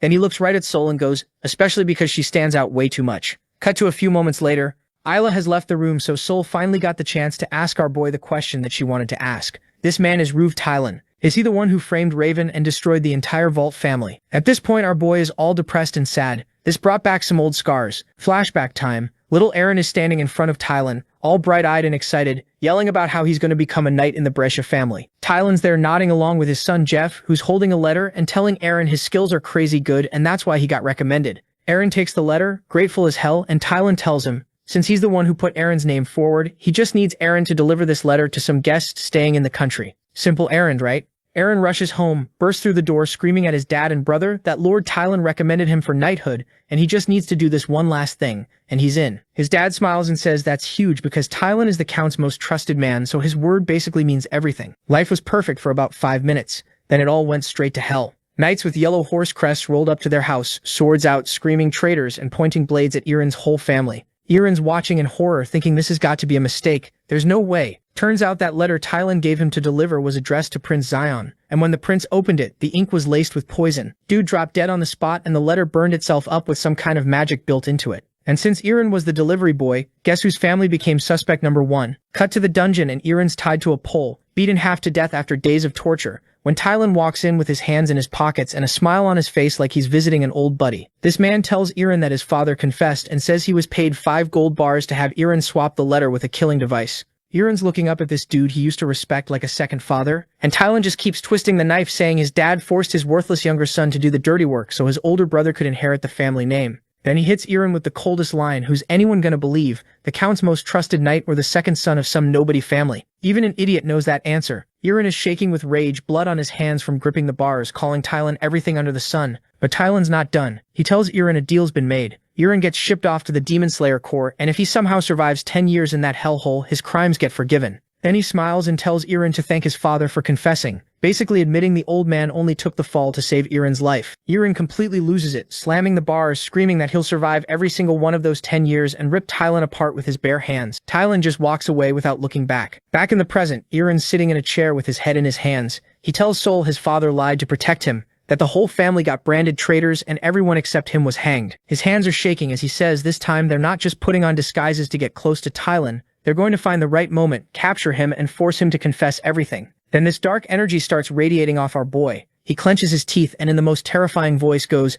"I will kill all of these bastards." So the scene cuts back to the 3-bar dudes our boy decided to drag along, and Gus is already second-guessing everything. He's looking at Judy like, "Bro, are you sure about rolling with these people?" And before Judy can respond, Skyla just hits him with, "If you don't like it, leave," which shuts him up even though he's still salty. Then Gus starts thinking about Saul, and he's like, "Nah, there's no way that girl is actually a mercenary. Something doesn't add up." Judy gives him this confused look, going, "She's literally the strongest person in our group," and Gus crosses his arms doing the classic anime denial pose. But then Gus actually uses his brain for once and pieces things together, remembering Eren's murderous aura from earlier, and it clicks that these guys are not your average travelers. Judy just chugs his beer, throws a thumbs up, and goes, "Relax, my intuition never misses." "Sure, buddy." The squad comes downstairs and tells everyone they're heading to Rove Tylan's estate. They hit the streets, and Judy says from Elma it's about half a day on foot. But right then this fancy carriage rolls through the main gate and the driver's screaming at everyone to bow because the young lady of the Brescia family has arrived, the so-called first beauty of Sisux. Sitting inside is Sophia Brescia, fan in hand, looking at everyone like they're NPCs in her personal world. She bangs on the window going, "Excuse me, I'm not just the beauty of Sisux. I'm the beauty of the entire empire, and someday I'm going to dethrone the prince and become queen." The ego on this girl could fill a continent. Everyone drops to their knees and Gus just goes, "Those rumors about the Count's daughter being a terrible person aren't even rumors, they're just facts." Skyla asks if Sophia's prettier than her, and Gus immediately goes, "Nope," which is the only correct answer if you enjoy breathing. Judy tells everyone to walk past and not get involved, but the second Eren saw that Brescia banner bro snapped, he was ready to commit murder. The bar trio's losing it, trying to pull him away, but he's staring at the Brescia family crest and everything hits him at once, flashing back to swords pointed at his family, his dad shielding them while soldiers screamed, "Traitors." Saul grabs his hand to calm him down while blue flames are flickering off this man, and after a second he closes his eyes going, "No, not now." They start walking away, but Sophia leans out screaming at Eren, calling him a stinking mercenary and demanding he get on his knees. Gus goes, "Yeah, we definitely just made things worse." Her own commander tries to tell her she's being reckless, but she cuts him off, waves her fan, and orders her guards to grab Eren. 3 guards rush in and get absolutely deleted by Ayla, who grabs one by the face, trips the others, and launches all 3 in one motion. Ayla looks at them with those half-lidded eyes and calmly goes, "If you want him, you go through me first," and then his expression shifts and he looks genuinely terrifying. Sophia's shaking with tears and snot, stuttering about being the daughter of a count, and Ayla just goes, "I don't care about your bloodline." Eren tries to get Ayla to chill, but this man is already swinging his sword, leaving traces in the air from sheer force. The commander steps in and blocks it, and the impact sends Sophia tumbling out of the carriage face first into the mud, which is kind of poetic. He actually apologizes to Ayla, calling her a Knight of Valar, and Ayla gives him this smug look like, "Yeah, that's right." Sophia's lying in the dirt going, "What even is a Valar?" And the commander explains they're warriors from the Isle of Chaos, insanely strong, and they will kill anyone who threatens their master, no matter if you're noble or not. He basically tells Sophia to stop thinking her blood makes her untouchable, which is the most polite way anyone's ever told a noble to sit down. He asks Ayla for his name, and Ayla hits him with, "I have no desire to tell you that," and they bounce. Sophia's screaming from the carriage that she'll tell her father. It's really scary stuff. Eren watches them go, remembering the commander from childhood as this incredible warrior he wanted to be like, and says it's a shame. A guy that strong serves under Bracia. As they walk through the city, Skyla runs up to Ayla, begging her to teach that throw, and Judy's hyping him up too. Gus watches quietly, thinking if Ayla's a Valar Knight, there's no way she'd follow someone weaker, then glances at Eren and it clicks, this guy is way stronger than Ayla. He turns to Judy with a little smile and goes, "Yeah, your intuition really didn't miss it."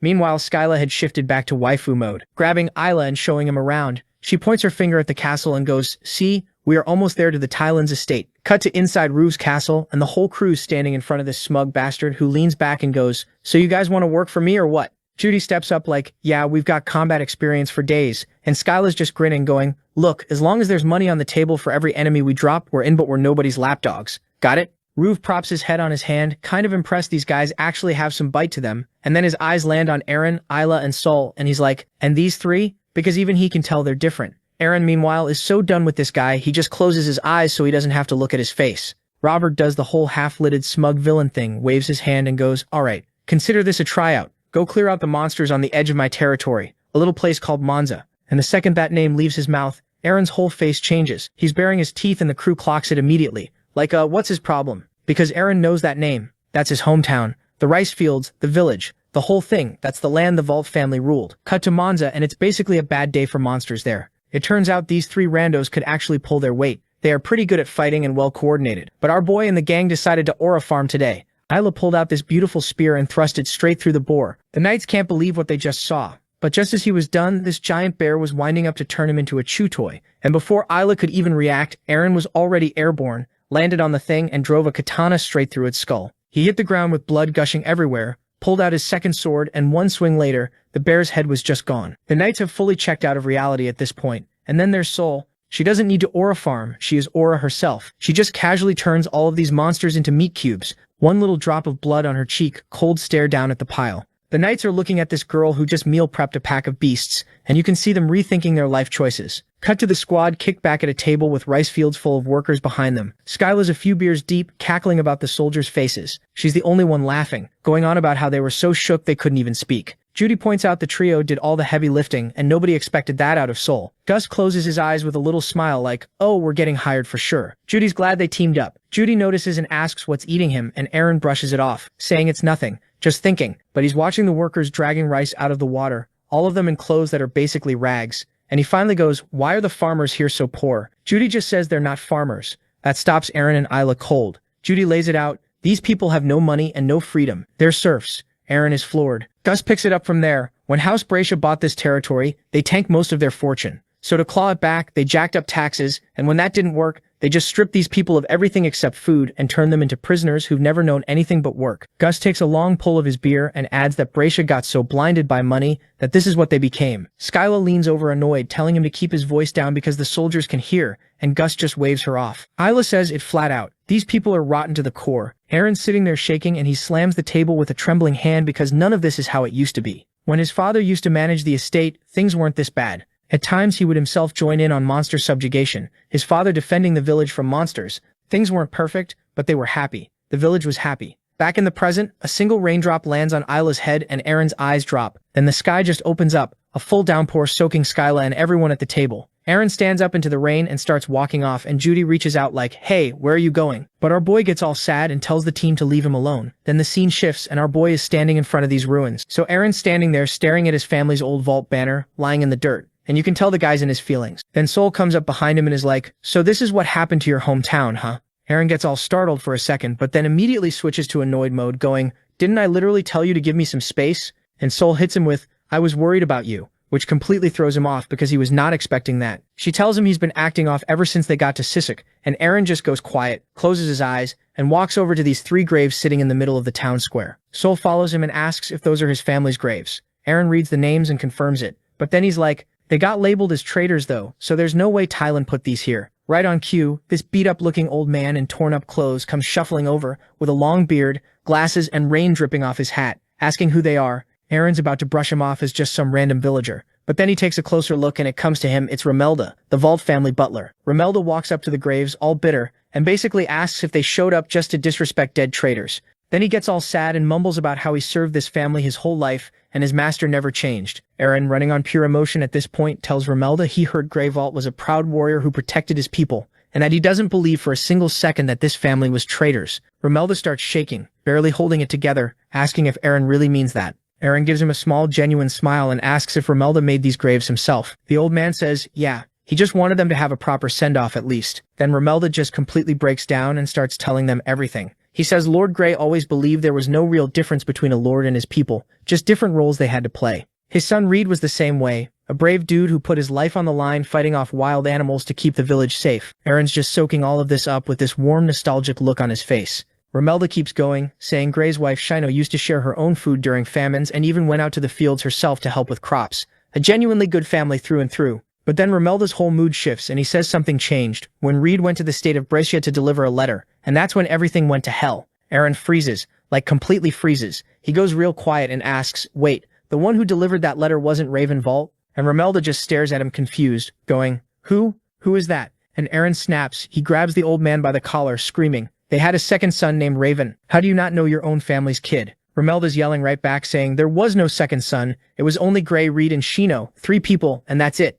And this is where everything crashes down on Aaron because it hits him like a freight train that Raven Vault straight up does not exist in this world. His entire life starts flashing through his head. All the battles he fought, learning the sword, killing monsters, all of it done to revive the Vault family name. And now he's realizing none of it mattered because there's nothing left to revive. The person he thought he was basically got erased. He grabs his head and just starts screaming. Sol panics and rushes over to him as he collapses in the mud, clutching his skull, completely falling apart. She's hovering over him trying to comfort him, but you can tell she has no idea what to do because this dude is genuinely broken right now. Romelda's just standing there watching this random kid have a full meltdown in the rain. And what nobody notices is that behind a wall, Isla has been spying on the whole thing, and he's absolutely shook by what he just witnessed. Aaron ends up sobbing into Sol's shoulder while the rain keeps pouring down. Both of them just sitting in the dirt as he screams about why all of this is happening to him. Then we cut away from that whole emotional wreck to the princess riding in a carriage, absolutely losing her mind. She's biting her own fingers. She's so mad, screaming about how she'll never forgive these mercenaries, that she'll rip their eyes out, make them crawl, and sell them off. Her attendant Fillmore is basically like, ma'am, please calm down, you're being insane right now. But she keeps going off about how she's royal blood, daughter of the count, and nobody disrespects her like that. Meanwhile, up on a cliff, this dude Ballet is watching her whole tantrum play out, and you can just tell he's already scheming because he's figured out exactly how to use these fools for whatever he's got planned. Cut to Brescia Castle, and it's a complete mess right now. Getting attacked by monsters, and Fillmore is out front handling business. He chops a wolf demon's head clean off, but the thing keeps moving, and he's standing there like, bro, what? I literally just killed you. He figures out there's some glowing seal on its forehead, keeping it alive, so he just stomps the hell out of it, and that does the trick. The servants are all hyping him up, bowing and calling him captain. And he's feeling himself. He walks up to the castle doors, swings them open all confident, ready to announce that the monsters are dealt with and everyone can chill. And then his whole mood just dies, because inside there's this psycho named Baltai sitting there with the biggest, creepiest smile on his face, holding the princess on his knee with a massive axe right next to her head. She's gagged, crying, and shaking the whole nightmare scenario. And scattered around the room are 3 dead guards, and not just random ones either. These were the best of the best, and this dude killed all 3 of them without anyone hearing a thing. Fillmore pulls out his sword and demands to know who this guy is and what he wants. Baltai just hits him with some vague, it's all part of the great plan nonsense and refuses to explain anything else. Then he looks at the princess, looks back at Fillmore and goes, Actually, having both of you here works out perfectly. Fillmore tells him he doesn't care what happens to him, just leave the princess alone. And Baltai grins like that's exactly what he wanted to hear. This maniac points at Fillmore's face and tells him to rip his own eyes out. Just like that, Fillmore freezes, obviously, because what kind of demand is that? So Baltai starts squeezing the princess's face, making it super clear he's about to take her eyes instead, if Fillmore doesn't do it. His fingers start creeping towards her eyes while she's crying and screaming through the gag, and then there's blood everywhere. Baltai spins around completely shocked because Fillmore actually went through with it. This man is standing there holding his own eyeballs in his hands with blood running down his face. And does Baltai keep his word? Of course not. He starts laughing like a maniac, calling Fillmore an idiot for actually doing it, saying there's no way he can win now without his eyes. And then he cuts the princess's head off anyway. Fillmore can't see anything anymore, but he feels her head land in his hands and he just completely loses it. He charges at him screaming at the top of his lungs, and Baltai just takes his head off in one clean cut too. Then stands over both bodies talking trash, saying no smart person would ever serve someone as dumb as the princess. This dude's villain rating is actually off the charts. But here's where it gets even crazier. Baltai picks up this summoning staff and says it belongs with a worthy master now. The staff starts glowing purple. The blood on the floor literally starts flowing backwards, and the severed heads float up and reattach to the bodies. Fillmore and the princess both stand back up, except they're not themselves anymore. They've got fangs, dead empty eyes, and these glowing purple marks on their necks. Baltai hits them with that nightmare smile and tells them they're his puppets now, and both of them just drop to their knees and say they'll do whatever he wants. So yeah, the strongest knight and the princess are now this psycho's undead dolls. Then it cuts away to a hotel somewhere, and the mood completely shifts. Judy and the rest of the group are standing around looking worried because Raven hasn't come out of his room since whatever went down at the ruins. Judy's asking Isla what's going on with him. Then the scene shifts to Ruve, and he's being useless as always, lounging on his throne, asking his servant how things went with the 6 mercenaries he hired. The servant standing there sweating, going, well, they're basically the best in the business, but there's a tiny problem with their leader. What problem? Ruve asked. Cut back to our boy Aaron, who's still in full depression mode, sitting on the edge of his bed staring holes into the floor. Saul walks in with a tray full of food, looking at him all sad like, you have to eat something. After a bit of time, Aaron finally speaks. Raven Vault doesn't exist anymore. House Vault can never come back. And then he just snaps, shaking with rage, screaming, so who the hell am I supposed to be now? Why am I even alive? He turns to Saul like she's got the answer, demanding she tell him why he's still breathing. Cut to the Sisuk Lord Castle and meet the single most punchable man in this entire story. Lord Sisuk, Count of Brescia. This dude's got a ring with a different colored rock on every single finger, coughing into his hand all dramatically and whining that Sophia's gaze has become so cold lately. His 2 minions immediately start glazing him. No, my lord, that's not true at all. And this idiot lights up like a Christmas tree and goes, you're right, I should buy her another gem. Something so expensive it could pass for royal mithril. And how's he gonna pay for daddy-daughter bribery, raise the taxes? The servant tries to object, but Brescia cuts him off with, anyone who can't pay becomes a serf. That's a the end problem. Then he gets this light bulb moment face like he just invented fire and adds, oh, and our most important vassal, Love Tylan, will have to sign off on this law too. The servant's just standing there with dead eyes, already seeing where this train wreck is headed. Suddenly a third servant bursts in yelling that Lady Sophia and Sir Fillmore have returned. Brescia launches out of his chair like it's on fire, and sprints out and boom, there she is, right in front of him. Sophia's rocking a whole new fit, a black dress with a leg slit, cane in hand, standing next to Fillmore, and she greets her father all calm and composed. Fillmore enters the hall and goes,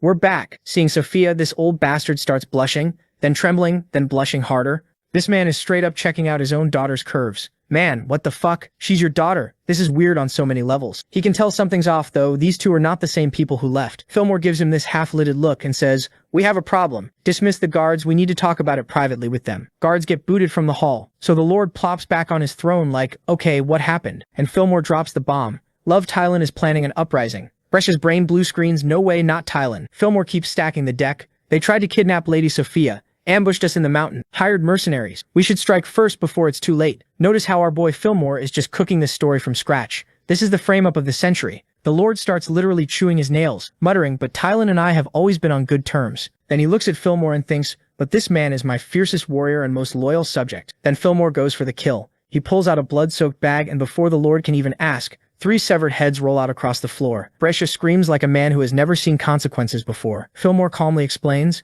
Ruve Talon's assassins killed them. Then Sophia starts walking forward while Fillmore adds the finishing touch. I saved her ladyship, but they got to her first. He points to the mark of Sophia's dishonor. Sophia immediately throws herself at her father, sobbing, tears streaming, begging, please protect me, father. And this man is trembling and blushing, while his crying daughter hugs him. The artist drew a face on this dude that honestly cannot be described with legal vocabulary. Red cheeks and all, he decides then and there, he will protect her. Smash cut, and Brescia is now in full armor. Sword raised, screaming in front of his entire assembled army with his eyes practically popping out of his skull. The Thailand family is our enemy. For our honor, for Sophia, all troops move out, and the whole army starts cheering like they're heroes marching to save the world, when in reality they just got played like a fiddle by two people in a bag of heads. Sophia clings to her father's arm with the most evil little smile you've ever seen and coos, "You're the best in the whole world," and this clown blushes again. "Sir, that is a war declaration based on zero verified evidence. Please stop giggling." And lurking in the crowd is Baltai, laughing to himself like, "This is perfect." His blunder means all the evidence gets destroyed. Then, with the nastiest grin, he says one name. Love Thailand. So we cut back to Iran's squad and things are going absolutely horrible. This giant serpent monster has its tongue all over Skyla, literally squeezing the life out of her while she's screaming, "What is this thing?" And then because apparently one tongue wasn't enough, this freak opens its mouth wider and out come more tongues. Bro, you are in the wrong genre. Anyway, these extra tongues snatch the weapons right out of Gus's and Jody's hands, so now the entire squad is disarmed, getting dragged toward this thing's mouth. Skyla's staring straight at death, screaming that it's over, when out of nowhere, Isla comes flying in at stupid speed, slicing through the tongues, seeing Gus is losing his absolute mind and yelling, "It's him!" The monster tries one more time, opening wide for a last-ditch attempt, and Isla just leaps forward and chops every single tongue off at the root, and just like that, the fight is over. So after that whole mess, the squad ends up in some small village, chilling around a table, and everyone's just staring at Isla with those "you're actually insane" eyes. Jody's gassing him up, saying, "You saved our asses, man. That's a Valor Knight right there. A whole different breed." Skyla's laughing and talking about how she wants to visit Valor with him someday. And right when she says that, Isla gets hit with this flashback of how his home used to be all happy and peaceful, and then what it turned into. He snaps out of it, picks up a spoonful of rice, and just mumbles, "It's the same everywhere." The conversation keeps going though. Gus is still shook that they even ran into a monster like that, and Jody's like, "Yeah, one wrong move and we'd all be dead right now, so maybe they should stop freelancing and actually become officers for some noble family. Because this mercenary life isn't it." And which family does Jody bring up? The Pendragons, the hottest name in the streets right now. Isla immediately chokes on his rice. As the Pendragon name was mentioned, Skyla's eyes lit up, starting fangirling hard, going, "Isn't that the hero of Laos? The one who wiped out all the orcs and the pirates that attacked the governor of Segunda? I heard the Duke is crazy handsome too." Jody throws in that he heard they can fight, and Gus just leans on his hand with that tired look like, here she goes again. Jody turns to Isla with a grin and asks what he thinks, but before our boy has to fumble through an answer, Gus saves him by jumping in with, "I'm not becoming anyone's dog." He starts ranting about how awful Sisk is and how the nobles just bleed the common people dry, calling them a bunch of scumbags, and says he'd rather go back to being a raven than serve under any of them. Skyla points at him laughing, calling him out for his past thieving life. That's when Jody drops something that actually makes Isla's ears perk up. He says, "The Vault family used to rule here. They weren't like that." Isla looks up and Jody explains what he knows. The Vaults went up against Love Thailand and Brescia crushed them for it. But their lord? Dude personally led soldiers out to fight monsters and protect his people. A real one. Skyla mentions that Thailand's people call the Vaults traitors, but Jody shrugs it off, saying he doesn't know why they got that label, just that their name went to trash afterward. But in the village of Monza, people still remember them as wise and generous. Isla's sitting there absorbing all of this real quiet. Before anyone can dig any deeper into that conversation, some dude comes ripping through the village screaming at every mercenary to listen up. Get to Love Thailand's estate now. That idiot Brescia is marching here with a whole army. The squad spins around confused as hell, and we cut to a full formation of armored knights riding under a flag with a golden horse and 2 branches on it. Yeah, war just showed up at the front door. Isla bolts to the inn to tell Aaron what's happening, kicks the door open and goes, "Aaron, we gotta go, like right now." But Aaron's doing his whole sad, depressed thing, just sitting there with Sol beside him looking like he lost the will to do anything. Isla tells him again, and Aaron goes, "What is this? Love's orders?" Doesn't even look up. He starts talking about how whether the soldiers delivered the news or did nothing at all, he'd end up dead either way, and their whole investigation into Prince Zion's assassination would be pointless. Isla screaming at him that this is exactly why they need to move now, and Aaron, still being a sad sack, mumbles, "But I'm not a Pendragon or a Raven, so why does any of this even matter? Give me one reason to fight." And that's when Isla snaps. She's had it with his whole pity party. So she straight up smacks him, grabs him by the collar, gets right in his face and goes, "Is this the man I decided to follow? Are you really this weak, Pendragon?" Aaron finally snaps and asks what the hell is wrong with him, because the dude's been acting like a zombie ever since they came into Sisk. Aaron just looks at him with this blank, empty stare, and Isla's like, "Yeah, we're doing this right now." He grabs his sword, looks down, and starts talking about how Six reminds him way too much of his hometown. Same endless wars, same greedy lords throwing regular people and soldiers into the grinder like they're disposable. Same cycle of pointless death. Aaron's just sitting there with wide eyes, and Hezlaw, gripping his sword so hard his hand is shaking, admits that the more people he killed, the more he forgot why he was even fighting, so eventually he just dipped, lost every reason he had to call himself a knight. Then he drops the bomb, says all of that was true until he met Aaron.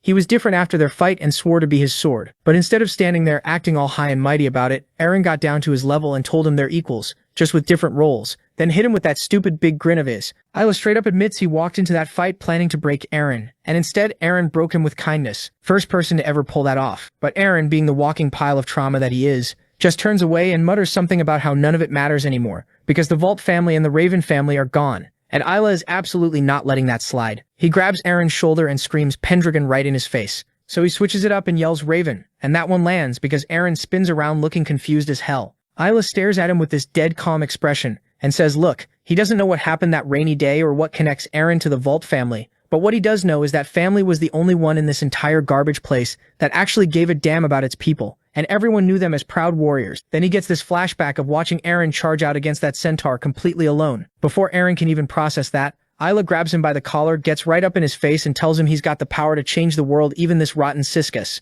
Just then, Eren remembers what matters the most. All of the good that he did, like him saving a goblin from getting skewered by a centaur, fighting the Pirate King, saving that little village. Regular people thank him with tears streaming down their faces, and then he thinks to himself, what happened? If the Vault household is gone, their will is still alive within him. Then Isla cocks his fist back and asks how long Eren's going to let his sword rust. Says he won't forgive him for this and swings. Dust and debris go flying, souls watching in pure terror, but Eren caught the punch. Our boy rises up off his knees holding Isla's fist and starts laughing. He goes, you know, you talk completely differently than you usually do today. And Isla just raises an eyebrow and smirks, saying, well, your face was looking unusually boring, so somebody had to step up. These two idiots just stand there roasting each other while Sol quietly slips out of the room. Then Eren walks over to the table, grabs some bread with a real genuine smile on his face, turns to Sol and goes, I'll need that dragon armor now. And this girl's eyes fill up with tears and she flashes a wallpaper-worthy smile. Cut to a big house where Gus is standing with Jody and Skyla, arms crossed, saying he's done with all of this. And Isla's probably bouncing too, so there's no point sticking around with Tylan anymore.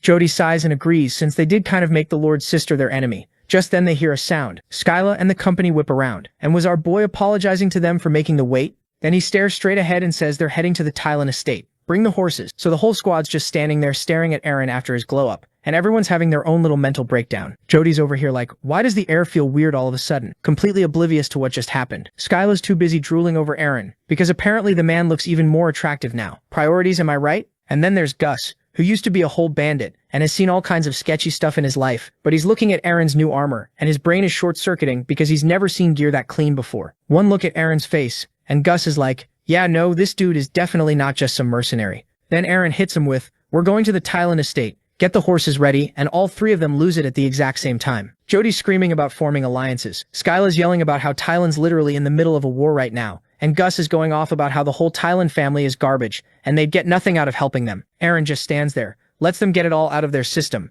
then calmly explains that whether they like it or not, Tylan dying right now would screw things up for him, so the guy needs to stay alive. He hops on his horse, tells them this is his fight and he's not dragging anyone into it, gives them a smile, says take care, and just rides off. Isla and Sol don't even hesitate. They call their horses and follow him immediately. Isla hits them with the coldest line ever, just turns around and says, I'm his sword, and bounces.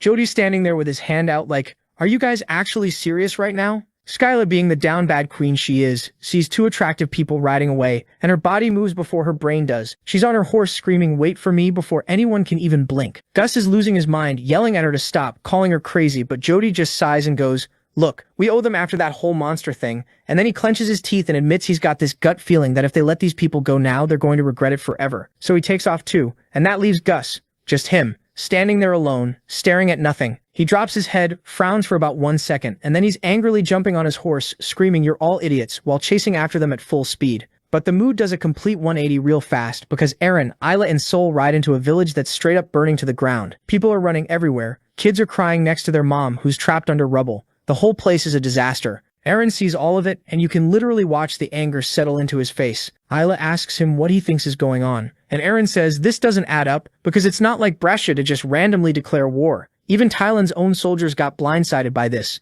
He's thinking someone's pulling strings behind all of it. Maybe the same person who tried to get Prince killed, or maybe someone even bigger. Isla's already got her hands sliding toward her swords, ready to start chopping people up. But Eren tells her to chill and not kill the soldiers, because they're just doing what their ruler told them to do. Isla looks at him all confused for a second, then she just smiles at him. They finally get to the castle and the place is a whole mess. Everything's on fire and these knights in blue cloaks are charging the building with their swords out. Isla sees it and yells that they're too late. But Eren's like, nah, if they're still attacking, that means whoever they're after is still breathing. And this is where his past life memories come in clutch, because he remembers Tylan from back then, not the type to get himself killed over something stupid like pride. Aaron's thinking this man is a survivor, so he shouts at everyone to split up and find him while he's still alive. Then they hear yelling behind them, and everyone turns around to see Gus, Skyla, and Jody absolutely flying toward them on their horses. Aaron smiles and goes, "Looks like we got more help," and Isla grins, saying, "That's a Valar night for you, already winning people over just like that." Aaron faces forward, pushes his horse harder,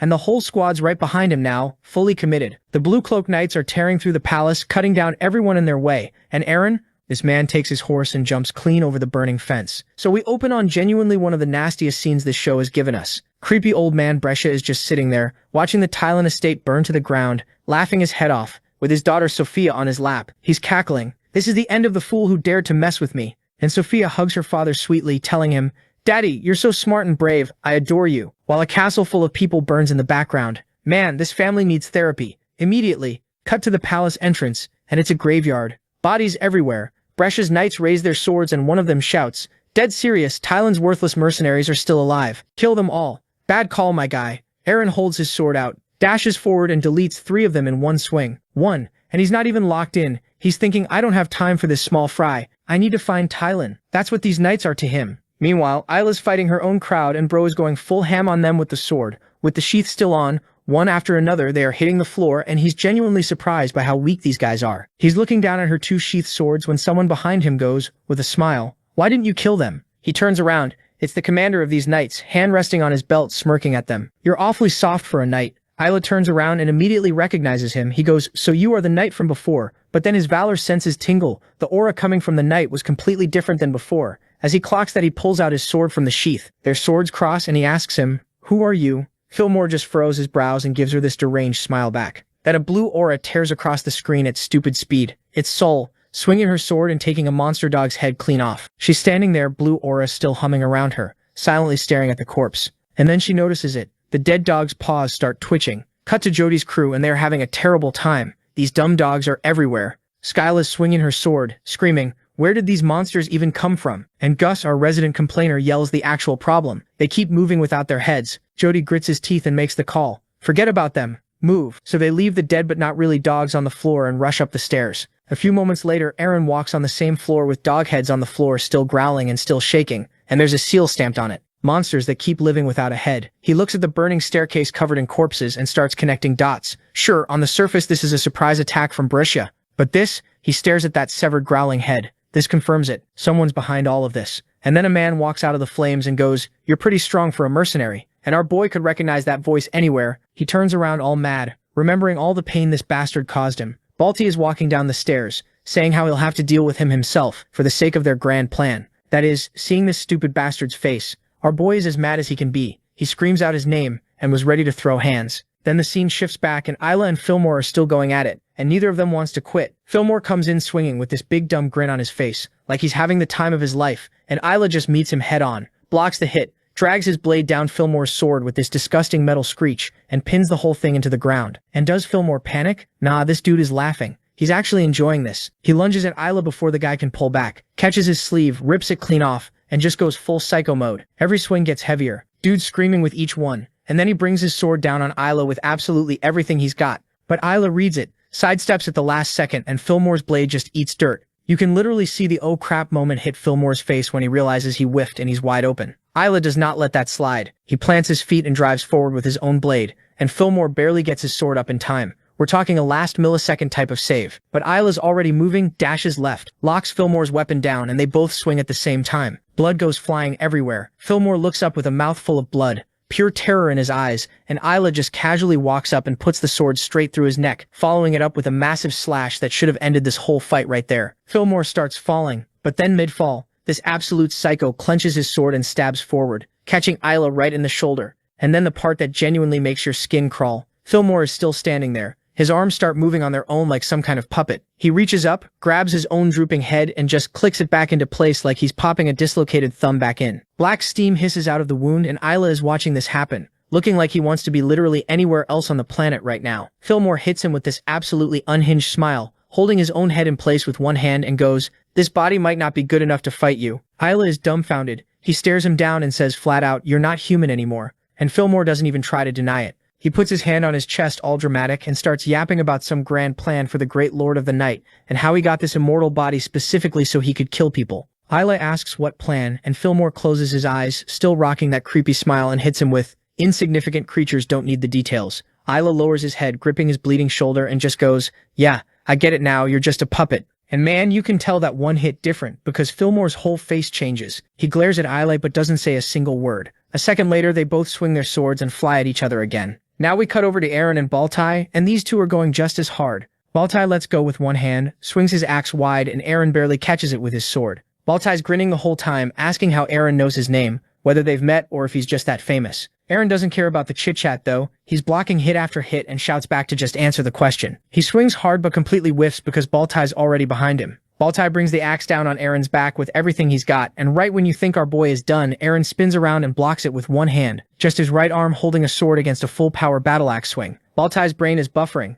trying to process what just happened, and then it gets so much worse for him. Eren starts radiating this crazy energy. His eyes go full red, these magical scales start shimmering all over his body, and he swings his sword forward, not even at Baltai, just into the air, and the sheer force sends Baltai flying sideways like he got hit by a truck. Baltai catches himself, looks back, and his face says everything because he has zero clue what he's looking at. Then this massive red dragon just materializes behind Eren out of nowhere, towering over everything, and Eren's just standing there in front of it calm as anything with this wild grin. The dragon opens its jaws and roars so hard it shakes the whole scene. Baltai stares, thinking of dragon aura, and instead of panicking, Baltai smiles. He looks at Eren and goes, "Well, things just got interesting. Now this is something worth hunting." Meanwhile, Eren's fully locked in. His dragon aura is going absolutely nuts, and Baltai, this bastard, is going to feel the heat of it. But right now, dude is way too chill. He's grinning and mocking our boy, treating this fight as fun time, but our boy is anything but chill right now. He's already at Baltai's throat. And what does Baltai do against a whole dragon-powered psycho rushing him? He puts two fingers in his mouth and whistles. Next thing you know, a whole pack of wolves drop, surrounding Eren from every direction. Our boy is pissed.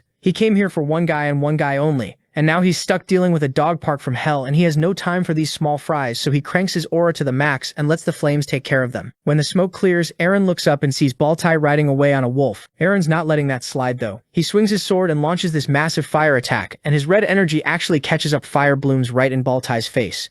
Eren, blood dripping down his own face, points his sword and screams that he's killing him right here, right now. And Baltai just grins, because this whole fight is going exactly how he planned it. He wants Eren mad. The angrier the better. Meanwhile, Skyla, Jody, and Gus are hauling ass down a road that's literally on fire on both sides. Skyla checks behind them and figures the monsters are dealt with. Gus confirms he wiped them out, nothing's following. Jody's feeling good about it, and says that's one problem sorted. And now they just have to find Tylan and use all this chaos to get ahead. Then he stops. Because there's Tylan face down on the ground with Brescia Knights standing over him. One of them is going off about how Tylan's a traitor, and he's getting executed today by order of some count. Tylan's on the ground losing his mind, screaming back that they're insane for believing that idiot. The knight swings anyway, saying the tip came from Sir Fillmore, the most honest knight ever, who apparently never gets things wrong. Clang, Jody's sword catches the blow just in time. He turns around giving Tylan this chill little hey like he didn't just save his life. Tylan screams, "Mercenaries," and then it's over. Skyla and Gus jump in from behind. Gus flattens one knight with a full swing. Skyla slices up the second, and Jody erases the last one so fast the guy probably didn't even see it coming.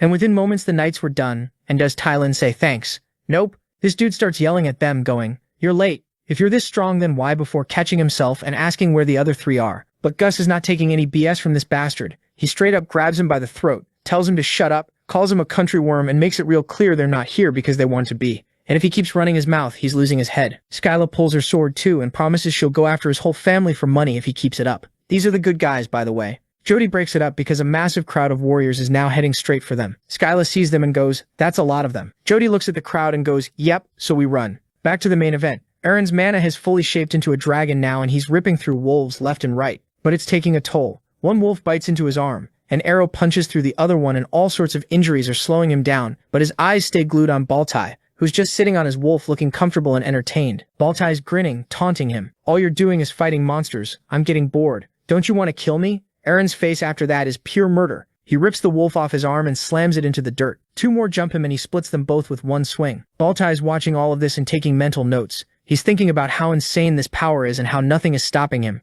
Eren is bruised and battered but is not budging at this point. He's looking more like a monster than a human. But this is what makes it fun for this bastard. Suddenly the whole dynamic changed. This isn't a battle anymore for him. Now it has become a hunt, so he loads up his crossbow and calls out to Eren, basically telling him to keep going, keep raging, and burn through everything he's got until there's nothing left in the tank. Aaron, right on cue, throws his head back and screams. Baltai aims the crossbow at him, thinking how he's going to add killing a dragon to his Steam achievements, but nah, dude, that's not gonna happen. Meanwhile, on the second floor, Isla's still going at it with Fillmore, and things are getting rough. He's blocking his hits, but his hand's literally shaking at this point from holding on so long. And Fillmore's basically taunting him, saying he did good to last this long, but this is where it ends. Right then, a bunch of knights come running, yelling that they're gonna help Fillmore, and he looks over like, yeah, if these guys back me up, Isla's got no shot. Then this bastard decided to act cocky, and told Isla that right now he's only got two options. One is that he either runs away and becomes a deserter, or he's going down today. Isla's frozen for a sec, sweating, eyes closed, and then he just drops his blade. He hooks Fillmore,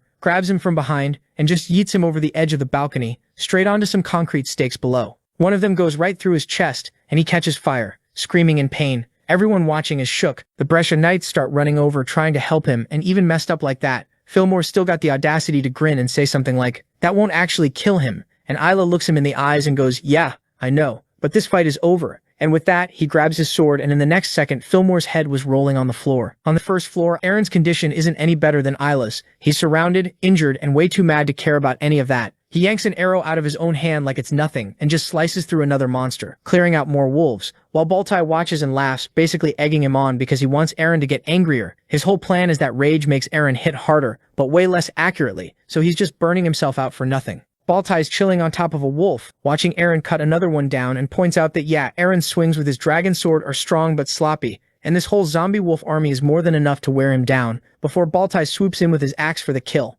He rides up next to Aaron all smug, crossbow pointed at him, monologuing about how everything's already decided. This fight's outcome, Ruv's fate, and his idiotic stubbornness are only going to kill him faster. But then this bastard did the mistake of his lifetime. He kept talking, saying how he's going to win. Siskus is going to be a ruin and all of its people would end up being slaves, and that hits Aaron. Suddenly a quick flashback hits him of how the people of the Siskus are living, forced to live as slaves. Aaron then thinks about it for a moment, about how stupid he was being. He calms down and the rage is gone. Right as he's having this moment, the dragon aura wraps around his back and two wolves jump him, but he doesn't even flinch. He's just standing there like, what am I even doing? Baltai fires a crossbow bolt at him, and Aaron just casually slices the arrow out of the air, which actually catches Baltai off guard this time. Then Aaron gets fully wrapped in this blue dragon aura energy, and the weaker monster nearby starts shaking. Baltai's sitting there realizing how in just one move he dealt with the mobility of his zombie army, and now he's realizing that he's fucked. Meanwhile, our boy is standing there all calm, thinking to himself how idiotic he was being right now. He's in no position to be angry, knowing how cunning this bastard is.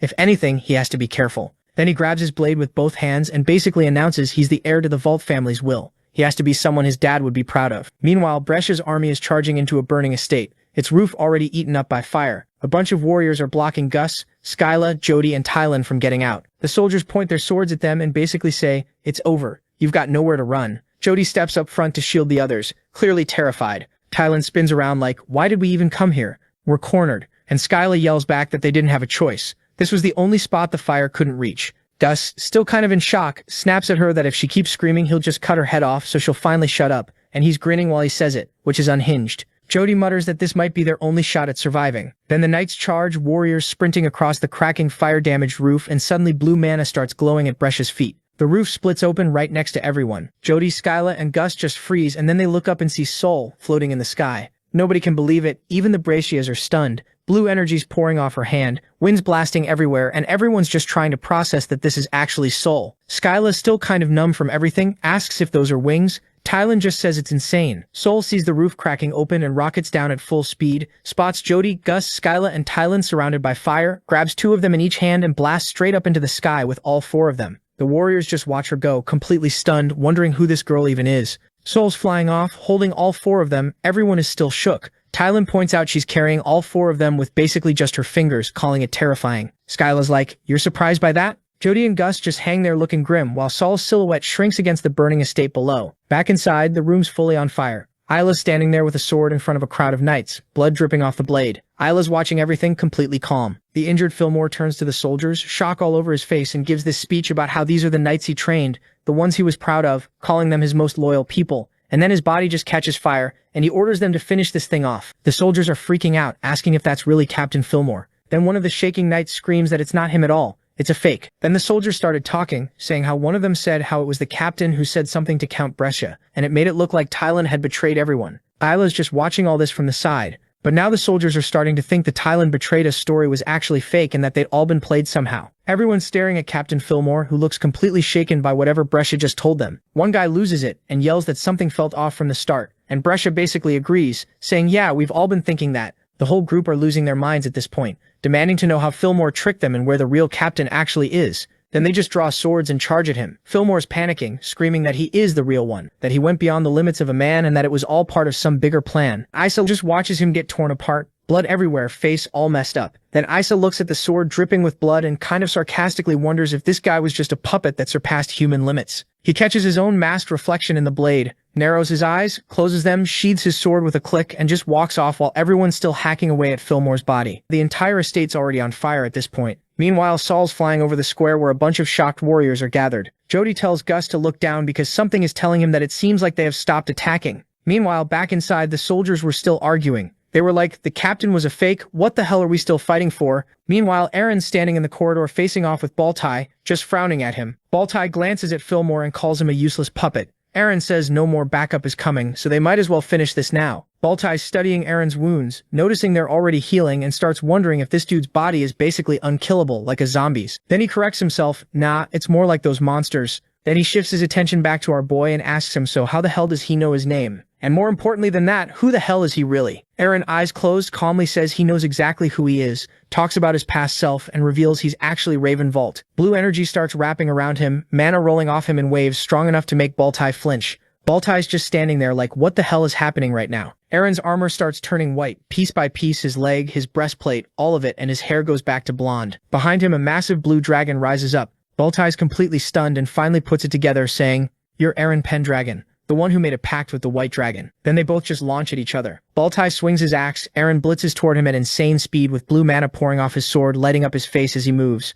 Baltai gets a hit in and screams as a massive burst of blue energy explodes from the clash, but Aaron ends up cutting straight through him. So Aaron figures cutting this guy clean in half is going to do the job, but nope, Baltai's just lying there in two pieces, still running his mouth, grinning up at him all bloody, and saying Aaron's actually something special. Aaron looks down at him, and instead of freaking out, Baltai just laughs and says it doesn't even matter because that whole body was just a puppet anyway. Then he asks Aaron how he pulled off that regen ability and how he even knows his name. Baltai stares him down and starts roasting him, bringing up how Aaron used to be that pathetic little Pendragon kid everyone made fun of and called a coward. Aaron just stands there clenching his fists while Baltai keeps talking, saying he's been watching him this whole time and clocked early on that Aaron was going to be trouble. Then, with this smug grin, Baltai swears on his name that he's coming for Aaron no matter what. Right after that threat, his face literally starts melting. This creepy purple light shoots out of his eyes and his whole body just dissolves. Aaron watches it happen, stays completely calm, tells himself nothing's really changed, and walks off. Cut to somewhere else, three girls are huddled under blankets in front of the actual real Baltai, and this guy's pissed because it turns out all the damage his puppet took just transferred straight back to his real body. He's bleeding, wounded, and dead serious, saying he needs to report this immediately since the city's under siege. So yeah, that puppet stunt wasn't free and Aaron just made himself a way more dangerous enemy. Meanwhile, back at Tylan's estate, the whole place is on fire. Sol, Gus, and the rest of the squad are standing behind Tylan, who's on his knees sweating like crazy. Aaron's looking down on him, thinking to himself how this situation is the same, just the roles are reversed. Aaron presses his sword right against Tylan's throat and asks him straight up, did he send a poison letter to Vault's house 3 years ago to kill Prince Zion? Tylan goes pale. Aaron lays it out, saying he knows Tylan sent that poison specifically to frame the Vault family as traitors. While this is happening, this insane aura starts pouring off Aaron, so intense his own crew is shocked by it. Jody's watching from the side, completely stunned, thinking an aura like that only belongs to warriors who've survived thousands of battles, saying out loud that he's never felt anything this powerful in his life. Tylan's shaking so hard he can barely speak, Aaron's blade just resting on his shoulder, his face totally blank, which somehow makes it scarier. He orders Tylan to talk. Tylan finally caves and admits the Vault family was against his policies and had become a real problem for him, so he couldn't just leave them alone. Then he tries to soften it by saying he didn't know the poison would actually end up with the Crown Prince. Aaron's not having it, and demands to know who gave the order. Tylan drops down, sweating even more, and says it was an orc, which catches Aaron completely off guard. Tylan keeps talking, saying it wasn't a regular orc, but a half-orc, half-human hybrid who happens to be the boss of the pirates. This guy named Arangus is the one who handed him the poison letter and told him to use it on the guests. Tylan admits he had second thoughts but couldn't say no because Arangus promised nothing bad would happen even if he got caught. Isala, listening the whole time, looks just as shocked as everyone else. Tylan describes the meeting, saying Arangus was wrapped in red energy, making it clear this guy wasn't just some random pirate, but something way more dangerous. The second Tylan says the name Arangus, Aaron completely loses it internally, everything clicking into place. Orangus isn't just a pirate. He's the ruler of the southern territories, the Duchy of Orangus, and the king of the sea dragons. Just as he said that, that half-orc bastard's face came to Aaron's mind. While all this is happening, Gus and his crew are standing in the back completely lost. No clue what Aaron and Tylan are even talking about. So Isla just turns to Aaron and asks what the hell's going on. Aaron slides his sword back into its sheath and says they finally found the people pulling the strings behind all of this. But before anyone can even process that, Count Bracia shows up carrying his daughter Sophia's dead body. And the man is completely destroyed. He's crying, screaming, asking what they did to her, calling her his diamond, the most beautiful woman in the Empire and his beloved daughter. Then his grief flips straight to rage the second he spots Tylan. He starts screaming at his men to rip Tylan's eyes out, make him crawl on the ground like a dog, and then kill him. Gus and the others just stand there watching this whole meltdown, still trying to catch up. Aaron looks at the Count holding Sophia and puts it together. He already saw Fillmore getting controlled like a puppet, so he figures Sophia got the same treatment. He turns to Bracia and drops the truth on him. They were both being manipulated, and the entire war he started was based on a lie from the beginning. Bracia doesn't want to hear any of it, and you can basically watch his brain trying to reject what Aaron's saying. Aaron steps in and tells him if he thinks they're lying, he should just ask his own soldiers why they stopped fighting. That shuts him up fast. He's trembling now, scared, and turns to his knights expecting backup, ordering them to capture Aaron and the group. Nobody moves, not one soldier reacts. He screams the order again, louder, demanding to know why they're just standing there, but the soldiers already know the truth and aren't budging. Aaron tells him straight up, it's because he's the one who started this pointless war. Aaron piles on, saying countless citizens and soldiers died because of what Bracia did, innocent people losing their homes and families, and an image flashes through Aaron's head of people running through a burning settlement trying to survive the mess this man caused. But even after all that, the Count's response is disgusting.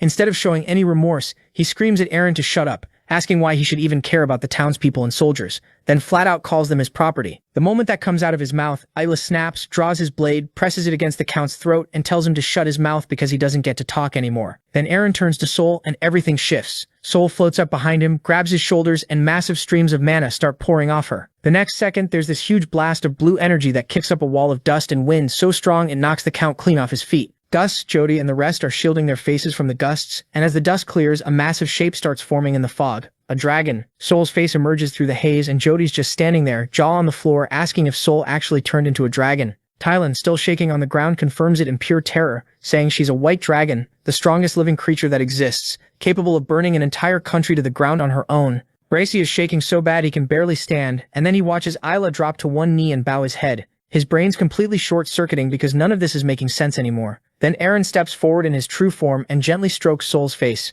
The Count actually looks at him this time, really looks, and it hits him like a truck. Immediately he started denying the reality. He's like, no way. There is no way that it's happening. What is Aaron Pendragon doing here? Sol's not about to let this trash keep talking in front of her. So she flaps her wings and the gust alone sends Bracia flying across the ground like a rag doll. He screams and eats dirt face first. And when he looks up, his face is a bloody mess. But that's not even the worst part, because standing right there is a crowd of armed peasants, and every single one of them looks ready to kill. Bresh is confused, asking if these are just peasants, and that ends up being his last dumb question because one of them drives a spear straight through his back. The rest swarm him, screaming about how his stupid war burned their homes and they're done taking it, beating him within an inch of his life and then past it. He's screaming for his knights and soldiers to help, but they just stand there watching. Nobody moves. Isla steps up next to Aaron and says it's finally over. Aaron watches it all happen and agrees, adding that at least they managed to help the people of Sisek a little. Cut to a bar somewhere and Jody's slamming his mug on the table, still trying to process that Aaron is the Duke of Pendragon, saying he always knew Aaron was different but this is next level. Skyla cuts in, gushing about how strong, handsome, and young Aaron is and straight up offers to work for him on the spot.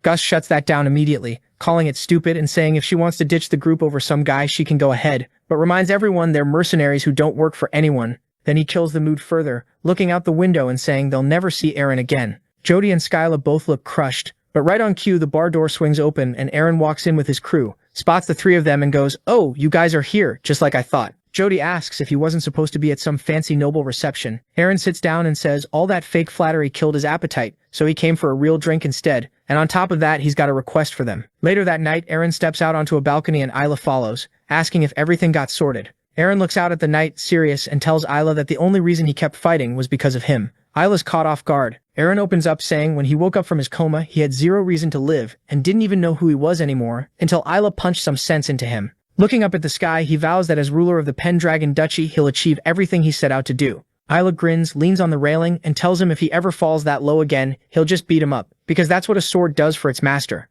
Aaron laughs, and before either can say more, they notice Sol flying off into the distance, Eren glances back, notices the drinks, and smiles. Then the two sit down and drink until dawn. Morning hits and the streets are alive, peasants talking about how Duke Pendragon showed up and got rid of that disgusting Count Brescia. A crowd gathers to watch Eren and his crew ride out. Skyla's going way overboard, rearing her horse up and screaming. She's the one and only girl of the Pendragon cavalry, a battlefield Valkyrie. Jody leans over and says she's massively overacting. Eren just smiles and tells him not to stop her. He basically travels with two mutes, so it's kind of fun to have a loudmouth around. Then he turns to Jody and thanks him for agreeing to work with him. Jody says there's nothing to thank him for. This is literally his dream. Behind them, Tylan's being dragged along looking miserable. Eren tells the group they're strong and, more importantly, a team that's been through life and death together, pointing out even Isla seems to like them, and Isla's total lack of reaction is basically his version of agreeing. Jody looks at Gus, surprised the guy who hates nobles actually tagged along. Gus just blames it on them. He can't just leave behind these idiots. You know, and also, Eren is different from every other worthless noble he's met. Meanwhile, Romelda watches Eren ride past and squints his eyes to take a good look, and he's confused as hell. Something about this Eren Pendragon feels familiar. Sunlight catches Eren's face, and for a split second, Romelda sees someone else entirely. His eyes go wide and he whispers, "Grey Vault?" And tears start rolling down his face as Eren disappears down the road. Eren turns to his crew and says it's time to head back to the Pendragon Duchy. Cut to across the sea, and Baltai's on one knee in front of a man surrounded by girls from every race imaginable. The boss asks if Baltai really came crawling in with bad news, right after his son got defeated. Baltai bows and asks to be punished, but the boss waves it off, saying he respects strong people and they'll need loyal warriors like Baltai for enemies this tough, then asks with a slimy grin if they've got a backup plan. Baltai smiles and says he's glad to hear that. And honestly, this throne guy might be a villain, but you've got to respect the lifestyle. Dude's got a harem spanning every race. Bro's a true man of culture. Then Baltai addresses him by his real title, King of the Sea Dragons, Duke of Arangus. Meanwhile, this man was sitting on the throne thinking he should like the video and help Mamoru to make juicy content and activate that cheeky little bell, and I'm out.